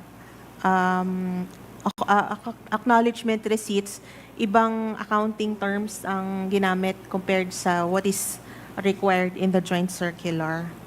So, Madam, sa pagkaintindi ko, kung maayos sanang sinagot ng Office ng Vice President yung mga requirements po ninyo, hindi na po dapat ma-issuean sila ng notice of disallowance. Would that be correct? Tama po, Mr. Chair. Now, pero nag-issue po kayo ng notice of disallowance. Yes po, Mr. Chair. Yes. Pwede po bang ilahad ninyo sa amin ano yung major findings at observations niyo sa notice of disallowance? Yun po ba ang binanggit ninyo? Yun din po ba? Yes, Mr. Chair. Yung sa payment of rewards na kulang po ang documentation on the success of the information gathering, yun pong pag-charge nila ng tables, chairs, desktop computers sa confidential funds which is not wala po sa joint circular. And then yun pong resubmission nung updated na accomplishment report nila sa 3 offices po. And to confirm, Madam Attorney, these findings and observations were already raised doon pa lang sa AOM. Tama Yes po? po? Tama po, Mr. Chair. And sa matagal na panahon na naibigay natin ang pagkakataon sa Office of the Vice President na may paliwanag at ma-rectify, kumbaga, yung inyong mga observations doon sa AOM, hindi pa rin nabago hanggang nag-issue po kayo ng notice of disallowance. Yes, Mr. Chair. Mayroon naman pong submissions but kulang po. In other words, hindi po ma-justify ng Office of the Vice President yung kanilang expenditure program. yung paggamit po nila ng pondo. In general. Would that be correct? That would be the correct po. Mr. Chair, I just want to emphasize this point. Kasi a few weeks ago lang natin unang nabalitaan itong mga findings na nakalaan sa notice of disallowance. Pero sa naririnig ko ngayon from COA, last year pa nila pinupunto ang mga pagkukulang na ito ng Office of the Vice President. Sa aking pagtatanong po sa inyo, yun po ang lumalabas. Number two, last year pa, paulit-ulit na binigyan ng COA ang Office of the Vice President ng pagkakataon na maayos o may paliwanag itong mga expenditure na ginawa po nila sa paggamit po ng kanilang pondo. Tama rin po. At number three, after all that time and all those chances, hindi talaga maayos o may paliwanag ng OVP ang kanilang paggamit doon sa confidential fund worth 125 million. Would that be correct? Bale, ang amount na lang po niya sa notice of disallowance is 73 something. Yes. Yun ang hindi nila naipaliwanag hanggang ngayon. Opo. That is for the confidential fund for 2022. Now, could we go to the confidential fund for 2023 na worth 500 million? Tama rin po ba? Tama po, Mr. Chair. Yung budget po nila. Pwede po bang malaman, masabi ninyo dito sa committee na ito, kung nagkaroon din ba ng Audit Observation Memorandum na inisyo ninyo ukol sa 2023 confidential funds? Meron din po bang AOM ito? Meron din po, Mr. Chair. Meron? Meron po, Mr. Chair. Ngayon, ilan pong AOM ang inailabas po ninyo in relation to this 2023 confidential fund?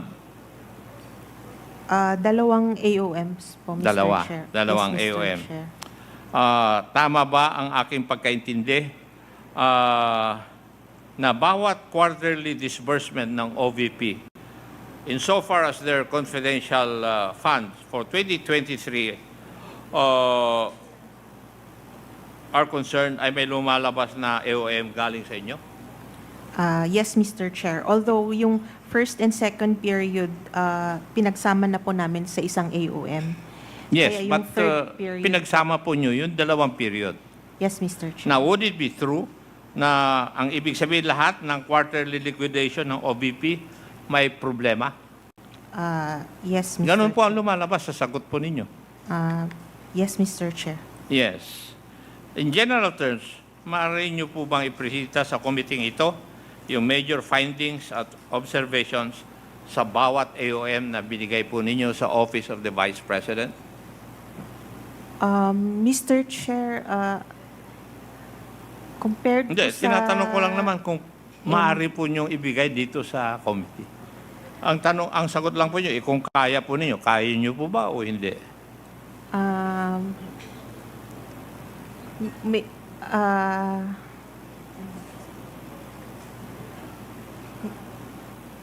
Before you answer, Attorney Camora, the chair would like to manifest that the time of Congressman Acop is already up, but considering that Congressman Benny Abante already yielded to Congressman Acop, ibibigay po natin yung patutuloy po natin kay Congressman Acop yung time po ni Congressman Benny Abante. Please answer, Attorney Camora. Mr. Chair, considering that the audit of the compliance of the AOMs is still ongoing, You cannot submit. I cannot yet.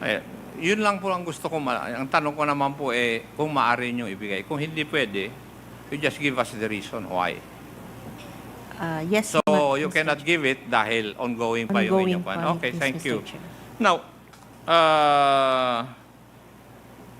yung bang mga issues na nakikita nyo ngayon sa 2023, kagaya rin bang na mga issues noong 2022 vis-a-vis their confidential funds? There are some similar findings, Mr. Chair. Similar. So ang ibig sabihin, ini-expect natin na mag-issue kayo ng notice of suspension at saka notice of disallowance. Would Sir, that be a correct statement? I have yet to see the compliance report, Mr. Chair. Thank you, Madam Auditor. Mr. Chair, I would like to make a manifestation insofar as the refusal of the Vice President to take her oath insofar as the hearing of this committee is concerned. Such refusal can damage the public's perception of integrity in public office. The Filipino people deserve honesty and openness from their leaders, especially when their actions are being scrutinized. The House inquiry is in aid of legislation to serve the public interest. Dodging the oath gives the impression that the Vice President may not want the full truth to come out. No one is above the law or beyond the reach of truth. We humbly urge the Vice President to reconsider her position and take her oath, as this inquiry is meant to benefit the people we serve. Transparency should never be optional for public officials. We all owe it to the Filipino people to tell the truth under oath if it is necessary. Now, my second manifestation, Mr. Chair, would pertain to the issue of tradition as raised by the Honorable Marcoleta. And this is not my personal manifestation, but a manifestation of a group of Filipino citizens. And I would like to quote from their Viber. The Constitution of the Philippines, specifically Article 11, Section 1, explicitly states that public office is a public trust. At all times, public officers and employees must be accountable to the people, serve them with the utmost responsibility, integrity, loyalty, and efficiency. The primary responsibility of legislators is to the people and the nation, as this provision emphasizes. It is not to maintain outdated traditions that may obstruct necessary scrutiny and transparency in government operations. Although some may contend that these courtesies are extended to high-ranking officials, it is crucial to recognize that taxpayer funds are the source of funding for all public offices, including the office of the Vice President. Consequently, it is imperative that each centavo allotted to it undergoes the same rigorous assessment as any other department or office. Legislators are failing to fulfill their obligation to ensure that public funds are allocated responsibly and prudently by prematurely concluding budget discussions. The power of the purse is vested in Congress by Article 6, Section 24 of the Constitution. This authority requires the scrutiny of the national budget to ensure that it is in accordance with the requirements of the populace and that government programs and projects are appropriately funded and managed. Budget deliberations are not merely formalities. They are critical processes that enable legislators to evaluate and challenge the allocation of public funds. The constitutional mandate is directly violated by the use of tradition as an excuse to conclude these discussions. This is particularly true when the OVP's budget incorporates confidential funds, which necessitate even more rigorous scrutiny due to their nature. The people deserve transparency. It is time, I think, to discontinue a harmful practice. Not the deliberations themselves, but this long-honored tradition of circumventing critical budget evaluations should be terminated. Upholding such a practice, particularly when it directly affects the management of public funds, is a violation of the public interest mandate of legislators. We are at risk of fostering corruption and mismanagement by allowing tradition to supplant accountability. We have the right to demand that our representatives in Congress carry out their obligation to scrutinize the budget without exception as Filipinos. The OVP, or Office of the Vice President, like any other office that receives public funding, is subject to the same accountability standards. In order to guarantee that confidential funds are utilized for legitimate purposes that advance the public interest, they necessitate meticulous supervision. The first is a critical mechanism for preventing government overreach and the misappropriation of funds. Congress can guarantee that our government remains accountable to the people it serves by fulfilling this constitutional obligation.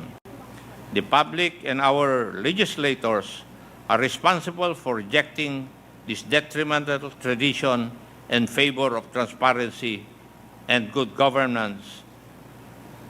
The integrity of our democratic processes and the restoration of trust in our institutions can only be achieved by doing so. Marami pong salamat, Mr. Chairman. Thank you, Congressman Acop. The Chair would like also to give a brief manifestation on issue of taking of oath. Base po sa ating tradisyon at practices po nitong committee, ng committee hearing, ang mga resource person po at saka ang mga witnesses po sa mga committee po ay ang trato po natin sa kanila ay parehas lamang. Yun po ang pagtingin nitong committee to.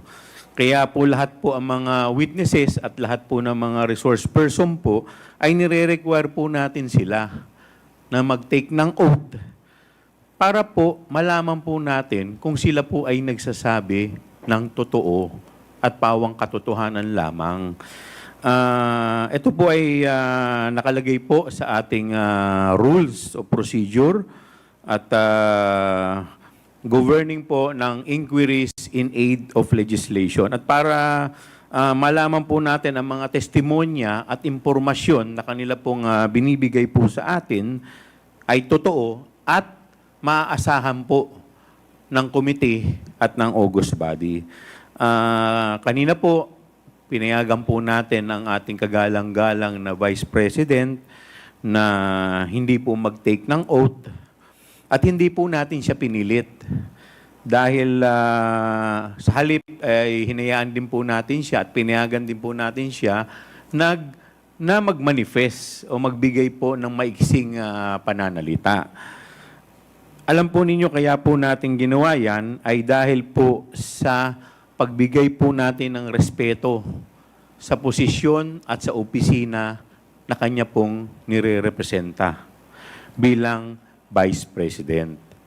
Ang Kongreso po ay i-recognize po ito at ibibigay po natin ang respeto sa ating Vice Presidente at sa kanyang opisina. Pero hindi po ibig sabihin na ito pong insidente dahil hinayaan po natin kanina ay magiging president na sa mga susunod na committee hearing. Hindi po mangyayari yan at lahat po ng witnesses at lahat po ng resource person na magte-testify o na hihingian po natin ng paliwanag dito sa ating committee hearing ay i-require po natin na mag-oath. At yun po ay nakalagay dito po sa ating rules. In fact, pagka ito po ay isang ground para ang isang witness po ay ma-cite po for contempt. Pero dahil nga po sa paggalang sa opisina kanina ng ating Vice Presidente, ito po ay i-overlook po natin at palalagpasin po natin. So, yan po ang opinion ng inyong chairman. Kaya po, with that, ang susunod po na mag-interpolate po ay si Congressman Jojo Lara ng 3rd District ng Cagayan. Congressman Lara, kayo po ay nare-recognize. Thank you. Maraming salamat, Mr. Chair.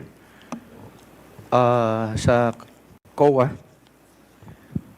yung notice of disallowance nyo sa Office of the Vice President, intelligence or confidential fund ba yung may notice of disallowance? Kasi kanina, matandaan ko, binigyan mo ng description, Director Hemora, yung confidential. Tama ba yan? Mr. Chair, confidential fund po ang sa OVP. Confidential fund. No? Kasi nakalagay sa harap niya is confidential and intelligence. No, dun sa sinabi nyo. No? Anyway, so confidential fund ito. No? Para lang sana mas diretso tayo na nagre-report. Yung mga susunod na mga balang araw siguro, baka bigyan natin ng pansin ito. Pagka confidential fund, hindi pwede naman magsabay yung intelligence at confidential fund. Tama po ba ako doon? Mr. Chair, sa taas po, office po kasi yung intelligence and confidential funds. Hindi, yung tinatanong ko nga, yung paglabag is confidential fund Yes ng po, issue. Mr. Yeah, Chair. yun lang. Ngayon, punta na ako dito, Mr. Chair. Kasama siguro sa mga kinabisado nyong mga batas is the procurement law. Tama ba ako doon, COA? Yung procurement law? Sa mga pag-o-audit nyo, kasama ba sa tinitignan nyo kung may sumunod sa lituntunin ng procurement law o may paglabag? Tama ba ako doon? For the regular audit, Mr. Chair, yes po. Kung may mga fraud audit at saka special audit, hindi? O pati yun tinitignan nyo din? For the fraud audit po at saka special audit, usually hindi namin covered sa regular transactions. Hindi nyo tinitingnan kung may paglabag sa procurement law? On the regular audit po, tinitingnan. Talagang tinitingnan Compliance. nyo? Okay. Compliance. So, dito sa sa pinag-uusapan ngayon na under sa OVP, di ba regular audit lang to? Tama ba ako doon? Kung sa confidential po, iba po yung confidential. But then kung regular audit, yun po yung sa amin po. Okay. So, itong tanong ko ngayon na isa, pag may mga paglabag sa procurement law, possible bang makasuhan yung mga paglabag dito? O may instance ba na natatanggal yung mga involved dito in cases na may paglabag? Sa pagkakaalam ninyo? Mr. Chair, I think the RA 9184 imposed also sanctions. So, meron pong, kung may paglabag, pwede po siyang makasuhan. Pwedeng makasuhan, pwedeng matanggal. Yes. Tama ba ako doon? Yes, Mr. Okay. Chair. Thank you, Mr. Chair. Ngayon, punta na ako doon sa detalye. No? Bakit po na-disallow ang humigit kumulang, no, to be exact po, 73,287,000 sa 125 million na confidential fund na dinisburse ng OVP noong 2022? Bakit po na-disallow? As discussed po kanina, meron po silang mga hindi na-submit na documentary requirements. At saka meron din po yung expenses nila na hindi po pasok sa expenses allowed by the joint circular. So yung yung 73, o calm na lang, for brevity, 74 million po na na-disallow, may tendency ba na pagka nag-submit ng mga dokumento, pwedeng hindi nakasama sa disallowance? Possible ba yun? Possible po, Mr. Chair, if they submit yung documents na hinahanap po namin. Kasi katulad nito, Mr. Chair, no, dun sa payment ng reward, no, in cash, di ba nakalagay dito, reward payment, 10 million. Various goods, 34,857,000. And medicine. Siyempre, ang unang tatanong dito, pagka sinabi mong reward, kanino binigay yung reward in cash na 10 million? Di ba? Kasama ba yun sa mga compliance nyo? Yun yung tinatanong nyo? Kasama po yun sa documents na sinasubmit nila sa amin. Although hindi naman po kami particular kung sino yung particular recipients since they could withhold yung names as long as sufficient siya na i-prove na reward siya na naibigay dahil sa confidential activities po. Yes. Siyempre, without going to the specification kung sino yung nakukuhanan, siyempre, ibe-breakdown doon na kailan binigay, bakit may cash reward. Tama ba ako doon, Mr. Chair? Tama po, Mr. Chair. Tama. So yung specifics and breakdown, importante ito kasi kailangan hindi naman pwede lump sum binigay mo without any accountability, di ba? Tama ba ako doon? Tama po, Mr. Okay. Chair. Ngayon, punta tayo doon sa payment ng various goods. Dinisallow niyo yung 34,857,000. Ganun pa rin ba yung hinihingi nyo dito? Anong mga goods ito? Kanino pinamigay? Tama ba ako doon? It's more on yung ano po ang hinahanap namin, yung success kung naging success ba, yung successful po ba yung confidential operations nila. Because they could have given these to the informants pero wala naman po kaming information kung naging successful po ba yung confidential operations or hindi. So yung sinasabi mo, Mr. Chair, na na success yung program, hindi ba Not the program po, Ano Mr. yun? Chair. Successful yung confidential operations po, yung surveillance na na-conduct nila. Hindi, kasi various goods ito, ma'am. Yes, Mr. Chair. Pwede po kasing as rewards yung various goods na binigay nila. Pag sinabi mong reward, pwede bang goods din yan? Or cash dapat to? Kaya po namin siya in-include dito kasi nag-rely kami sa disclosure nila na rewards po siya. Hindi, siyempre, ika-categorize natin. Reward comes in many form. Tama ba? Pwedeng cash, pwedeng goods. Pwede naman po. Wala naman pong description. So, Madam Chair. hindi ba pwede na hindi nyo dinedemand na kung anong specific itong, kasi meron na kayong reward payment, 10 million. So, anong difference nito ngayon dun sa various goods na 34,857 million? Kung sinasabi mo ngayon na pwedeng cash ito, di ba dapat nilagay mo na lang reward payment, cash pa rin? Yun po sanang ideal, pero based on their explanations, ito po ang nagbigay sila ng cash dun sa agent nila na nag-distribute po ng various goods and medicines dun sa informants who they rewarded. So cash ang binigay, tapos goods ang pinamigay nung pinagbigyan ng cash. Ganun ba yun, Mr. Chair? Parang ganun po. Parang may ano po na may mga informants na mas preferred nila yung goods. Yung goods. Yes, Mr. So Chair. pagka goods ang ibibigay mo, di ba tama lang siguro ito na dadaan din sa proseso ng procurement? Kasi na-disallow nyo ito or ano? Pag darating ang araw na talagang ma-prove dito na disallow dahil goods ito at hindi naman confidential fund for that purpose. Posible ba na may paglabag ba sa procurement kung sakali?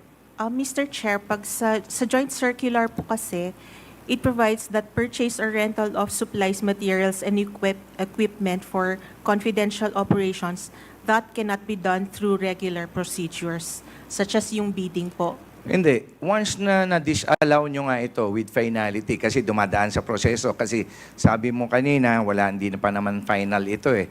Kasi pwedeng ma-explain pa, no, na pagka na-explain, baka papasok na pasado naman as confidential fund, di ba? Yes, Mr. Ang ano ko lang, what if na hindi nga nila ma-justify ito at nahulog na talagang notice of disallowance? Dalawa naman pwede niyang puntahan to, di ba? Pag na-disallow ba ito, may possibility ba na babayaran ng nag-disburse ito o hindi kailangan?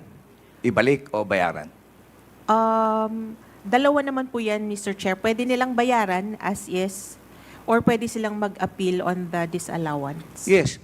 Hindi, with finality, in case lang, yung appeal talagang hindi na talaga final na yung findings na disallowed. Di ba?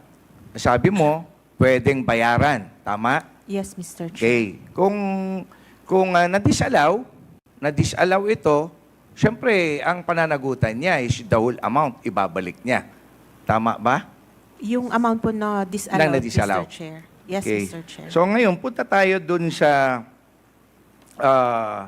medicine, no? Ganun din. Yung medicine na yun, binigay ba as a medicine yun na mismong produkto or yung goods na medicine, yung amounting to almost 25 million? Ganun po yung based sa documents nila, Mr. Yes. Chair. Tama? Sa explanation po nila. Okay, so 25 million na medicine, hindi na ba kailangan ito na dadaan sa proseso ito once na confidential fund? Goods ito. Mr. Chair. Mr. Chair, yun nga po, ang explanation nila is hindi sa informant na siya medicines, pero sa agent nila is cash na bigay. Hindi, kanina tinanong ko nga sa inyo eh. Cash ba binigay ito sa informant at siya yung informant Sa na cash agent. ang natanggap, nabibili siya ng medicine? Yun ba yung explanation dito? Explanation po nila, Mr. Kasi Chair.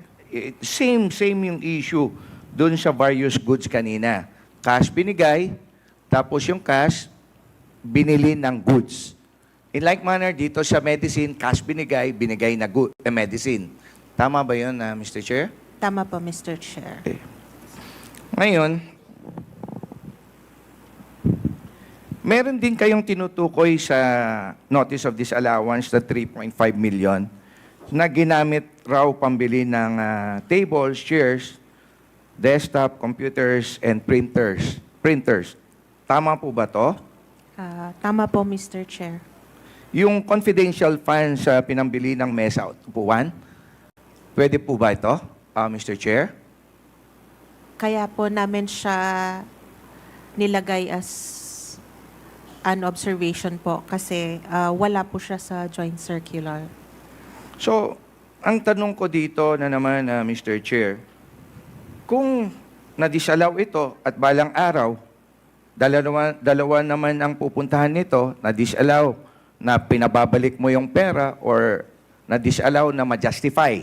Tama ba, Madam, Mr. Chair? Tama po, Mr. Okay, kung na-disallow na babayaran. Paano kung na-disallow na na-justify? 3.5 million ang worth nito, pambili ng tables and chairs. Di ba dapat dadaan na naman ito sa proseso? Kasi hindi naman categorize as confidential fund siguro yung pambili ng mesa, ng upuan, or Mr. printer. Chair, ang kailangan nilang i-justify is if confidential expense po ito. So, the moment na hindi po siya ma-justify as a confidential expense, disallowed na po talaga siya, Mr. Chair. So, pag hindi na-justify, yun na nga. Kanina, Madam, no, Mr. Chair, pag na-disallow, dalawang pupuntahan. Na-disallow, pababayaran. na-disallow, na-justify, pero ito nga, pambili ng upuan, no, at worth 3.5, di ba dapat nadadaan din sa proseso ito? Yun lang yung inaano ko. So anyway, tanong, wala bang pondo ang OVP pambili ng tables and chairs na gagamitin pa ang confidential fund? Di ba? Pwede naman i-lodge ito on other, as per, di ba, yung mga budget naman ng iba-ibang ahensya. Yung pambili, kailangan pa ba confidential fund gagamitin dito? Kayo, as per your experience ninyo na mga auditors ng COA, kailangan ba confidential fund pa? Mr. Chair, hindi po kasi nila sinagot itong particular observation na ito. So, hindi po namin alam yung wisdom kung bakit po So kaya nyo chinarge dinisalaw. nito. Ngayon, yung explanation nila when it comes to yung binabanggit nyo ngayon, hindi mo alam kung anong wisdom nila. So tinanong nyo o pinapasagot nyo sa kanila. Yes, Mr. Chair. Kung Sa anong AOM. wisdom nila. Tama ba? Hindi Yung naman po pagkaintindi ko? wisdom, Mr. Chair, pero the reason why these expenses were included as charged against the confidential funds when hindi naman po siya included Dapat. sa listahan. Kung Lara, you have Okay. 1 minute. Yes, Mr. Chair. Tapusin ko na to. Anyway, Mr. Chair, yun lang ang mga gusto ko lang na bigyan ng ano dito. Just to stress a point here na itong mga proseso at may mga items dito na sa tingin ko at siguro naman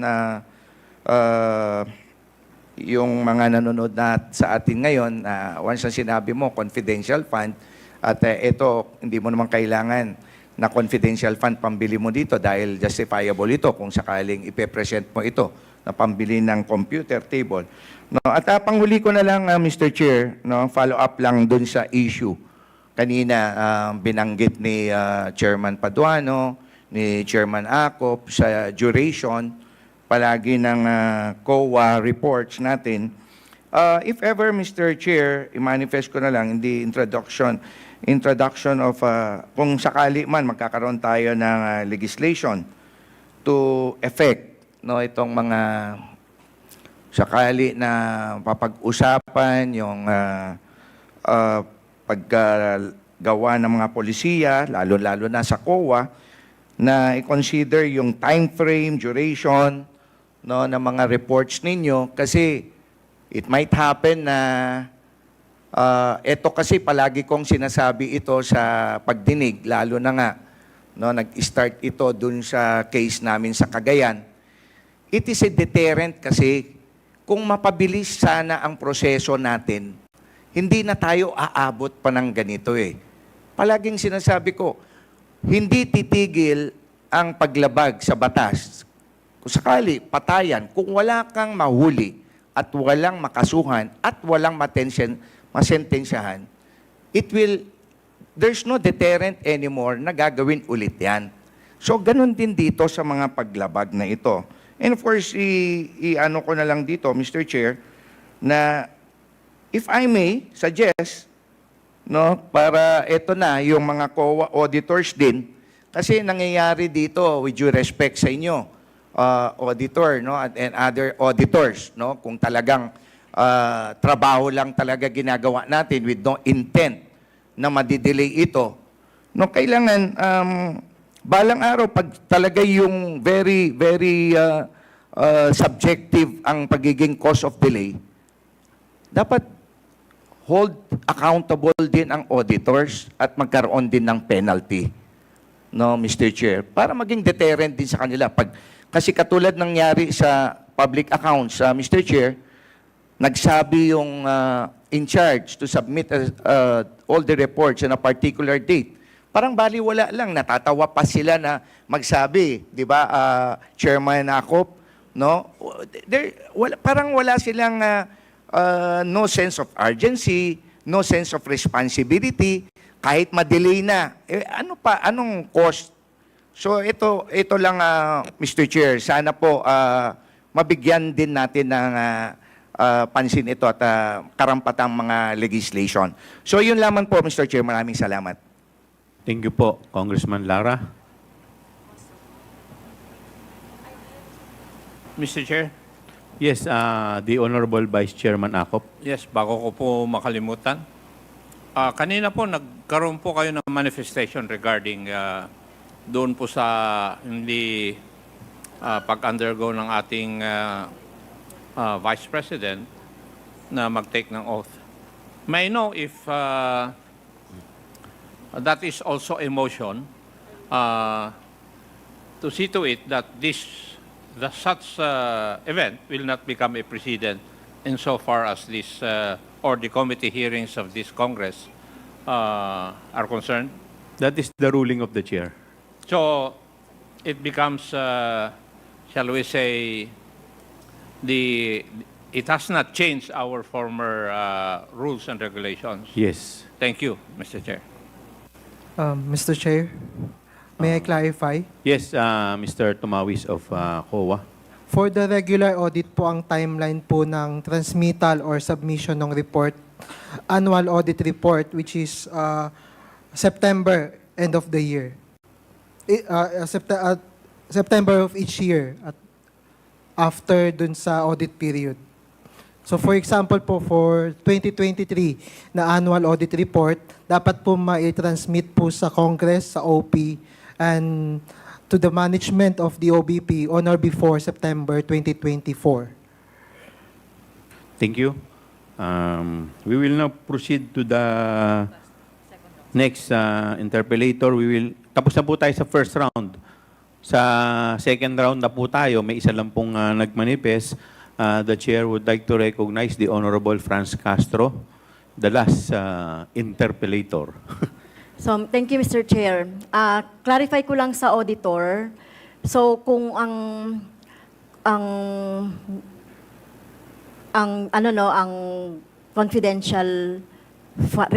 confidential fund ay 2022.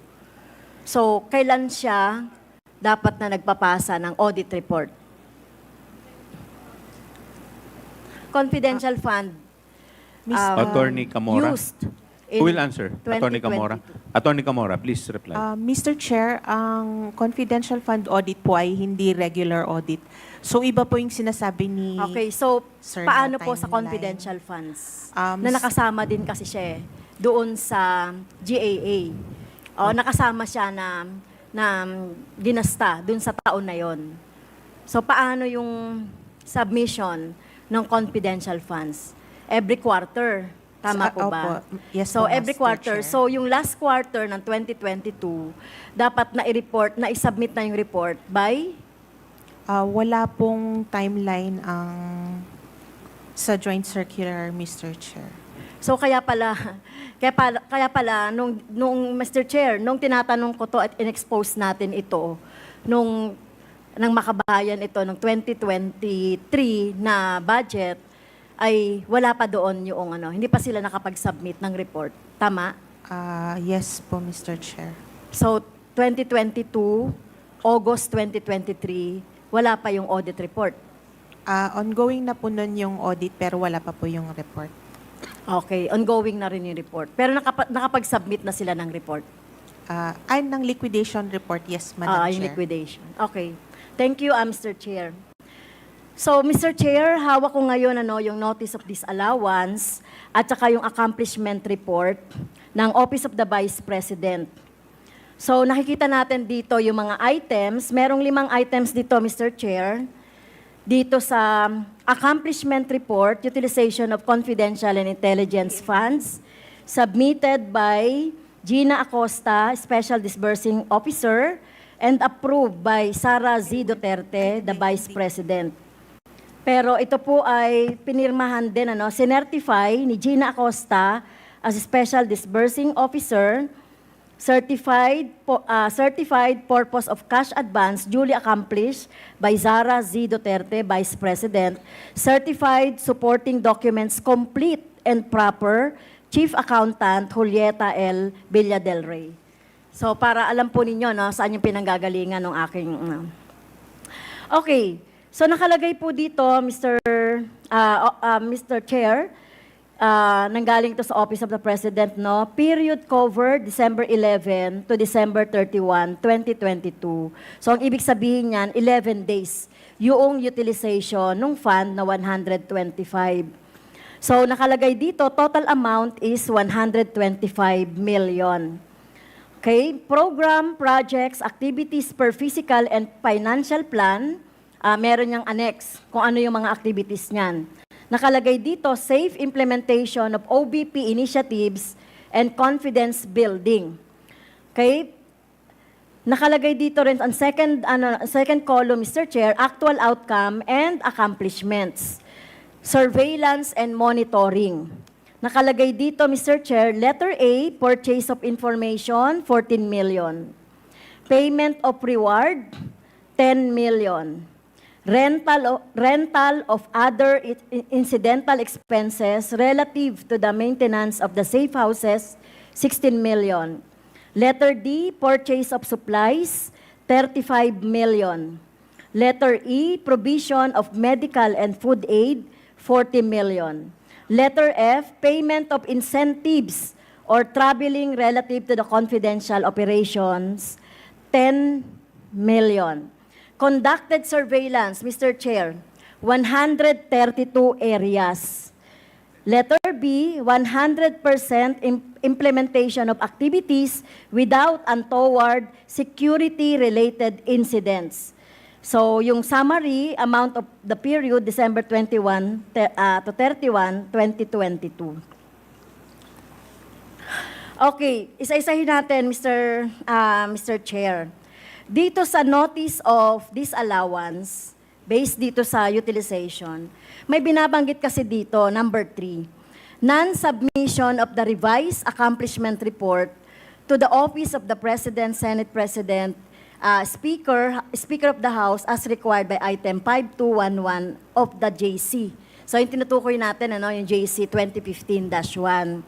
Okay, non-submission of revised accomplishment. Ito yung accomplishment report. So ano pa yung hinahanap nyong revised accomplishment report? Madam, Mr. Chair, hindi po yung accomplishment report ang hinahanap namin, kundi proof na they submitted this revised report dun sa 3 bodies po. So mukhang mali yung inano nyo, no? Non-submission of revised accomplishment report. Hindi pa sinasubmit. By this time, eto ba? Opo. Kailan ba yon? August 8? By August 8, 2024, ibig sabihin, hindi pa sinasubmit yung accomplishment report. Revised accomplishment report. Yung revised po, ang hindi pa po nila nasubmit. Okay, ano ba yung revised accomplishment report? Mr. Chair, ito po yung revised. Ang original po kasi nun, hindi naka-breakdown po yung expense Okay, accounts. can you, Mr. Chair, may I ask the COA to submit the revised? Mr. Chair, ito Please. na po yung revised, yung binasa niyo po kanina. Ito na yung revised. Opo. Okay. Yung isang kasama niya pong, dalawa po yung sinubmit namin dati. Yung first one na may whole amount na 125 million, yun pa yung original na submission nila. And Okay. then ito pong... So yung binasa ko kanina, ito na yung revised. Opo. Okay, thank you. Kasi nalilito lang ako, baka meron pang iba pang mga revised. Okay, Mr. Chair, dito sa surveillance and monitoring, purchase of information, pasok ba yan sa JC? Yes, Madam Okay. Chair. 14 million. So, paano nyo masusukat itong paano nyo, ano ba yung sukatan ninyo nitong purchase of information relative to the success nung success noong mga activities and projects or whatever. Kasi 14 million yan. So ano yung sukatan ng COA para masabi na, kasi hindi nyo nilagay sa non-notice of disallowance eh. So ibig sabihin, pasok sa criteria ng JC or pasok sa criteria ng audit. So paano nyo nasabi na pasok yan doon sa JC? Nakapag-submit po sila, Mr. Chair, ng acknowledgement receipts from the informants. Okay, so ang ibig sabihin, certificate of payment. Parang nakapag-submit sila ng certificate of payment. Yes, Mr. Chair. Okay, so purchase of information, sino ang nakalagay dun sa certificate? I mean, may tao ba? Yung mga Yung pinagbilhan informants- nila ng information, tao. Yes po, Mr. Ilan Chair. po yung tao na pinagbilhan ng information? Marami po siya, Mr. Chair. Ilan? Hindi Kung po inaudit namin- nyo to, alam nyo to. Hindi po namin alam yung exact Well, number. Mr. Chair, next meeting, no, kukuha natin yung number. Hindi naman natin kailangan kuhanin yung names. Yung number lang.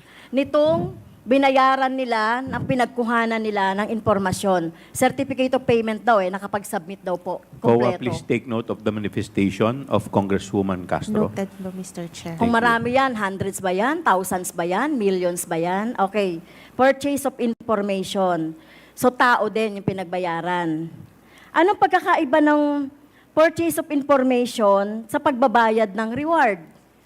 Mr. Chair, based po dito sa joint circular, ang reward presupposes na nagkaroon po ng success yung information gathering. Kaya nagbigay po sila ng reward. Tao din. Tao din, Mr. Okay. Chair. So, COA, pwede payment, pong pakilakas po ninyo. tao din yung pinagbayaran nila ng reward. Yes, Mr. Chair. So, yung tao sa pinagbilhan nila ng information at saka yung payment nila ng reward, magkaiba? Pwedeng magkaiba yan, Chair. Pwedeng magkaiba siya, pwedeng after ng information gathering, kung may success po na iba, pwede pong same. Pero as far as yung nakita po namin, magkaiba po sila. Okay. I-submit din nila, Mr. Chair, kung ilan doon yung magkasama o the same, yung binayaran nila ng information, purchase of information, at saka binayaran nila ng reward, worth 10 million. COA, please take note of the manifestation Pero, of Congresswoman Noted po, Castro. Mr. Chair. Mr. Chair, nilagay mo dito notice of disallowance. Take note nilagay nyo dito notice of disallowance. Yes, Mr. Chair. So, ang ibig sabihin, wala pa yan, hindi nyo pa masasabi na talagang nakapag-submit sila ng mga documents relative to this 10 million na payment of reward. May particular document lang po kaming hinahanap, Mr. Chair. Ano yon? Ito po, yung document evidencing the success of the information. Well, ito lagi na lang sinasabi, yung success. Ay sinabi nga dito, paano nyo ba masusukat yung success ng information na sinasabi nyo based doon sa sukatan ninyo sa pag-audit? Minsan po... Nakapunta ba kayo doon sa mga activities? Minsan po may mga particular reports, kunwari sa media, or reports from other law enforcement agencies, ganun po. Okay, so man pakita nyo rin sa akin yun. Mr. Chair, kuhanin din natin Mr. yun para malaman din natin kung talagang kasama yon doon sa... COA?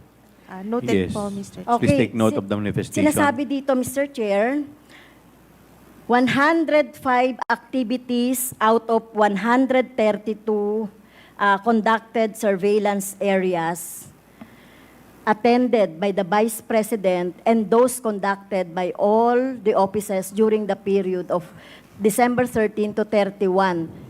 Pwede bang, nakita niyo po ba ito? 105 activities attended by the Vice President. Meron po sa accomplishment nila yung 132 areas po. Yes, 132 areas. So, 105 doon, inatinan ni the Vice President.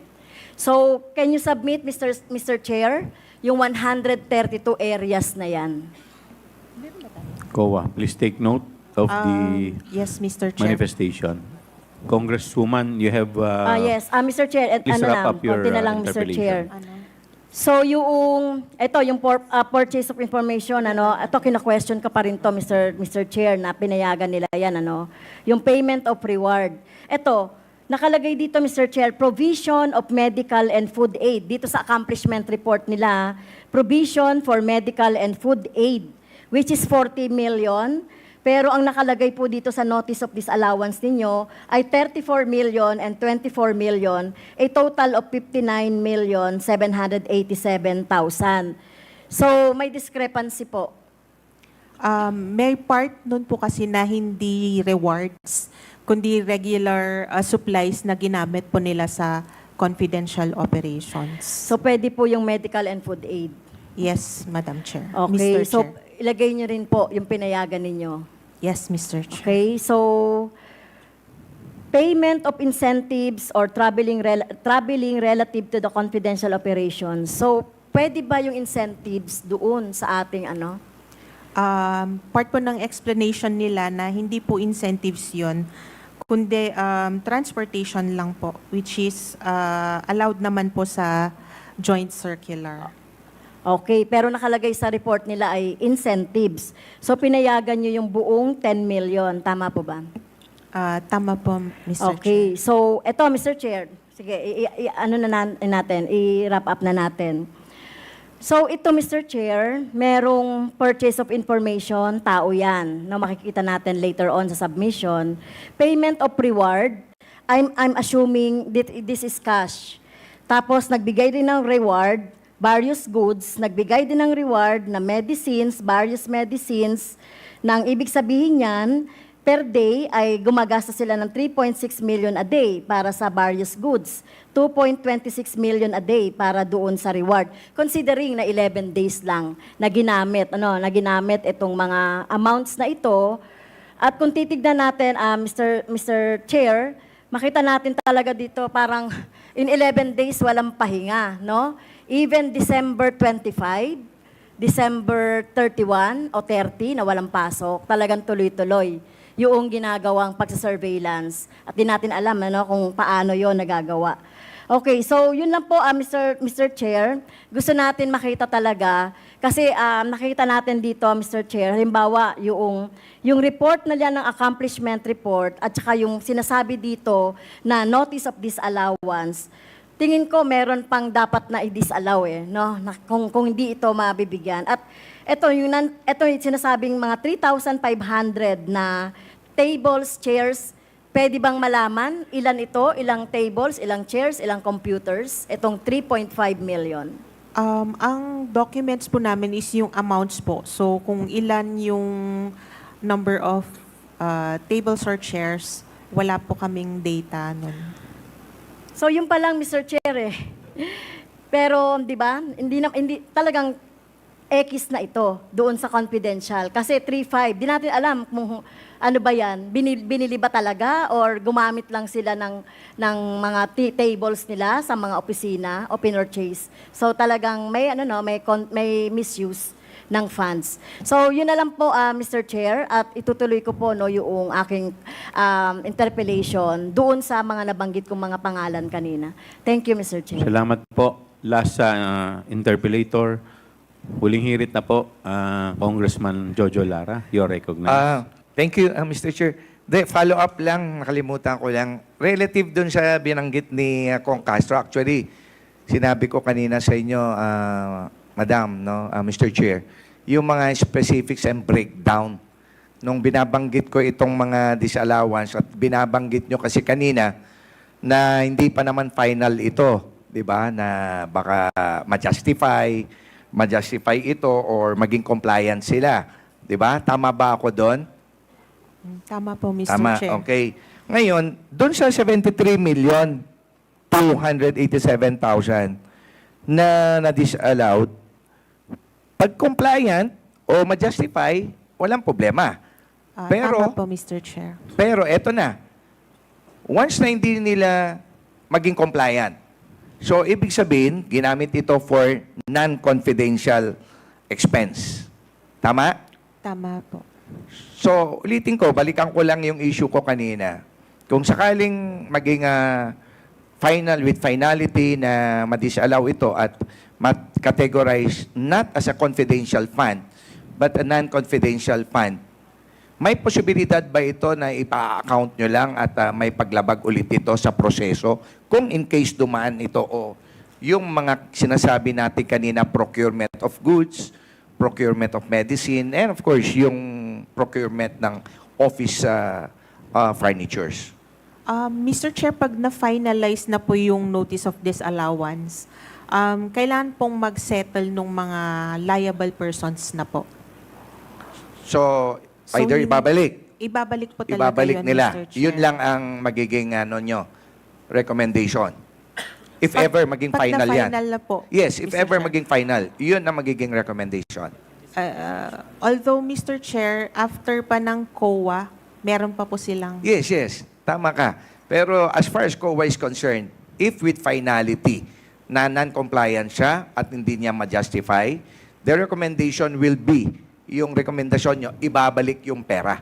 Yes, Mr. Tama. Chair. O, yun lang Mr. Chair. Maraming salamat po. Thank you. Any other matters? In relation to the issue raised Yes, by the Congressman Acop. Honorable Lara. Please proceed. Pag nag-final yung notice of disallowance, restitution ang mangyayari. Di po ba? Tama po. But supposing there are laws of the land violated, ano po yung action ninyo?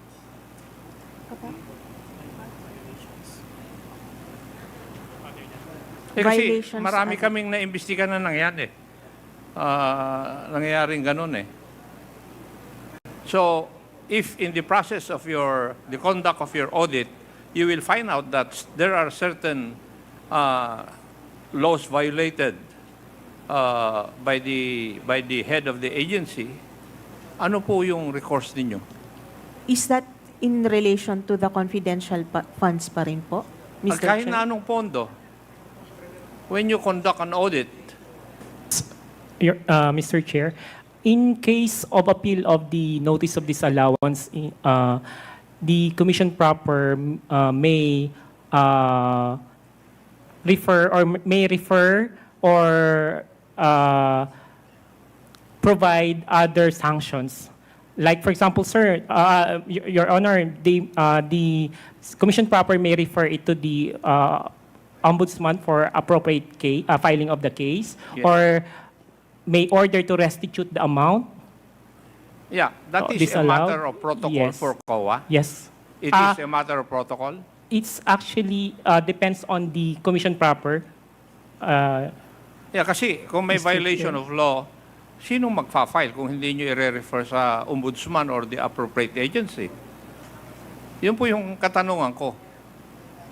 If in the process of the conduct of your audit, you can see that there are violations of law, bakit Yes, magiging matter of course? Dapat it is mandatory on your part to refer it to the appropriate agency for investigation and the filing of the necessary cases. Yes, that's correct, Mr. Chair. Yes. Thank you, Mr. Chair.